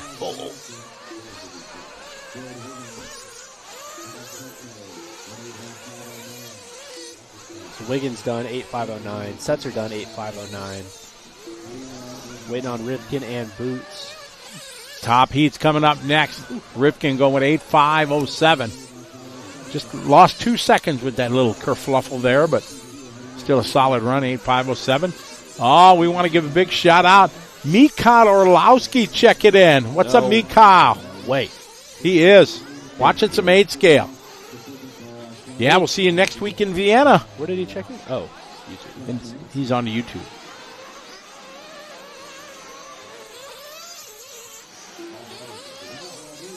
Jacob Scooby, yes, we as organizers, we always try to get the information on what chassis are running, but it doesn't always happen that way. We're just here talking, man. We're not organizing. Mikhail, I hope you're doing well, you and the family.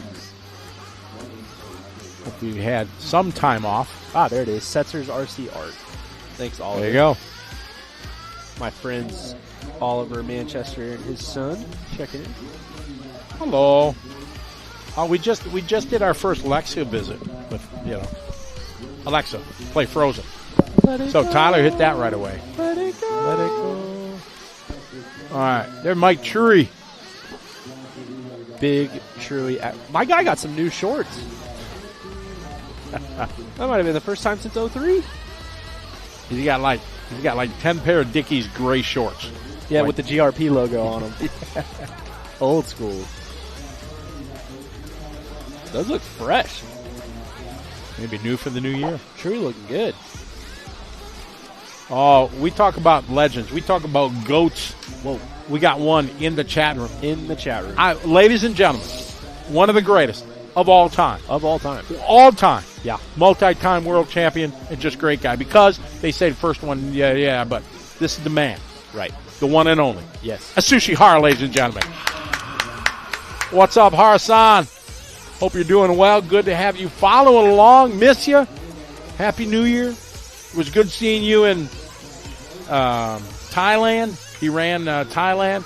Pretty cool. Ran Tamiya cars there at the TITC. Really? Paying homage to Mr. Tamiya, who passed away last year. That's cool. Yeah, it was really, really awesome. They were driving a new Tamiya 421 car, and there with Kiyo Suzuki and the Tamiya team.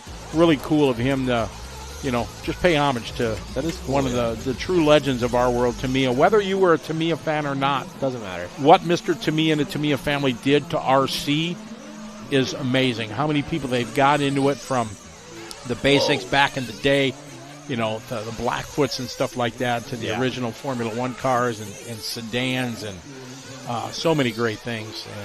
And Mikael actually won, didn't he? He did, yes. So we've got all sorts of success in the chat. We do have success in the chat. That is for sure. Following along with Daniel Pariente, who was the first one on the clock and went off the first double down the straightaway and about hit the wall. And not a good opening lap. No, but honestly, I don't think you're going to see it. Like, I think the lap time's still going to be good. He just got really close to it being really bad. Yeah, 38. Yeah, 38. That'll work. Mikael, getting on a plane, going back home. Good deal. We can get a couple days home. Look forward to seeing you on Thursday there in Vienna, Mikael. For EOS? ETS? ETS. Okay. Indoor carpet, the last indoor race of the year for ETS. Nice. I saw that you guys are actually doing a dirt race. We are doing a dirt race at the Hootie Arena. Yeah. When was the last time you did a dirt race? The pilot race in Sweden in like 2015 or something like that. Oh, wow. That was a long time ago. Yeah. I took Sarah there. Oh, cool. Yeah. We ran short course back then. At EOS? Yeah. Nice. There's her and Cav, and David Spachette was there when he was working for Losi. Ran a Losi short course, and it was pretty cool. Nice. Yeah, it was good. Jermaine Robinson, who was the big winner of essentially the warm-up race, the Factory Tracks race earlier this month out here. Ah, okay. Wow. Didn't they have like 600 entries or something like that? It was crazy, right? No, that was the TNR race. TNR, This was right. the Factory Tracks NSX, which was like 2 weeks ago or something like that. Yep, Jermaine won Nitro Buggy and E-buggy. No kidding. That's awesome. Yeah. Beat Mayfield, the boys. Oh, that's a heck of an accomplishment, no matter what race. If you're running them guys heads up, you can beat them. Yeah. Pretty awesome. Spencer Heckert having a good day, too. I don't think last year he quite probably had the results all year long that he would have liked. So I feel like looks like we're getting 2026 off to a good start. For sure. Mikael Arlovsky, that's why you're a geek in a good way. He's like, I think Sweden Pilot Race was 2011. See, him, Ronald Volker, they all do that stuff to me. They know all that stuff. Oh, yeah, they're like, we'll go up to these guys, we'll see a layout, and they'll be like, oh, yeah, that was a layout from like 2013 in Buenos Neustadt or in Czech Republic. And we're like, how did you do that? I can remember names, but Mikael and Ronald, all these guys, they're savants when it comes to that stuff. It's amazing. We got a Finn sighting. He's up to the 4 spot. Mayfield going 37.5. That's his best lap.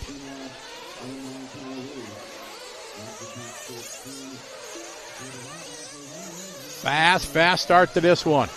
There's the man, Ryan Mayfield. It's hard to think Dirt Nitro Challenge in the recent years without Ryan Mayfield. When he finally retires, it's going to be like, we'll be talking about, I remember when Mayfield used to dominate. And how old is he now, I wonder? Late 30s, I think. Late Mid-30s, maybe. There's one more thing that he wants to check off, for sure. For sure. And I think this year he's got a good chance. I think it's as good as it's going to be. Yeah. So for those of you not privy, Mayfield is missing an 8-scale Nitro Buggy World Championship, and he wants it pretty bad. Yes, he is intensely looking for it. So Jermaine back up to the lead. So the young gun, we've got Dakota Finn making a small mistake. He's going to gather it up. He's got a wild Pariente in front of him. Slicing and dicing. Dakota rocking. Orange and blue. He's going to lose some time this lap because that mistake was not great. It's still going to be like a pretty good lap, right? No, 40. So that's a tough one. Giving up 2 seconds on these guys. I like how their guys are using that berm up there. I think it's cool kicking too. it. Yep. There's a couple sections that, as it builds up more and more, they start using it more. Kyle Hess, what's up, Kyle? Hope you're doing well. From Tulsa, Jermaine, he's got 1.11111 seconds on Mayfield. See if Jermaine's going to be able to hang on.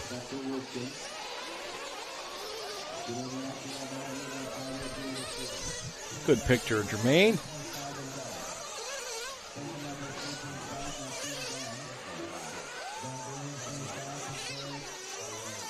Sam says Techno's got no shot at the Worlds. Jermaine with a 39.6 on the last lap. Oof. What does Mayfield got? I don't agree with that, Sam. Mayfield could have snatched this one from Jermaine. Good finish for Ryan. Ryan Lutz, late to the line. Still going to pull off a P3. So the top 6 ahead of Rivkin's time. Rivkin's going to get a 7. Hecker going to get an 8. Fuller gets 9. And Jared Wiggins round out your top 10. I love when guys post stuff like that.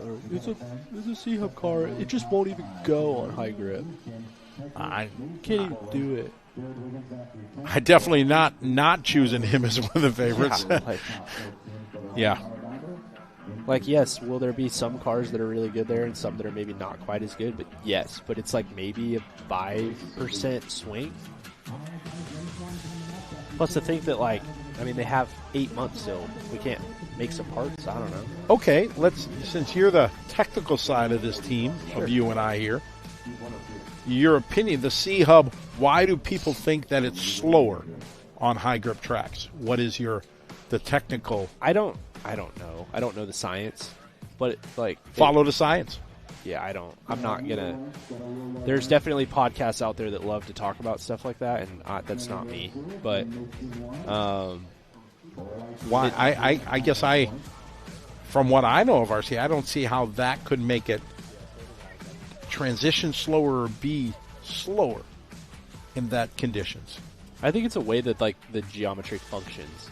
So, like a pillow ball car has a lot more caster in it typically.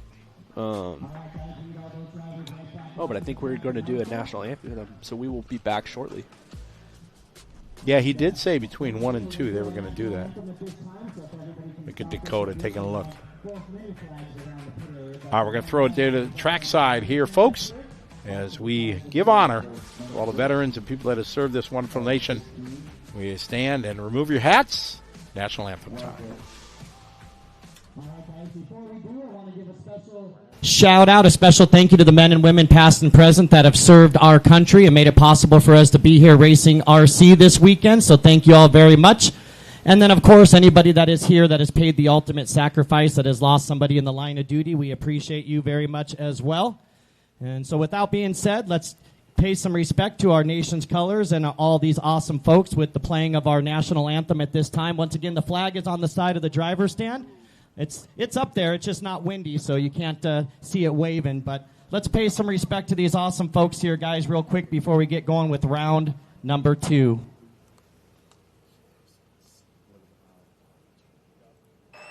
To honor America with the performance of the national anthem, 8-time Grammy Award winner, Chris Stapleton.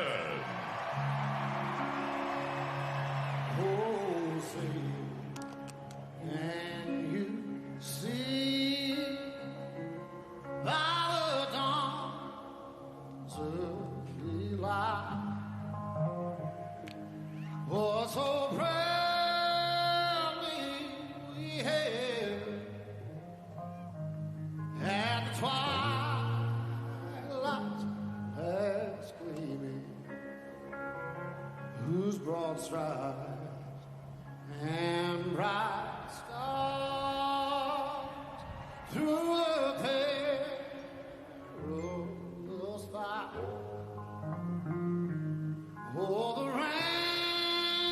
ramparts we walked were so gallantly streaming, and the rockets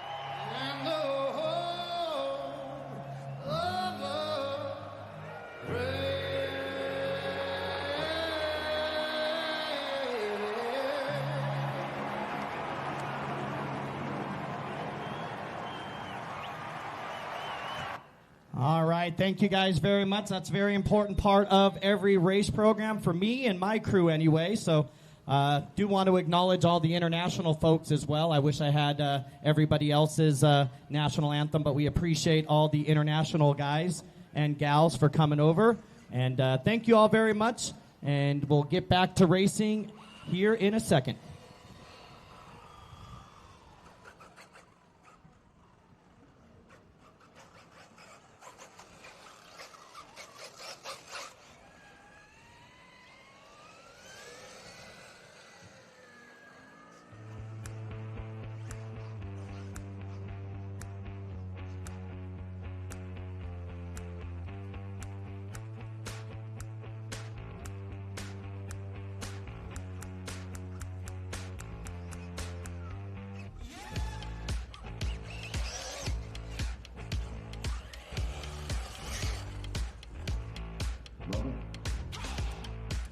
Just getting the second round set up here and be ready to roll out here. Mark the spots. Looks like we're missing a few. Missing the number 8 out there. Make sure you're out there from the last number 6. We're going to read off the numbers here. As soon as I get the screen up.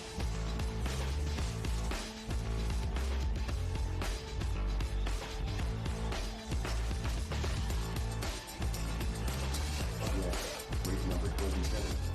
140 plus electric truck. E1 of 2. Stand by. Up next, race number 1. 140 plus electric buggy. E1 of 2.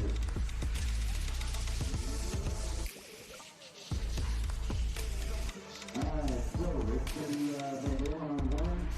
We're going to have 2 of this, everybody. Now I got that 10 and 1, and I think we're good. Yeah, he was 15. So we got 0, 1 off, second winner, race number 1. Race 1, second round, here it is. This was excellent. We're going to go with E-buggy, so he's just right back in, round of the jump. I think it's just under 4 hours to get through run on number 1, so that would mean we'll be done right about 8 o'clock tonight. Maybe a few minutes early.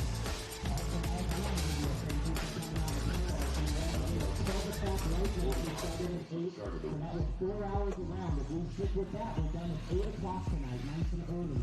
So 4 hours around, 3 rounds, you can do the math, that's 12 hours. And so if you guys continue to come out and march it, and a lot of you continue to be ready out there, All right, we are back after paying respect to America. Like that. Glad they did that. That is nice. But that was the national anthem that I talked about. That was done by Chris Stapleton. Yes. And I thought it was pretty. It's pretty nice.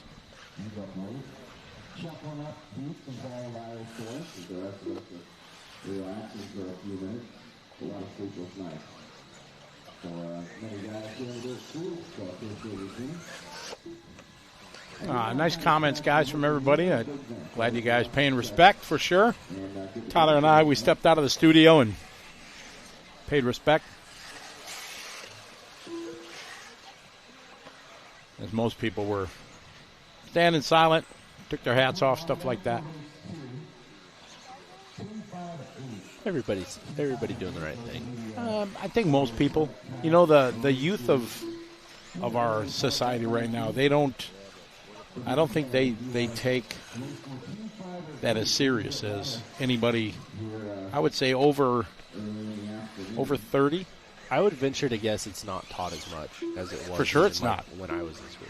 No, I mean we all said the Pledge of Allegiance every morning. Right. You had a flag hanging in your grade school, your kindergarten. You know, now it's, you know, that's you. It's not quite the case. No, you can't. Heck, some places can't even have a American flag in because you're going to offend somebody. See, that's a bunch of malarkey. Sushihara says, America, my second home. Yeah, for sure, Hara. Hope you and the family are doing well. I don't know when's the next time I'm going to see you. Are you going to be able to do any 8 scale running the ABC? You're going to be able to come to Malaysia, Australia. For sure, I know you're coming to the Philippines next year. I'm sure you saw Edward's new track that they're building. It's going to be awesome. Abu says he came back from a Zoo meeting with Frozen playing downstairs. Yes, you did it, Tyler. Very good. Fred checking in from Germany. Guten Tag. Davide. What's up, Davide? World champ checking in. We got a bunch. We got Hara. Look at that chat room. You got Hara checking in, and right after that, Davide Angara. I mean, that's legends right there. Hope you're doing well. Davide, give our best to your family. I hope to see you again. We'll see you for sure in Texas. Be coming to America doing some 8-scale race. America. So look forward to seeing you there for sure. Jason Schaefer, welcome.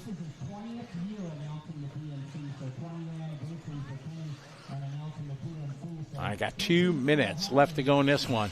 Josh Nelson leading away. It's our first of 2 heats, our 40-plus E-buggy.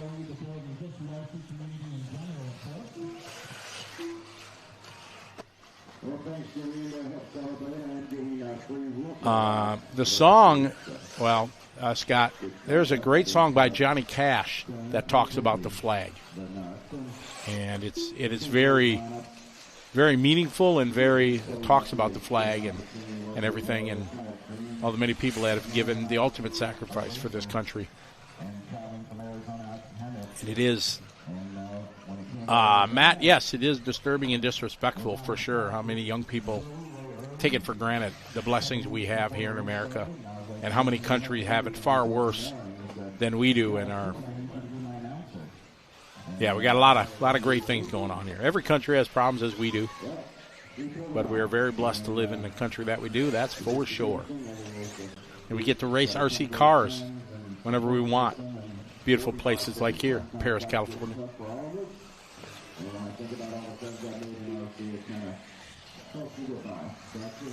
Crossed our finish line. There you go. Ophir Kamarian doing his best lap there, 42.2. David, you're coming over for the Lone Star. When's the Lone Star race? Is that June? Usually in June, July-ish? I think it's either May or June. Who said they're coming over for that? Davide said Lone Star. Wade Bomar says called Ragged Old Flag. Yes, that is an awesome song. Look it up, folks. If you're at that 2 o'clock in the morning YouTube going down the rabbit hole, yeah, look it up. It's very meaningful. Yeah, not all youngsters, but a lot of them. A lot of them have don't know of the heritage, and they don't teach the history and things like that we all learned when we were younger. And yes, that makes us old. I understand that, but still, every country has their history, and it's something that shouldn't be forgotten. It should be taught in detail.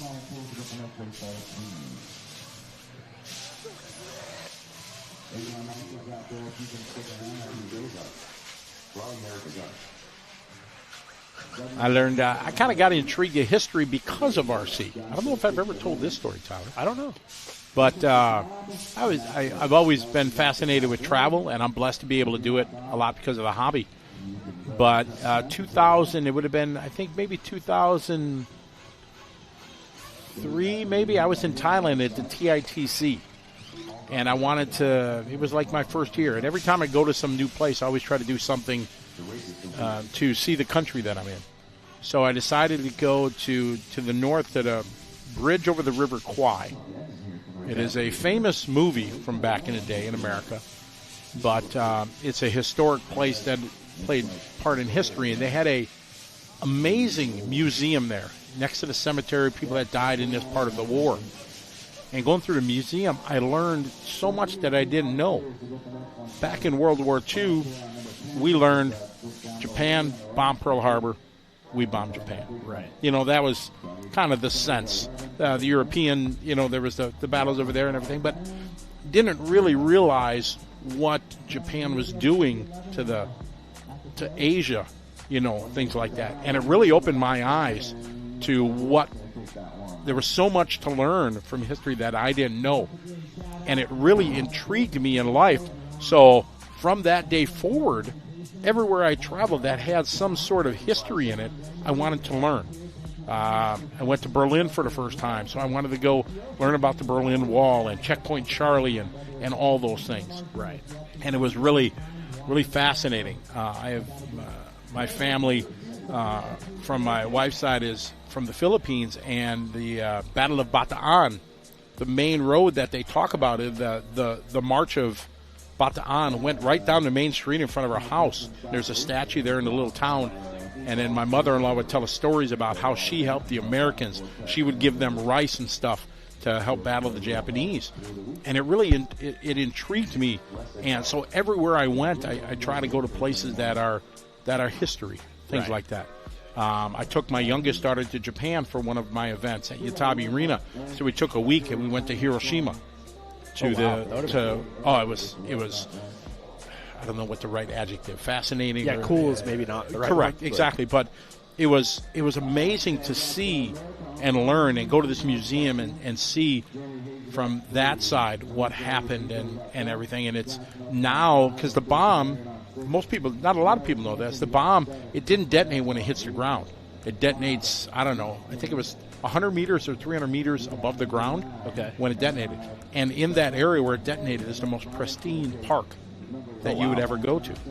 And the church there, the ruins of it are still standing. And you go to this and you just, it's, I don't know what the right word is, but it's just breathtaking to learn and see all that. So it really engaged me to see more history. I was doing a race in Vienna many years ago we had an EOS, and it was, Sunday was forecast 1,000% rain. Right. Sunday wasn't going to RC race. So we moved everything up to Friday and Saturday to kind of wrap it up because we knew Sunday was going to be a wash. So I was with my good friend Oshin from Red RC.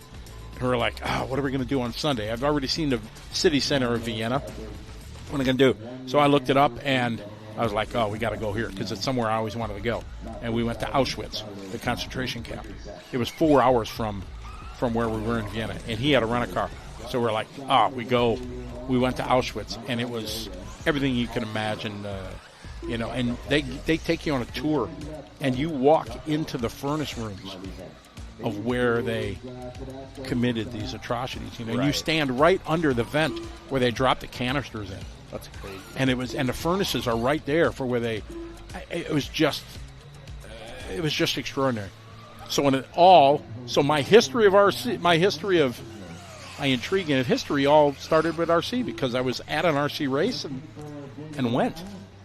So, yeah, there's a lot of places I still want to go, but that's more a story time with Scotty. Sorry I get on it, but hey, we got to talk about things in between races, right? All right, 40-plus E-buggy heat 2 of 2. Josh Nelson threw down a 7.502. Scott Foy, yes, it is. I mentioned about doing less commentating and stuff like that and having more Scotty time. I definitely want to do a nice long trip to Washington, D.C., see all the museums, go to the Smithsonian, the Air and Space Museum. That's a week that's going to happen for sure. The Dirt Lone Star Challenge, May 7 through 10. There we go.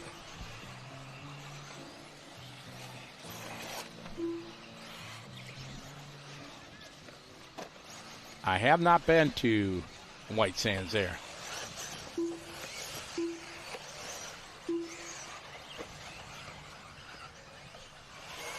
I'm going to start speaking some Texas twang. Truganeer, Heads Up Racing, it's a big part of Dirt Oval. Dirt Oval, we do that all the time. You run 3 qualifiers, you run heat races, and your goal to get for the heat race just to get to the front. And then we base in Dirt Oval a lot of the races. You base, top guys are based on your points. If you win a heat race, you get 1 point. If you're second in a heat race, you get 2. Third in a heat race, you get 3. And then we add up the points, and the guys with the lowest point make the A feature. So it's definitely gotten legs in the Dirt Oval world. Whether it would be in 10 scale or 8 scale buggy, I do not know.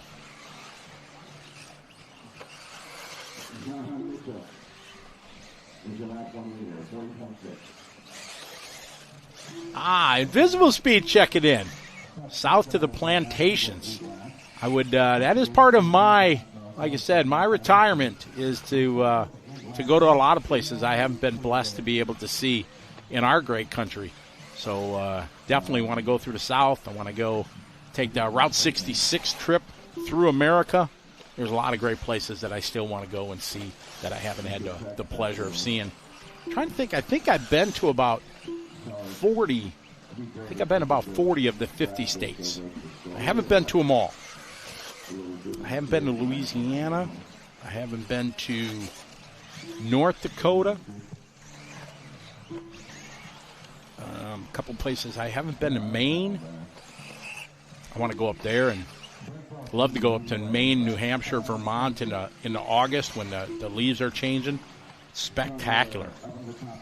So there's lots that I want to see in life for sure, that I need to see, and Lord willing, I still got some years ahead of me. We follow Richard Saxton around the track in the red on yellow black wing. The King. King's been part of 8-scale race for so long. He was the organizer of 2000 Worlds in Las Vegas. Throbbing Brain, who won the 2000 Worlds? No point needed to be made by any means. I think you can educate yourself every day. You can learn more. I think there's a lot of people, no matter what nation you are, you never get to see everything that is famous or historical spots or amazing places to see in so many countries. But I've been blessed. I've been to all 7 continents, and I'm probably one of not many people that can say that. So it's I've been blessed to have been everywhere, been all continents in this amazing world. I've gotten to race RC in most of them. Seen a lot of stuff. Got a lot of stamps in my passport. Been to 46 countries around the world now. BT out front, trying to take this one from Saxton, Ciccarillo. Those were the 3 that were top in qualifying round number 1. We're running 3 rounds today. We stay in with Saxton. Saxton's still on point. Still a lot of places I want to go. A bunch of places still in Europe that I haven't been able to go to.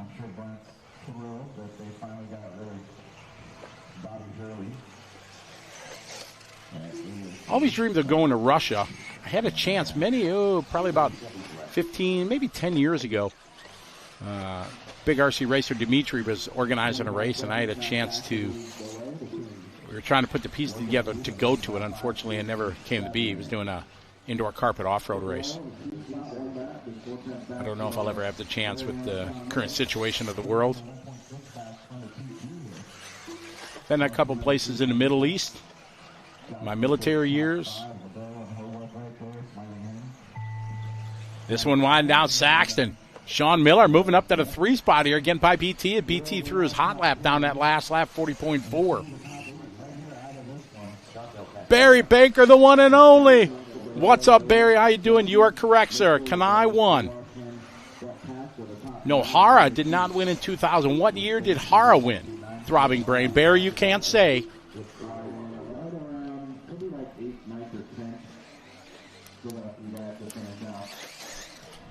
Winding down the King, Saxton. Going to go 8-lap 5:28, just in front of Ciccarillo, 0.5 between him and Chicky. Sean and Brent, they got a dogfight here to the line. Pretty much even on the track.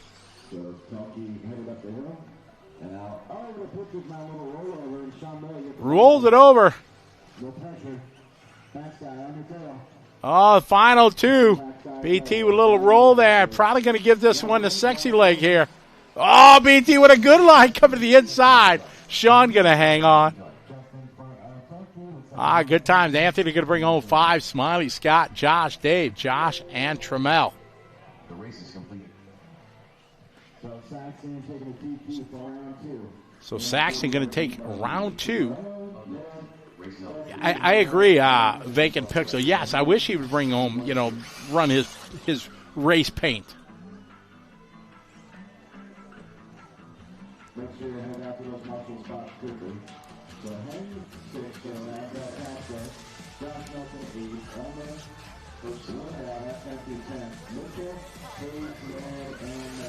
Victory lane, correct. Har was 2008. One of the greatest World Championship battles. It was fantastic. Trury was the class of the field.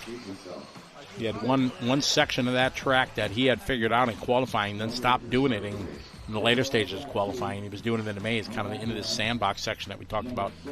And that was the first big race, 2008, for LiveRC.com. That's when Eric became a superstar. Drove the satellite truck. Internet died in Charlotte. We had no internet. So Brandon put his thinking cap on, found a satellite truck like they use in the news. Eric flew to Ohio, drove the satellite truck back to Charlotte so we could have internet. And it was the beginning of what we do here now. And yeah, that was a crazy time. That was the beginning of the Charlie and Scotty show. It was our first one together, and we talk about Hara. Hara wasn't even in the conversation for the first, I don't know, memory's the second thing to go, right? So I would say first 20 minutes, maybe. We said Hara's name only when we were reading the overall. But then fuel economy became a big part. Masayuki Miura is the mechanic, longtime friend of Asushi Hara.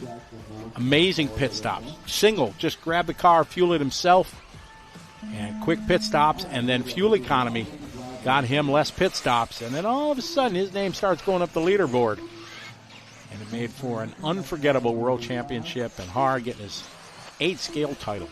Pretty amazing.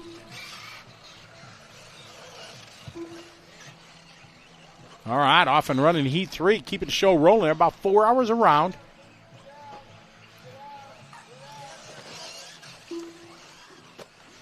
Mike Burby, how are you? Good to welcome to the party. Looks like Brian Carroll checking in from Ireland. We got an Ireland sighting. Welcome to Paris, California. DNC coverage here on LiveRC.com, courtesy of J Concepts and A-Main Hobbies. All right. JCC. 3 initials for the start. He's out front. Fastest here on the opening lap. Now Paul Schultz. Schultz moves to the top. 44.6. Over that hip jump they go. Into the 4-pack. Nice double. Doubling out. Quick 5-minute races. All right, so Tad leading the way here on lap 1 of 43.4. Watch the front double.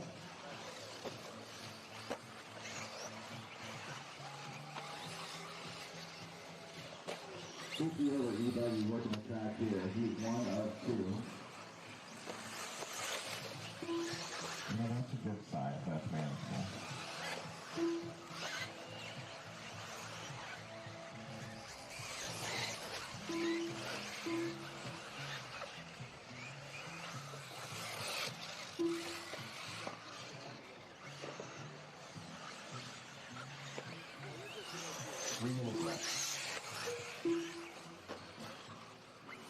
Yeah, there you go.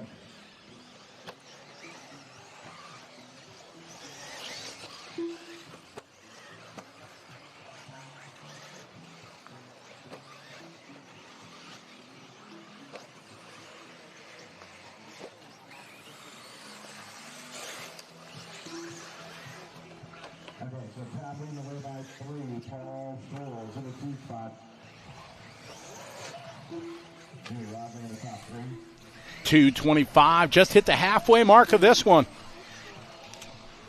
Round number 2 of qualifying here. This is 50 plus. Us old guys. Rob Jackson, how you doing, Rob? Yes, that was an awesome one. Roarnats, Thunder Alley. That's a great one. I was there announcing my daughter went to race, and I would jump out of the booth to go pit. She was running Losi back then. And after, like, the second pit stop, all the Losi guys are like, Scotty, just stay in the booth. We got this. So Chris and all the guys were like, just stay away.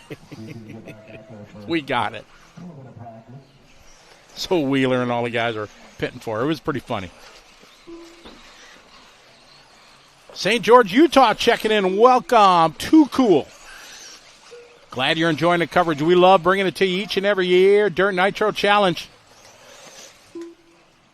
Great turnout. Bunch of international. Got the World Championships coming to America later this year. You were correct, Tyler. In May is when the Lone Star is.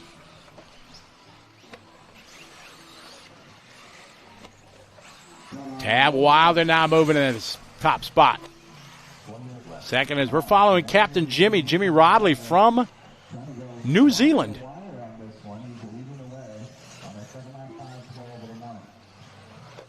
That was a train wreck, Rob. Worrying about my daughter when she was running. I think she was whatever main she was is. I was like, yeah, I'm the worst announcer when my daughter's racing. I'll be the first to admit that. I'm terrible. Back home at trackside, I would relieve myself of duty and I wouldn't announce because I was too strict on it when she raced. When she was, if she'd give somebody the elbow, make a pass, make contact, I would just be too firm on rules and everything. So I had to step out of the booth so she had a fair chance. Tab, Jamie, followed by JCC. Jesse Rodriguez just doing his hot lap there, 43-1.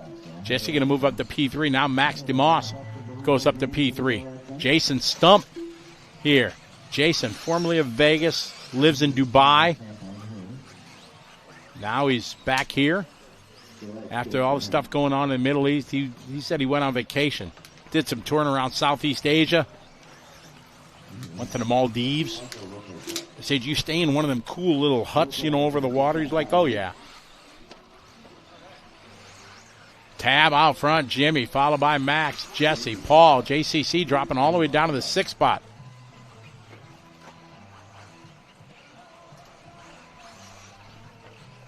We're in overtime. Ladies and gentlemen, he's back.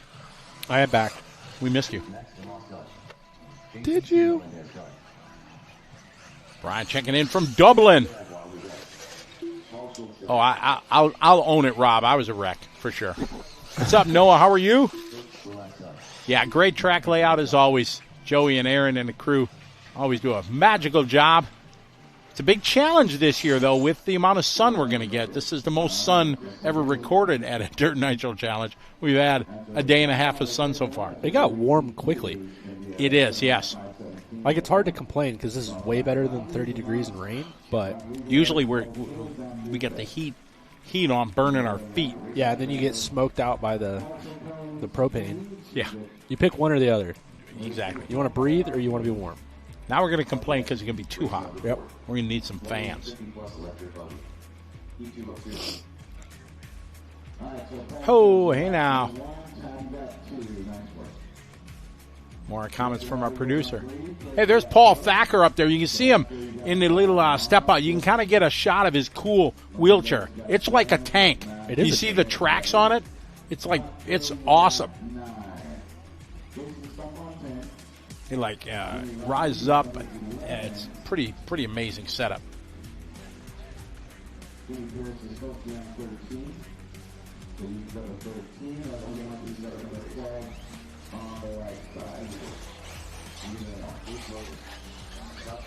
All right. This is our grid lineup here for Heat 2 of 2, 50-plus E-buggy. KD checking in from Bermuda. Going to add Bermuda to the list for sure.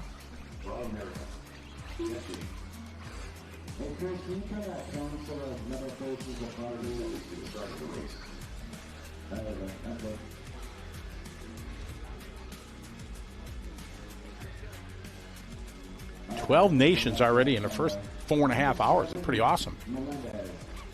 Hey, Joseph, ¿cómo está, pare? Checking in from Manila. We're going to add the Philippines to the list. I get to go back to the Philippines for racing next year. We'll be back in Manila. Why are you not going this year? The land where the facility was donated by a family that is in real estate and everything. And they have a big condo project there, like 5 condo towers. It's a massive complex. Okay. You know, like 40-story condos, and they're in their final phase of building. They got 3 towers up, and they're building a 4th, and that's where the land is, where the off-road track is. So they've given it to us for more than 10 years. Okay. And they finally said, you know, we really need it back. Yeah, we got to get it back. So to the Ortigas Corporation, thank you very much. We appreciate it. So we're building a new. We're building. I'm not building, but somebody's building. The kind guys in the Philippines are building a track. One of the guys' family owns a golf course resort, and there's property off to the side that they're going to do it. So we're going to be able to. They got a pool and a golf course, and there's going to be RC track. So we have to go early so we can get our golf in, get our suntan by the pool.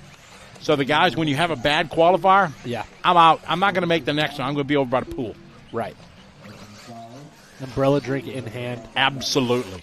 For sure. Shooting golf balls. Yeah, for about $1.08. Whoa. Yeah. You need to come Philippines. Okay. Yeah. You could talk me into that a lot more than you could with Australia. Yeah. Again, Australians, it's not you. It's your country. Don't take it personal. Yeah. No, it's not the country. Not the country. It's the deadly animals that reside in said country. Yeah, proximity to animals. Yes. You'd be swimming in the ocean, the stingray kills you. Yeah. You just never know.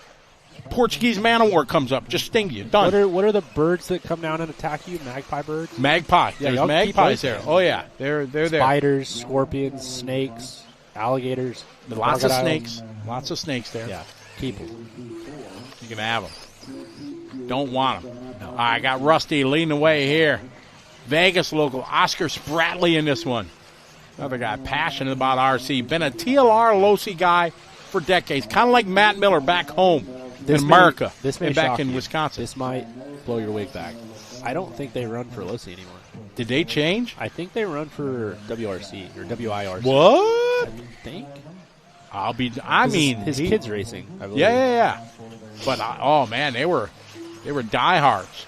Be interesting. Felt the shift, dude. You know, they stopped running those. The earth just spun yes. on its axis. KY checking in. KTY Outback RC Rock Crawler checking in from Perth, Western Australia, 3:30 in the morning. Welcome. Go to bed. Thank you for the watching. Yeah, he wants to hear the sultry sounds of Tyler and Scotty. Yeah, right. Watch some great racing. We got Chickarillo leading this one. He might wrap this up. Who got 40 plus? Saxton got this one. So is that? So no, because I think Chicky got the first one. I think in 40 plus, or did Telke? I don't know. I don't think it was Telke. Man, if there was only way to find out.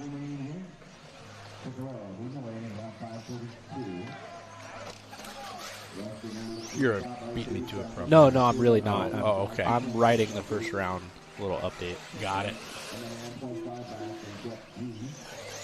Jumped out, got a photo with Mayfield, and got a photo of Camden earlier. What do we got? E-buggy 50 plus. Chicky got a 0. Rusty got a 2. Chicky was pretty checked out gone in this one. He was 15-ish seconds. Well, this was 50 plus. What about 40 plus? Yeah, 40 plus. You go to 40 plus E-buggy. Saxton. Got Saxton. So oh, you are correct. See, that's why. So Saxton locked it down. 2 TQs. So we're about to be locked. If Chicky can hold on to this, we're locked in the first 2.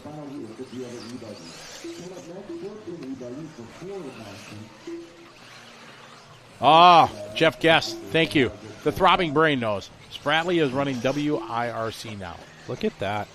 I know. Victory Lane's got it too, yes. I pay attention on the internet. I am chronically online.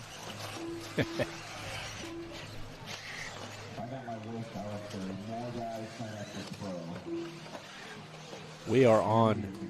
Following the one and only Jay Smoker. Mr. Smoker. Mr. Smoker on the line. Incorporated.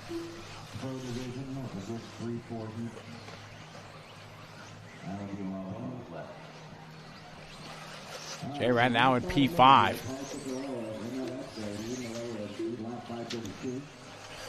Scott Petticourt in this one. Long-time RC. Passionate about it. He's run everything RC. Everything? Pretty much so. You know, I've run pretty much all form of RC except competitive rock crawling. I've never done that. And I didn't run competitive monster trucks. You know what could potentially get me down to Australia? No, what's that?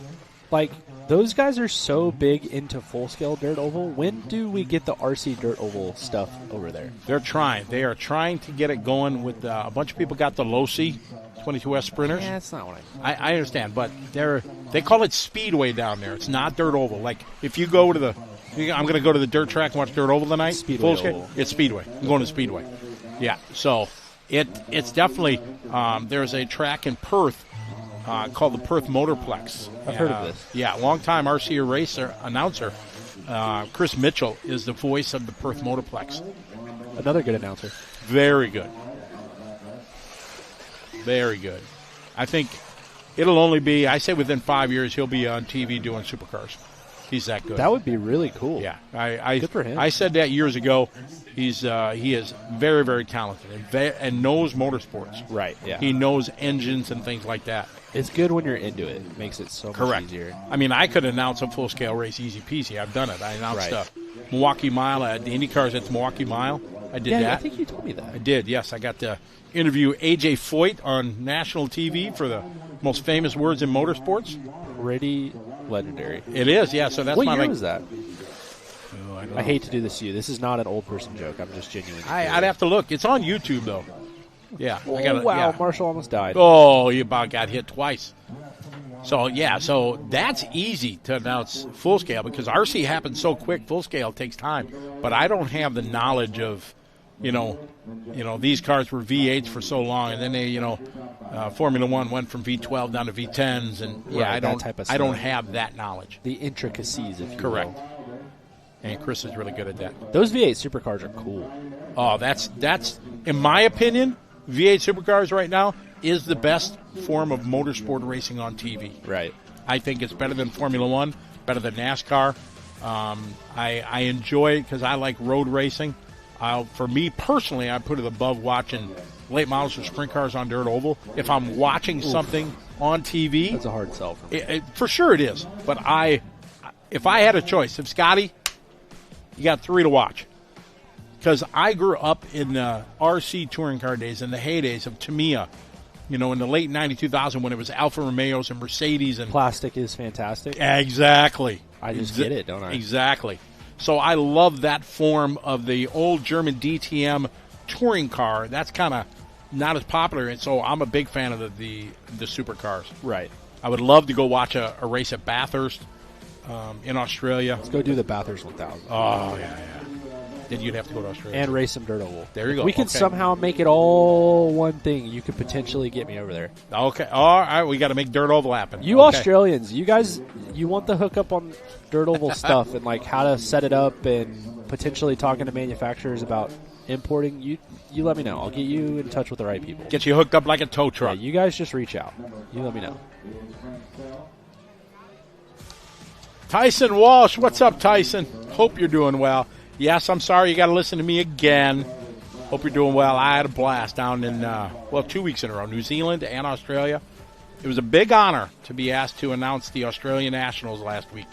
That's a pretty big thing, and people they scoff at it when I say it, but every country's national champion, that's their biggest event, and something that's people are proud. If you can say you're a national champion, it's pretty big. So to be able to ask to be part of that is pretty cool.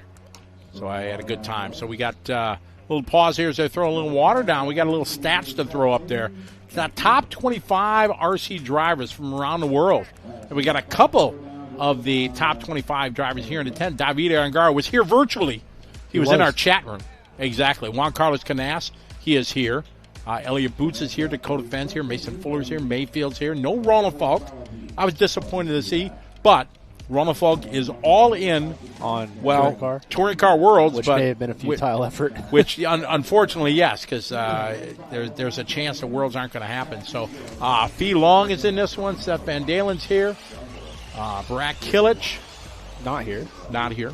Rivkin, Lutz, Figueredo, Rose, Wiggins, Lime, Pariente, Wilson, and Contreras Jr. That's got to be 21 of 25? Pretty 20 close. of 25? Pretty awesome to see Frankie Contreras Jr. in it. Big fan. I've watched him grow up here at the DNC for so many years. And, yeah, pretty cool to see him in the top 25. That's pretty awesome. Savoya now cracking into that top 25. He's 21st overall. Outback says he worked Bathurst years ago. I am a big fan for sure. Just not passionate fan, like I couldn't name all the drivers and things like that, but I truly enjoy watching them. It's a spectacle. It truly is, and especially it's hardcore door-to-door racing. Oh, yeah. I mean, it's okay to lean on each other. Yeah, I'm into that. Yeah, it's really, really awesome. So I'm a big supercar fan. All right. We got Heat 1 of 4 Sportsman up. Watering crew is absolutely on it. I ain't going to lie. They're getting it done quick. Trying to keep it 4 hours around. They're trying to make it 8 to 8 today. If they make it done by 9, if they make 8 to 8, I might shed a tear. It's Jimmy's on it. He's one of the best. There's no doubt about it. If they make it 8 to 8, Brandon's buying us dinner, and he doesn't even know it yet. Oh, that's right, yes. Yeah, we got time to go to dinner. Somebody's got a company card here. Yeah, I'm sure there is. We'll make it happen. Right. I'm sure there's a steakhouse around here or something like that. Right? It's got to be. Exactly. There's definitely a pizza Fleming's place. or something like that. I didn't say it. I ain't going to be the first to say it. I got to be the first to say it? No. We'll let the throbbing brain probably bring it up. These RC companies that have started sending out product releases but telling you they want you to release it on a certain day, how about you just schedule your email to send out to me when you actually want it posted? Why is it on me? Is this a first world problem? Feels like a first world problem. It kind of is, Okay. yes. I don't think the throbbing brain has much... Maybe I'll shoulder that one. All right, we're off and running. Sportsman Electric Buggy, Heat 1 of 4. Justin Fassis on lap 1. Panchito Lopez Jr. going to move to the top of the board there, 44.5. Dazzle. The Pukekohe, New Zealand crew is doing well. Whoa. They've had lots of FaceTime. Captain Jimmy's been the biggest. He's been on a bunch. Hey, there's Jay Smoker out there.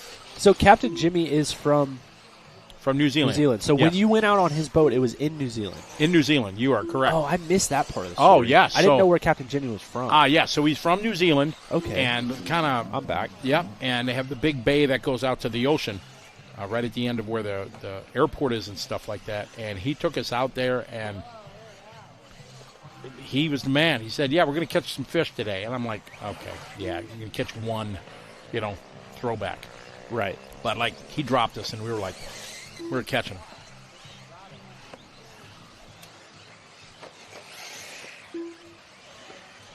So it was red snapper.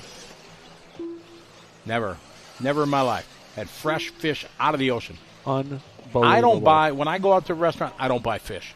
I've never had a good experience at a restaurant with fish. It's just not even remotely my favorite thing. No, it's not. And as corny as this sounds, it always tastes and smells fishy. And fish shouldn't. No, shouldn't. yeah. It No, I shouldn't. agree. And, I've done it numerous times, tried it, and I regret it every time. So when he said we're going to do this, I'm like, I had to play along. Oh, it was awesome. I'd do it again tomorrow. It was great. All right, Jose Valenzuela. I was worried I was going to say it wrong, and I probably will. No, but you got it. I did. It took me a couple tries. I heard you, so I'm going to ruin it. So, Jose, if you watch this, trust me, by the end of the broadcast, I will. We are trying our yes. best up here. It's hard Justin when you got Walker. 3 brain cells and 2 of them are already left the building. Yes, because of tire sauce. Because of tire sauce, for sure. Justin second. Grayson Foland into 3. Kyle Pacorba moving up to the 4. Ayrton DeMoss into the 5. 1 minute to go in this one.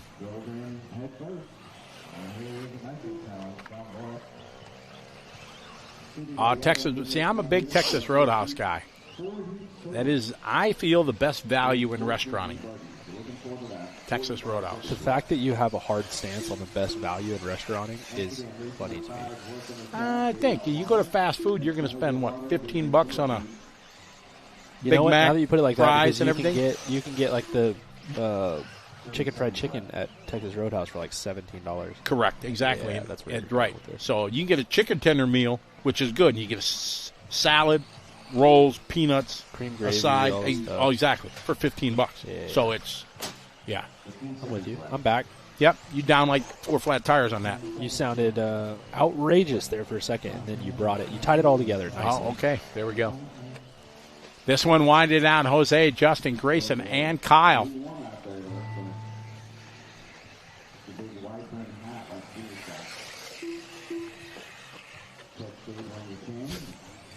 And so it begins in the chat room. It didn't take long. Oh, they picked up what I was. Yeah, they picked up what you were throwing down. Yes, exactly. Do you know how many people around the world bring this up? Really? It's crazy. It's me not liking Australia and you liking this beloved pizza place. Exactly. It's, yeah. Yeah. If they knew how much press we give them. It's almost like we play into our favorite hits every year just to perpetuate this nonsense. Yeah, yes, we do. Jose going to take this one, 7.5, 5:13.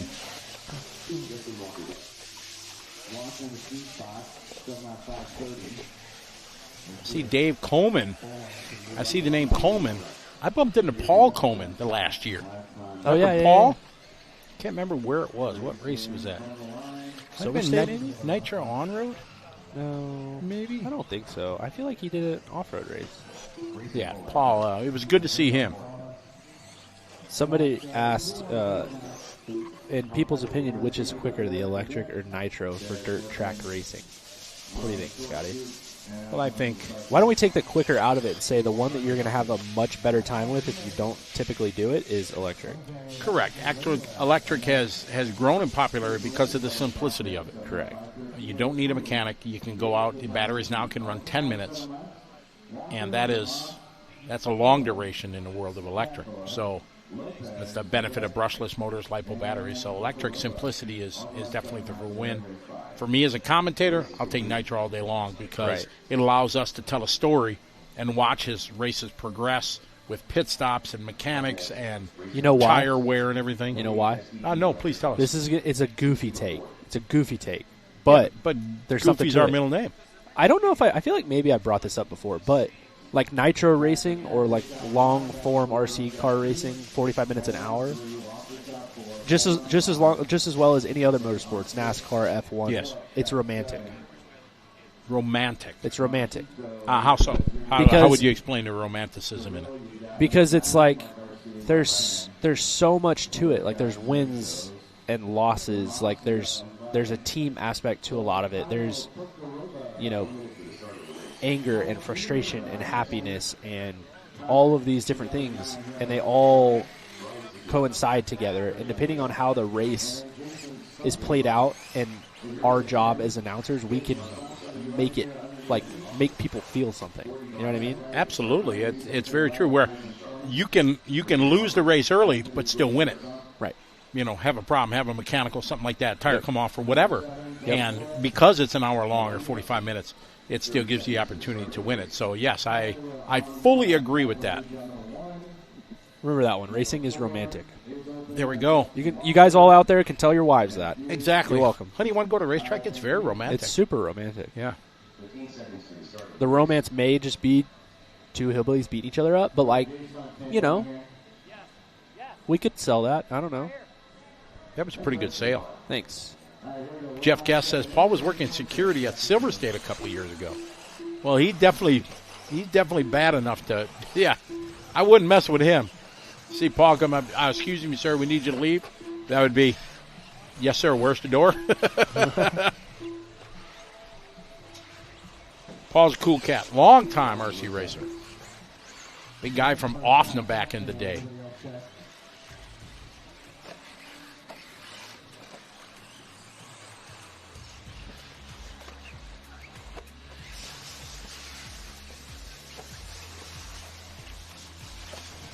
Correct. And I love pitting for 8 scale on road. We pit every 4 minutes, 3:45 to 4 minutes. In Dirt Oval, our races are 4 minutes. You're right, exactly.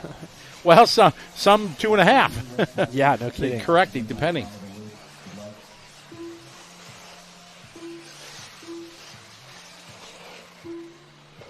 Battery changes, yes. We used to do that back in the day of electric oval. Really? Yeah, battery changes, yeah. Like there was a track down in Florida called Whippoorwill. Oh, you ever seen that? Yeah. And then the pan cars, these guys made, so there was a release in front of the bumper that you'd grab the bumper and you'd pull it, it would drop the battery out, and you slam a battery in. So it would be like a stick pack looking configuration, and you'd have the battery bars kind of just bent over on the top, so they'd make contact to that were mounted inside the car. So it was just, they would make contact, and you do quick pit stops. Wow. Oh, it was epic. Yeah, Whippoorwill, a legendary racetrack in RC World. Again, when you're on that rabbit hole at 2 a.m., look up Lake Whippoorwill, RC. Paul Wynn was big out there. That's how I learned about Whippoorwill. Paul Wynn, he's a big deal everywhere. He's very small. He's small, big but deal. he's big in stature. Yes. Exactly. There's a guy that's been in the industry forever. When did he and Adrian Martinez opened Schumacher USA in 97? I was 0. I was born maybe that 98. Year. One. And they were a big part, growth of Schumacher brand back in the day. And speaking of RC history and stuff, I went down that rabbit hole with the oval stuff just because there's so many of these guys that I don't know anything about. Mm-hmm. And it is a fail that I guess the dirtoval.com's forum got like hacked or something like that. Like you can't find any of the old history that used to be on there. Correct. And Nick Rank is he tries. He's trying to bring it back. Yeah, he is. He's able to then retire, and now he's passionate in RC and dirt oval, and he's got a history. He has the complete history in his basement of dirt oval cars. From I've heard that. First ones back in the early days before Custom Works, when Dieter made the Titan, and there was the Badger car back in the day, and the Kranz car. He just has the entire history in his basement, and he's working on trying to log it all and everything. And because it's sad that we just made fun of the open wheel earlier, but it's like I would love to go back and look at the results. You made fun of it. I didn't. Right, you're right. Yeah, exactly. I would love to go look at the results from 2000 through 2010, and you can't find it. Yeah, exactly. There was a guy back in the day. His name's Phil Cooper. Yes. And again, just the dominant one back in the like Nathan Dean kind of is, and Tyler Hooks are these days. Stop it. Just dominating. Phil Cooper was the man. A legend. Mark Corns was another one. Exactly. Just Peter D'Agnola. Do you know Peter D? I've heard the name. He was a carpet oval guy, right? Yeah. Mostly? It didn't matter. Didn't matter. Yeah, now he races drag cars like full scale, and he's cool. like the best in, I don't know, super stock or something like that. Nice. Goes down to Snowbirds, picks up a radio once a year, wins like 6L mod down to Snowbirds every year. Well, that's what I was, because I saw his name at Snowbirds. Yeah, he's unbelievably talented, and cool cat, great guy. Ben, and guys like him that just you don't hear about. And we got our first one, Scotty. I know you love seeing these comments. Sure, it would be nice if we followed the cars during qualifying. There we are. We're following cars. Absolutely. Yeah. We got cars on screen right here. Absolutely. Yeah, those lap times are right there. You can see everything that's going on. Lichtenberg out front, Santos second.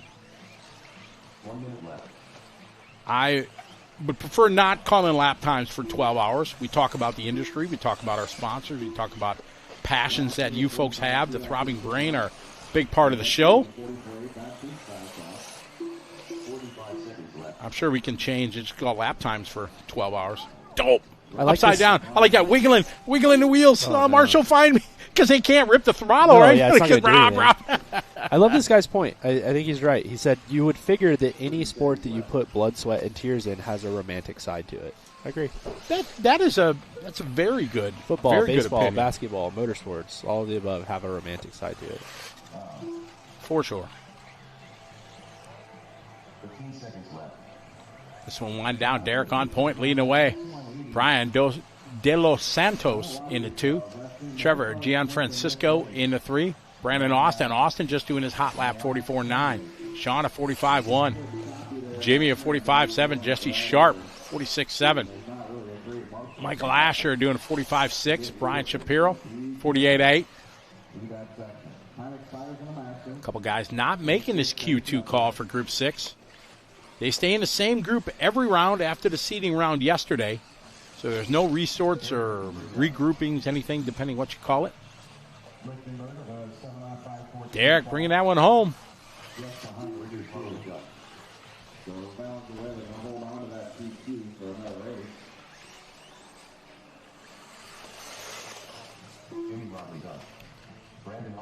It is tough to follow all the cars since they're only doing 6 or 7 laps, and there's arguably 12 to 15 cars. We try to mix up, try to follow the leader. So Valenzuela is going to hold on from the first heat through the second heat into the third heat as the provisional TQ. See how far he can go.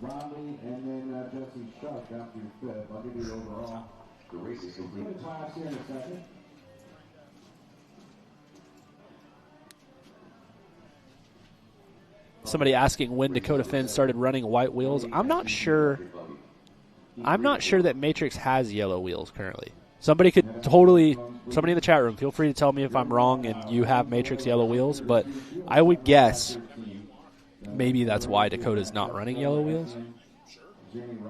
Maybe I'm very wrong.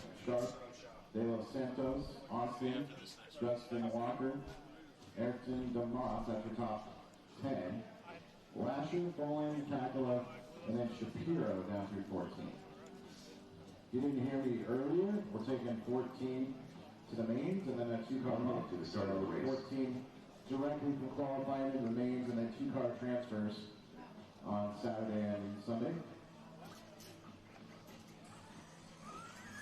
Number 11 is going to be Tony Ferris. 45 seconds to the start of the race. Awesome letters. There we go. I guess Matrix does have yellow wheels.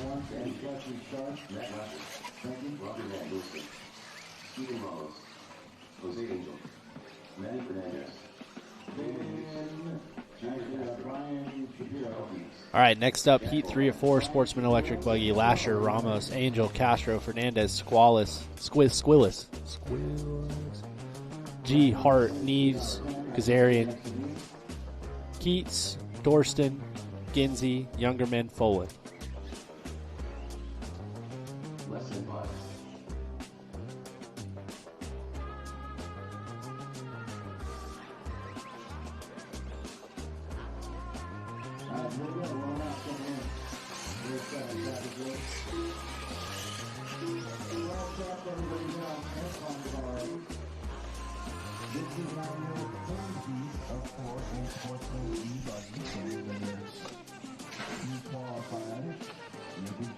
Running the track right now. And Bucky's on the right side. Bucky's on the right side. That's killing it.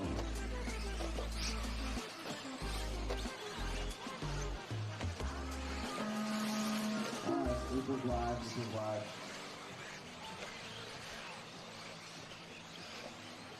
So, Sportsman guys.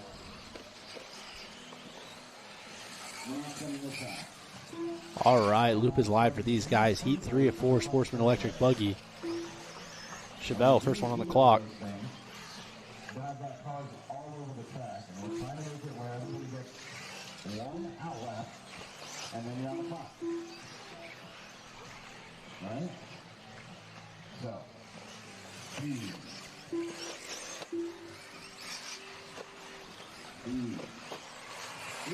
Sportsman guys. What's up?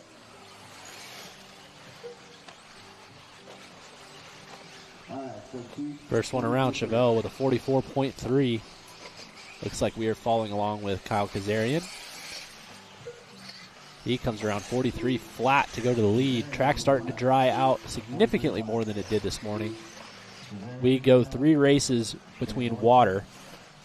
And this round they are watering 1 race after they would in the first round. And in the third round they will do 1 race after they did this round so that everybody gets a water heat, but only 1. No resorts, so it keeps that consistent. For those guys, throw water down immediately following race number 7. Race 7 is on the grid. So, race 8, your 8 qualifier, you guys get a nice wet track.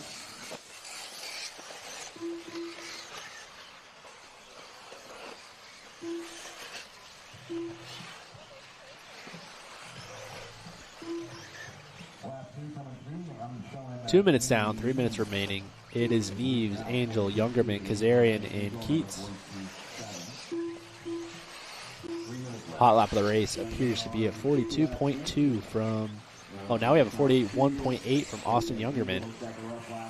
Top 8 drivers right now ahead of Jose Valenzuela.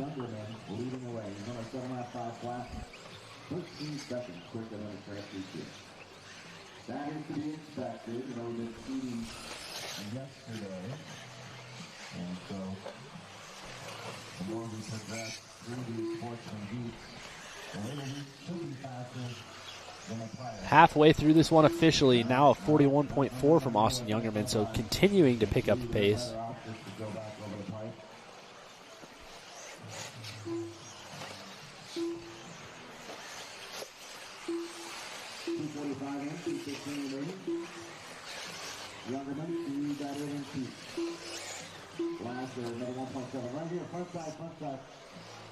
So it's Youngerman, Keats, Lasher, G, and Dorston now, top 5. Top 6 still ahead of the TQ from the previous run from Valenzuela. Thank you again to our sponsors. Title sponsor J Concept supporting A Main, as well as One Up Racing for sponsoring the race results, and Techno RC for the handy dandy corner cam.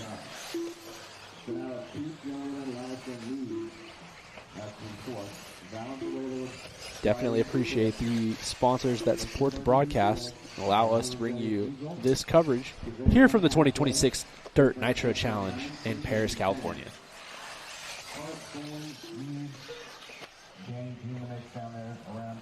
Austin Youngerman falling down to a 7-lap pace, still out front, ahead of Chevelle.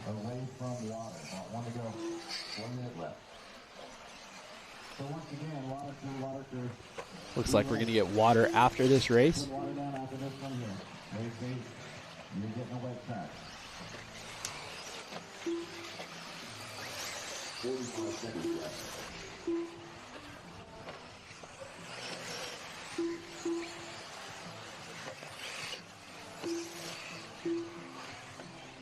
$30 seconds left in this one.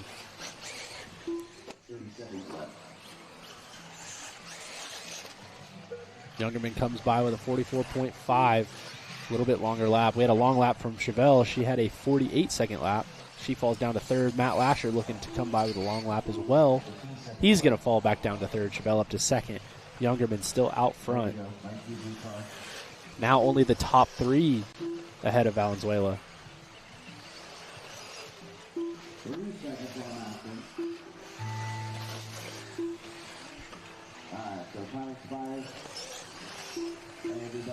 Oh, upside down for our leader.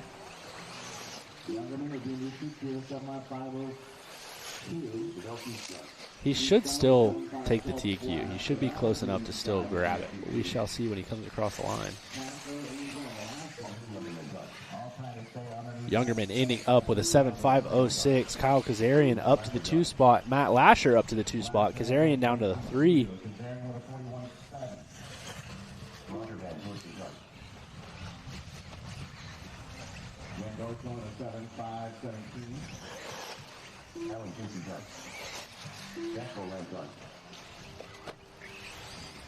Waiting for Junior Castro to finish. It looks like he might be having a long lap.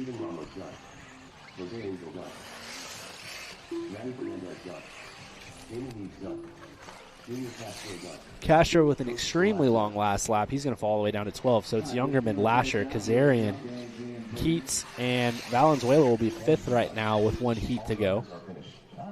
Nice job. All 15 finish out strong right there. I'll need you back in multiple spots.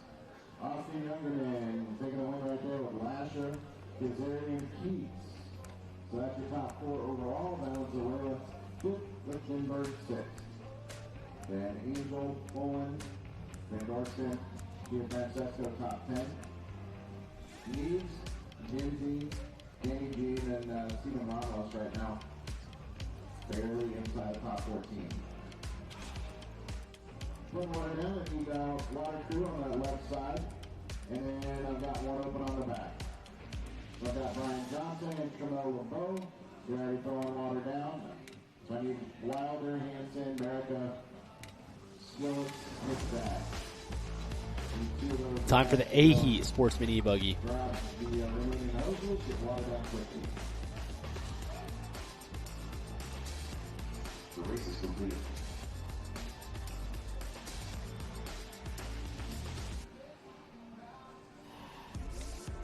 Up next, race number 8. 1-8 SVT electric buggy. P4 of 4.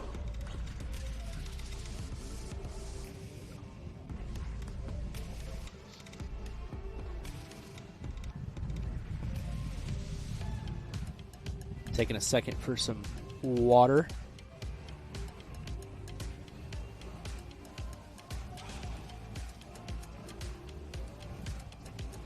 And we are going to take a second and throw it to a quick commercial from one of our great sponsors.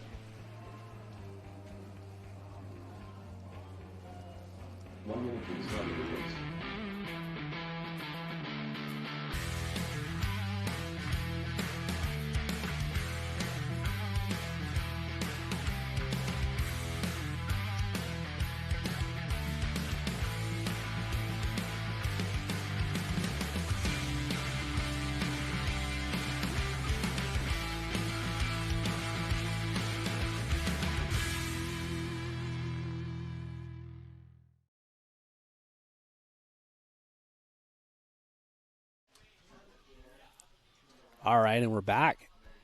Got these guys finishing up the water. It's getting quite hot now. Not something we have been able to say in the past couple of years, but the weather finally showing why they wanted to move this race to March.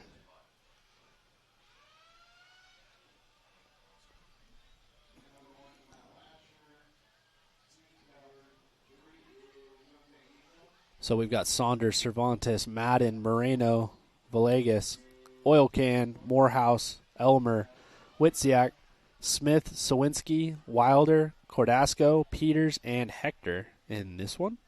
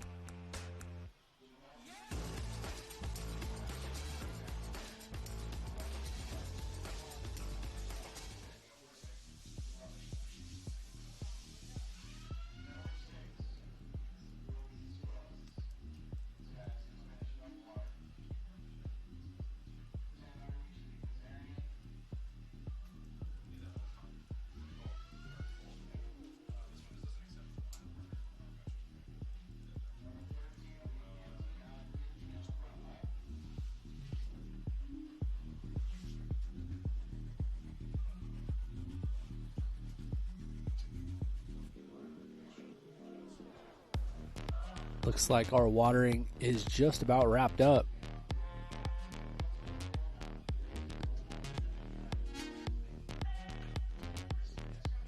Cars are finally on track. They're about to all run into each other as they go backwards down to the finish line.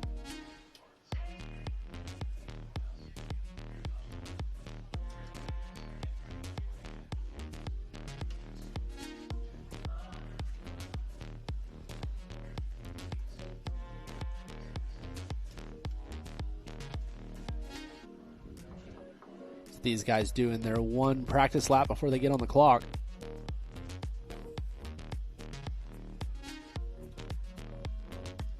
When is the DNC normal run? Normally, it used to be ran in February. Now they moved it to March, but February it was pretty much just consistently terrible weather. Now it's just sometimes terrible weather.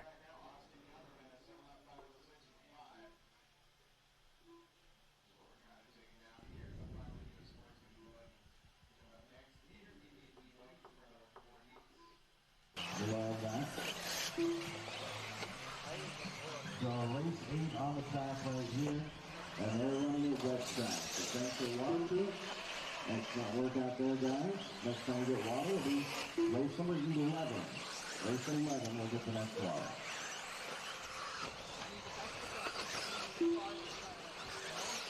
Edgar Moreno, the first one across the line. Cervantes, Elmer, so these guys coming across. Got quick laps to start. Cervantes, 41.9. Davis, 42 flat. Peters now 42.8. Front side, front side. Nobody coming after those guys. You got a little time. You're good. Thank you.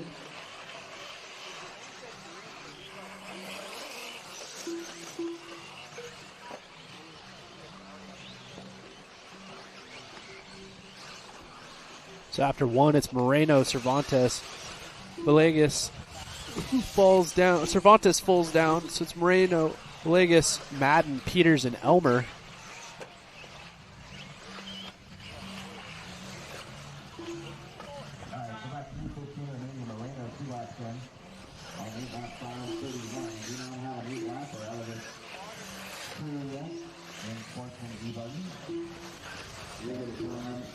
We've got something on 506, but right here I've got the top 7.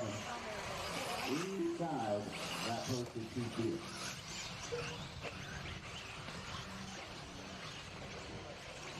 Oh, watch out. Right there. Right in the middle, right in the middle. Come for him. Thank you.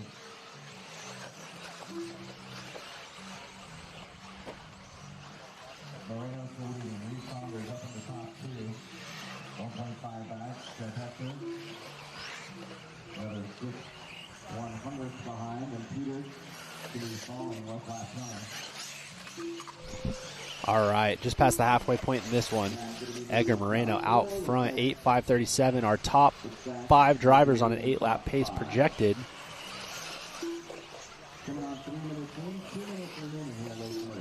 These guys down into the 41-second laps.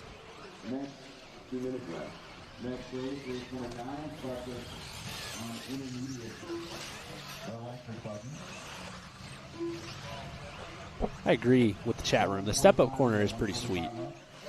Not going to lie on that one.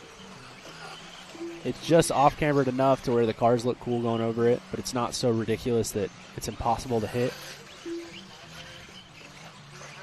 Cool obstacle. 1:30 left to go. Still Moreno, Madden, Witziak, Saunders, and Villegas. Austin Youngerman looking to go 4th for the round from the previous run. Jose Valenzuela from the first heat trying to get a top 10, looking at 11th right now. Now running second in Witziak and Cervantes and Madden. Down to 50, Higgins right there in the mix. 1 minute left. Another one right there, right there.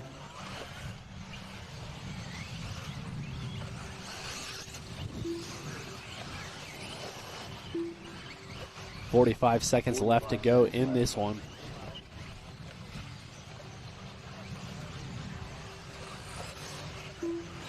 Working around the back techno corner section. Through the front straightaway. Marshall's getting a workout here in this A qualifier for Sportsman. These guys are trying to get after it. Probably a little bit more loaded up than when they ran in the morning. 15 seconds left.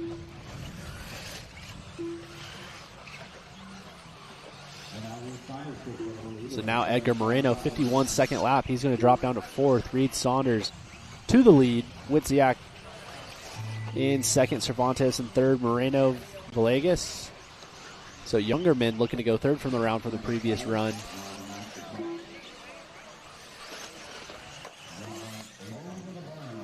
These guys, most of them moving on to their last lap.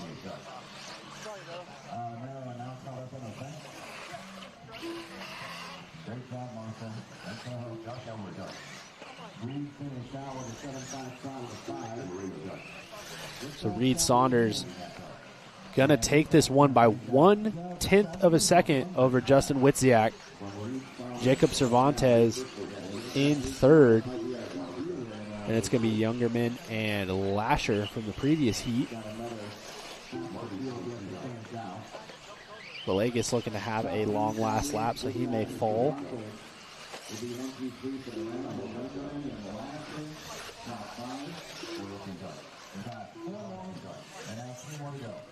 Kyle Madison finishes up with a 47-second lap in the 6th spot.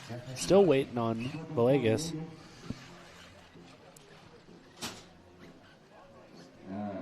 Uh-oh. Lost him. So again, Saunders, Widziak, Cervantes, top 3. Youngerman and Lasher, top 5. We are now into intermediate electric buggy. Clark, Paddock, Craig, Awad, Montminy, Navarro, Zeller, McCall, Martinez Jr., Z, Vince, Bartlett, Hoarth, and Rodriguez.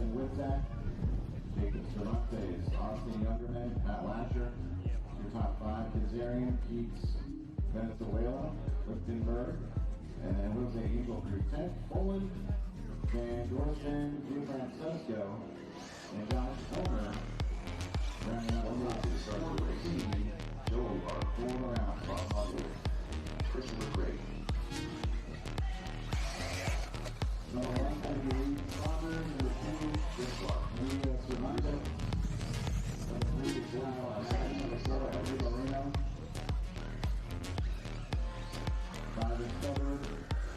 Anthony Holly, 6, 7, 8, 9. Felipe Martinez, with that. 30 seconds to the start of the race. Number 2, Cervantes, number 2, back up front. Reed Saunders, number 1. Next got Steven Smith on 10. Just about time for these guys to hit the track for their 1 warm-up lap. Drive Reed on 1 hit, drive Reed on 1. Thank you. Roll out, check in there.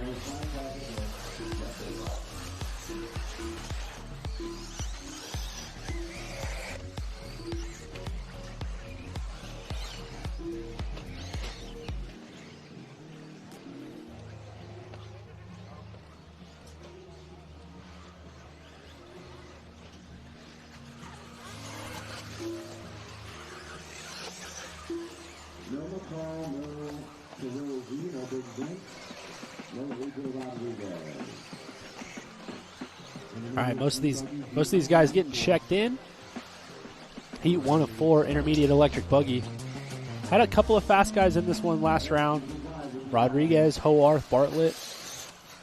Probably not where they would normally seed. Rodriguez not running a lap until today.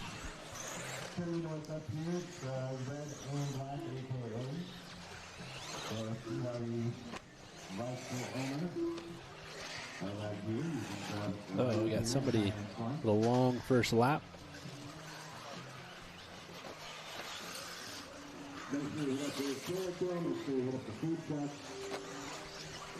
Stay right on site. You got everything that you need here. Oh, beautiful.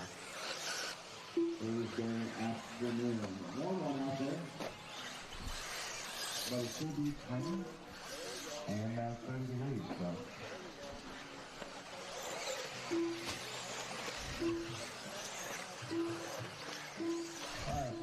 1 minute down, 4 minutes left to go.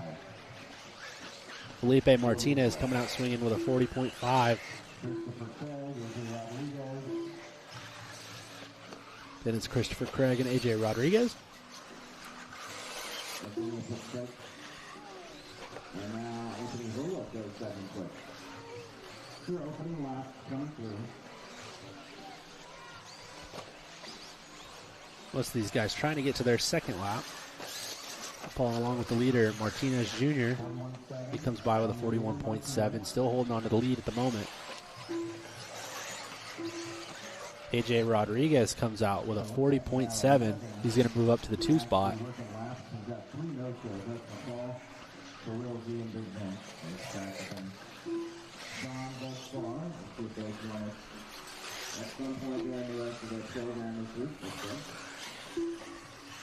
Hoarth with a 41.5. He's hanging on to third. Christopher Craig looks to be having a long lap.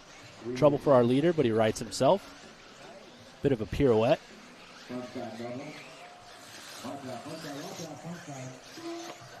Comes down the front straightaway. Still holding on to the lead, 41.3, even with a spin. Rodriguez by with a 41.2, so just 1/10 of a second behind our leader.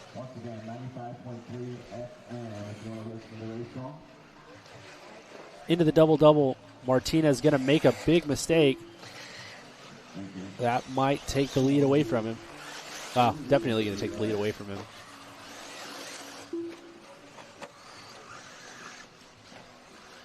Bartlett pops off a 40.9, trying to get rid of his first lap, a 43 flat, make up the difference.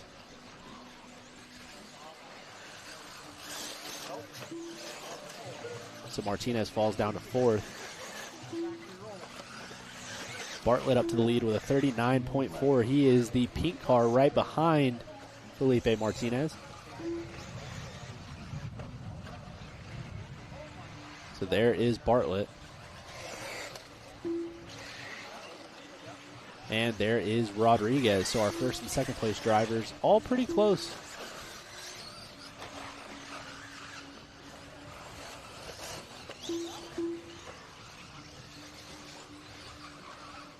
These guys working their way through the stutter bumps. Through the back double coming towards the front straightaway. AJ Rodriguez now to the point. 8.530. Dylan Bartlett in second, also on an 8.530, and Anthony Hoarth in third on an 8.532. 350 down, 110 left to go.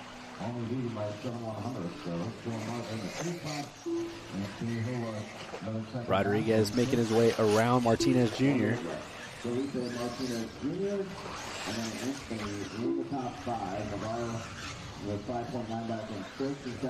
Guys working through the stutter bumps now. Over the double and into techno corner. Bartlett across with a 39.5, taking back the lead. Rodriguez comes by with his hot lap of 40.5. He is about a second behind Dylan Bartlett now. These guys so close. 30 seconds left.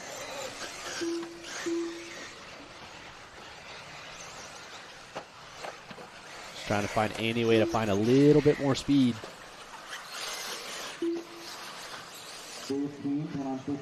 Around the back floater double. Separated by 0.9. Rodriguez can see Bartlett in front of him, so it's about trying to see if he can reel the gap in. 39.9 for Bartlett. New hot lap for Rodriguez, 39.7, still 8/10 of a second back. Hoarth still in third. Martinez Jr. and Paddock.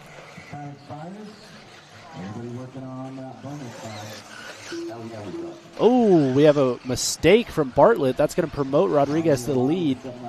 He got by him on the track, so if Bartlett wants the win in this heat, he has to get back by Rodriguez. These guys come from the same area. I doubt there will be too much. Ooh, never mind. He would have hit him if he could have. And Rodriguez upside down. So now Bartlett's probably going to take the win in this one. Rodriguez comes by the line, probably going to take second. Yep. So Bartlett with an 8.530, 44 on the last lap. Rodriguez with an 8.532, 45.9 on the last lap. Not going to be what either of those guys really wanted. Here's Anthony Hoarth. Oh, sorry, that was Drew Zeller. Hoarth coming by the line. Hopefully next. There he is, 41.6, finishes up third. So it's Bartlett, Rodriguez, Hoarth, Martinez Jr., and Paddock. Rodriguez, Anthony Hoarth, Felipe Martinez Jr., and then Anthony Paddock down through fifth. The race is completed. Quickly off the stand, back out to the track and marshal spots. If you would, turn marshal, thank you for the help out there. Race number 10. 1/8 INT electric buggy. E2 on board. Chris Clark on the line. Paddock, you got 2. Craig, you got 3. Ali, you got 4. Montmany, you got 5. Navarro's got 6. Sellers got 7. McCall, you're on 8. And from McCall,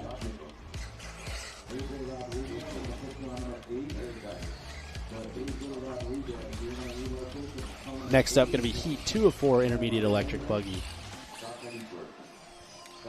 Belcastro, Boykin, Anthill, Bowman, Peters, Rudy, O'Connor, Mitchell, Zavas, Montmini, Dykes, Hansen, Petitclerc, and Lindo.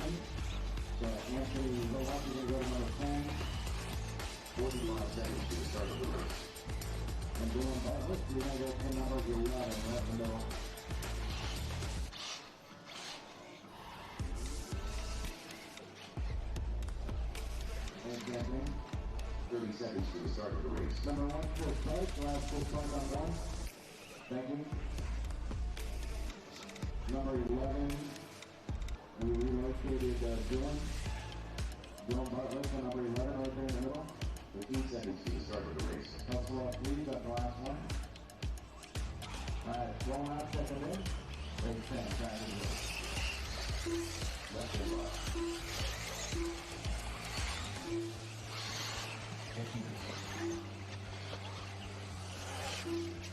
So Morehouse and Will Peters. Looks like we have some, or had some Australia in the last one.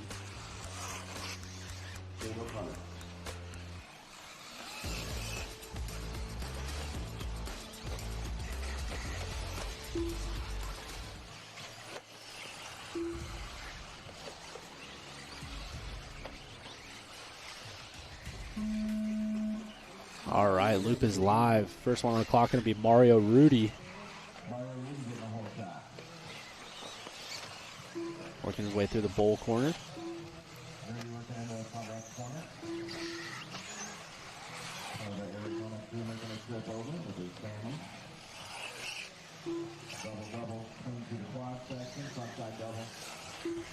So Mario trying to make it happen here.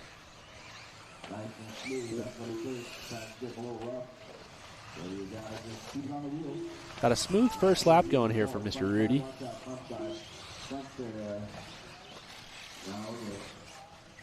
Looks like everybody gonna make the start except for maybe Nels. Mario Rudy coming out with a 40.8 quick lap.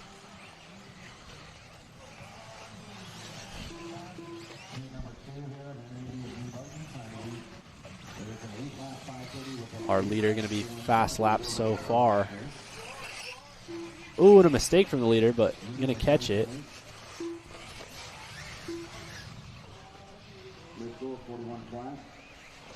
Josh Mitchell running in second, Anthill in third.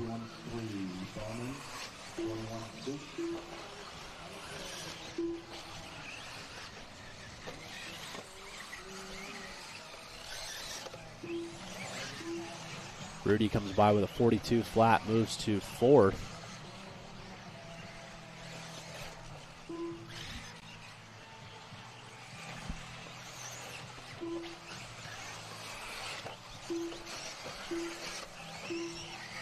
.145 down, 3:15 left to go. This race is in Paris, California. So about 45 minutes from the Ontario airport in California.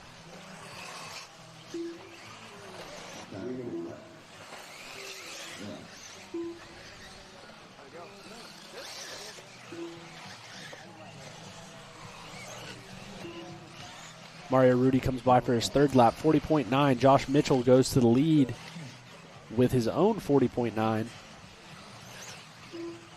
Sorry, that was Casey Bowman going to lead with 40.9. Josh Mitchell into second, Mario Rudy into third. Shane O'Connor, he's going to move to fourth. Ryder Anthill in fifth.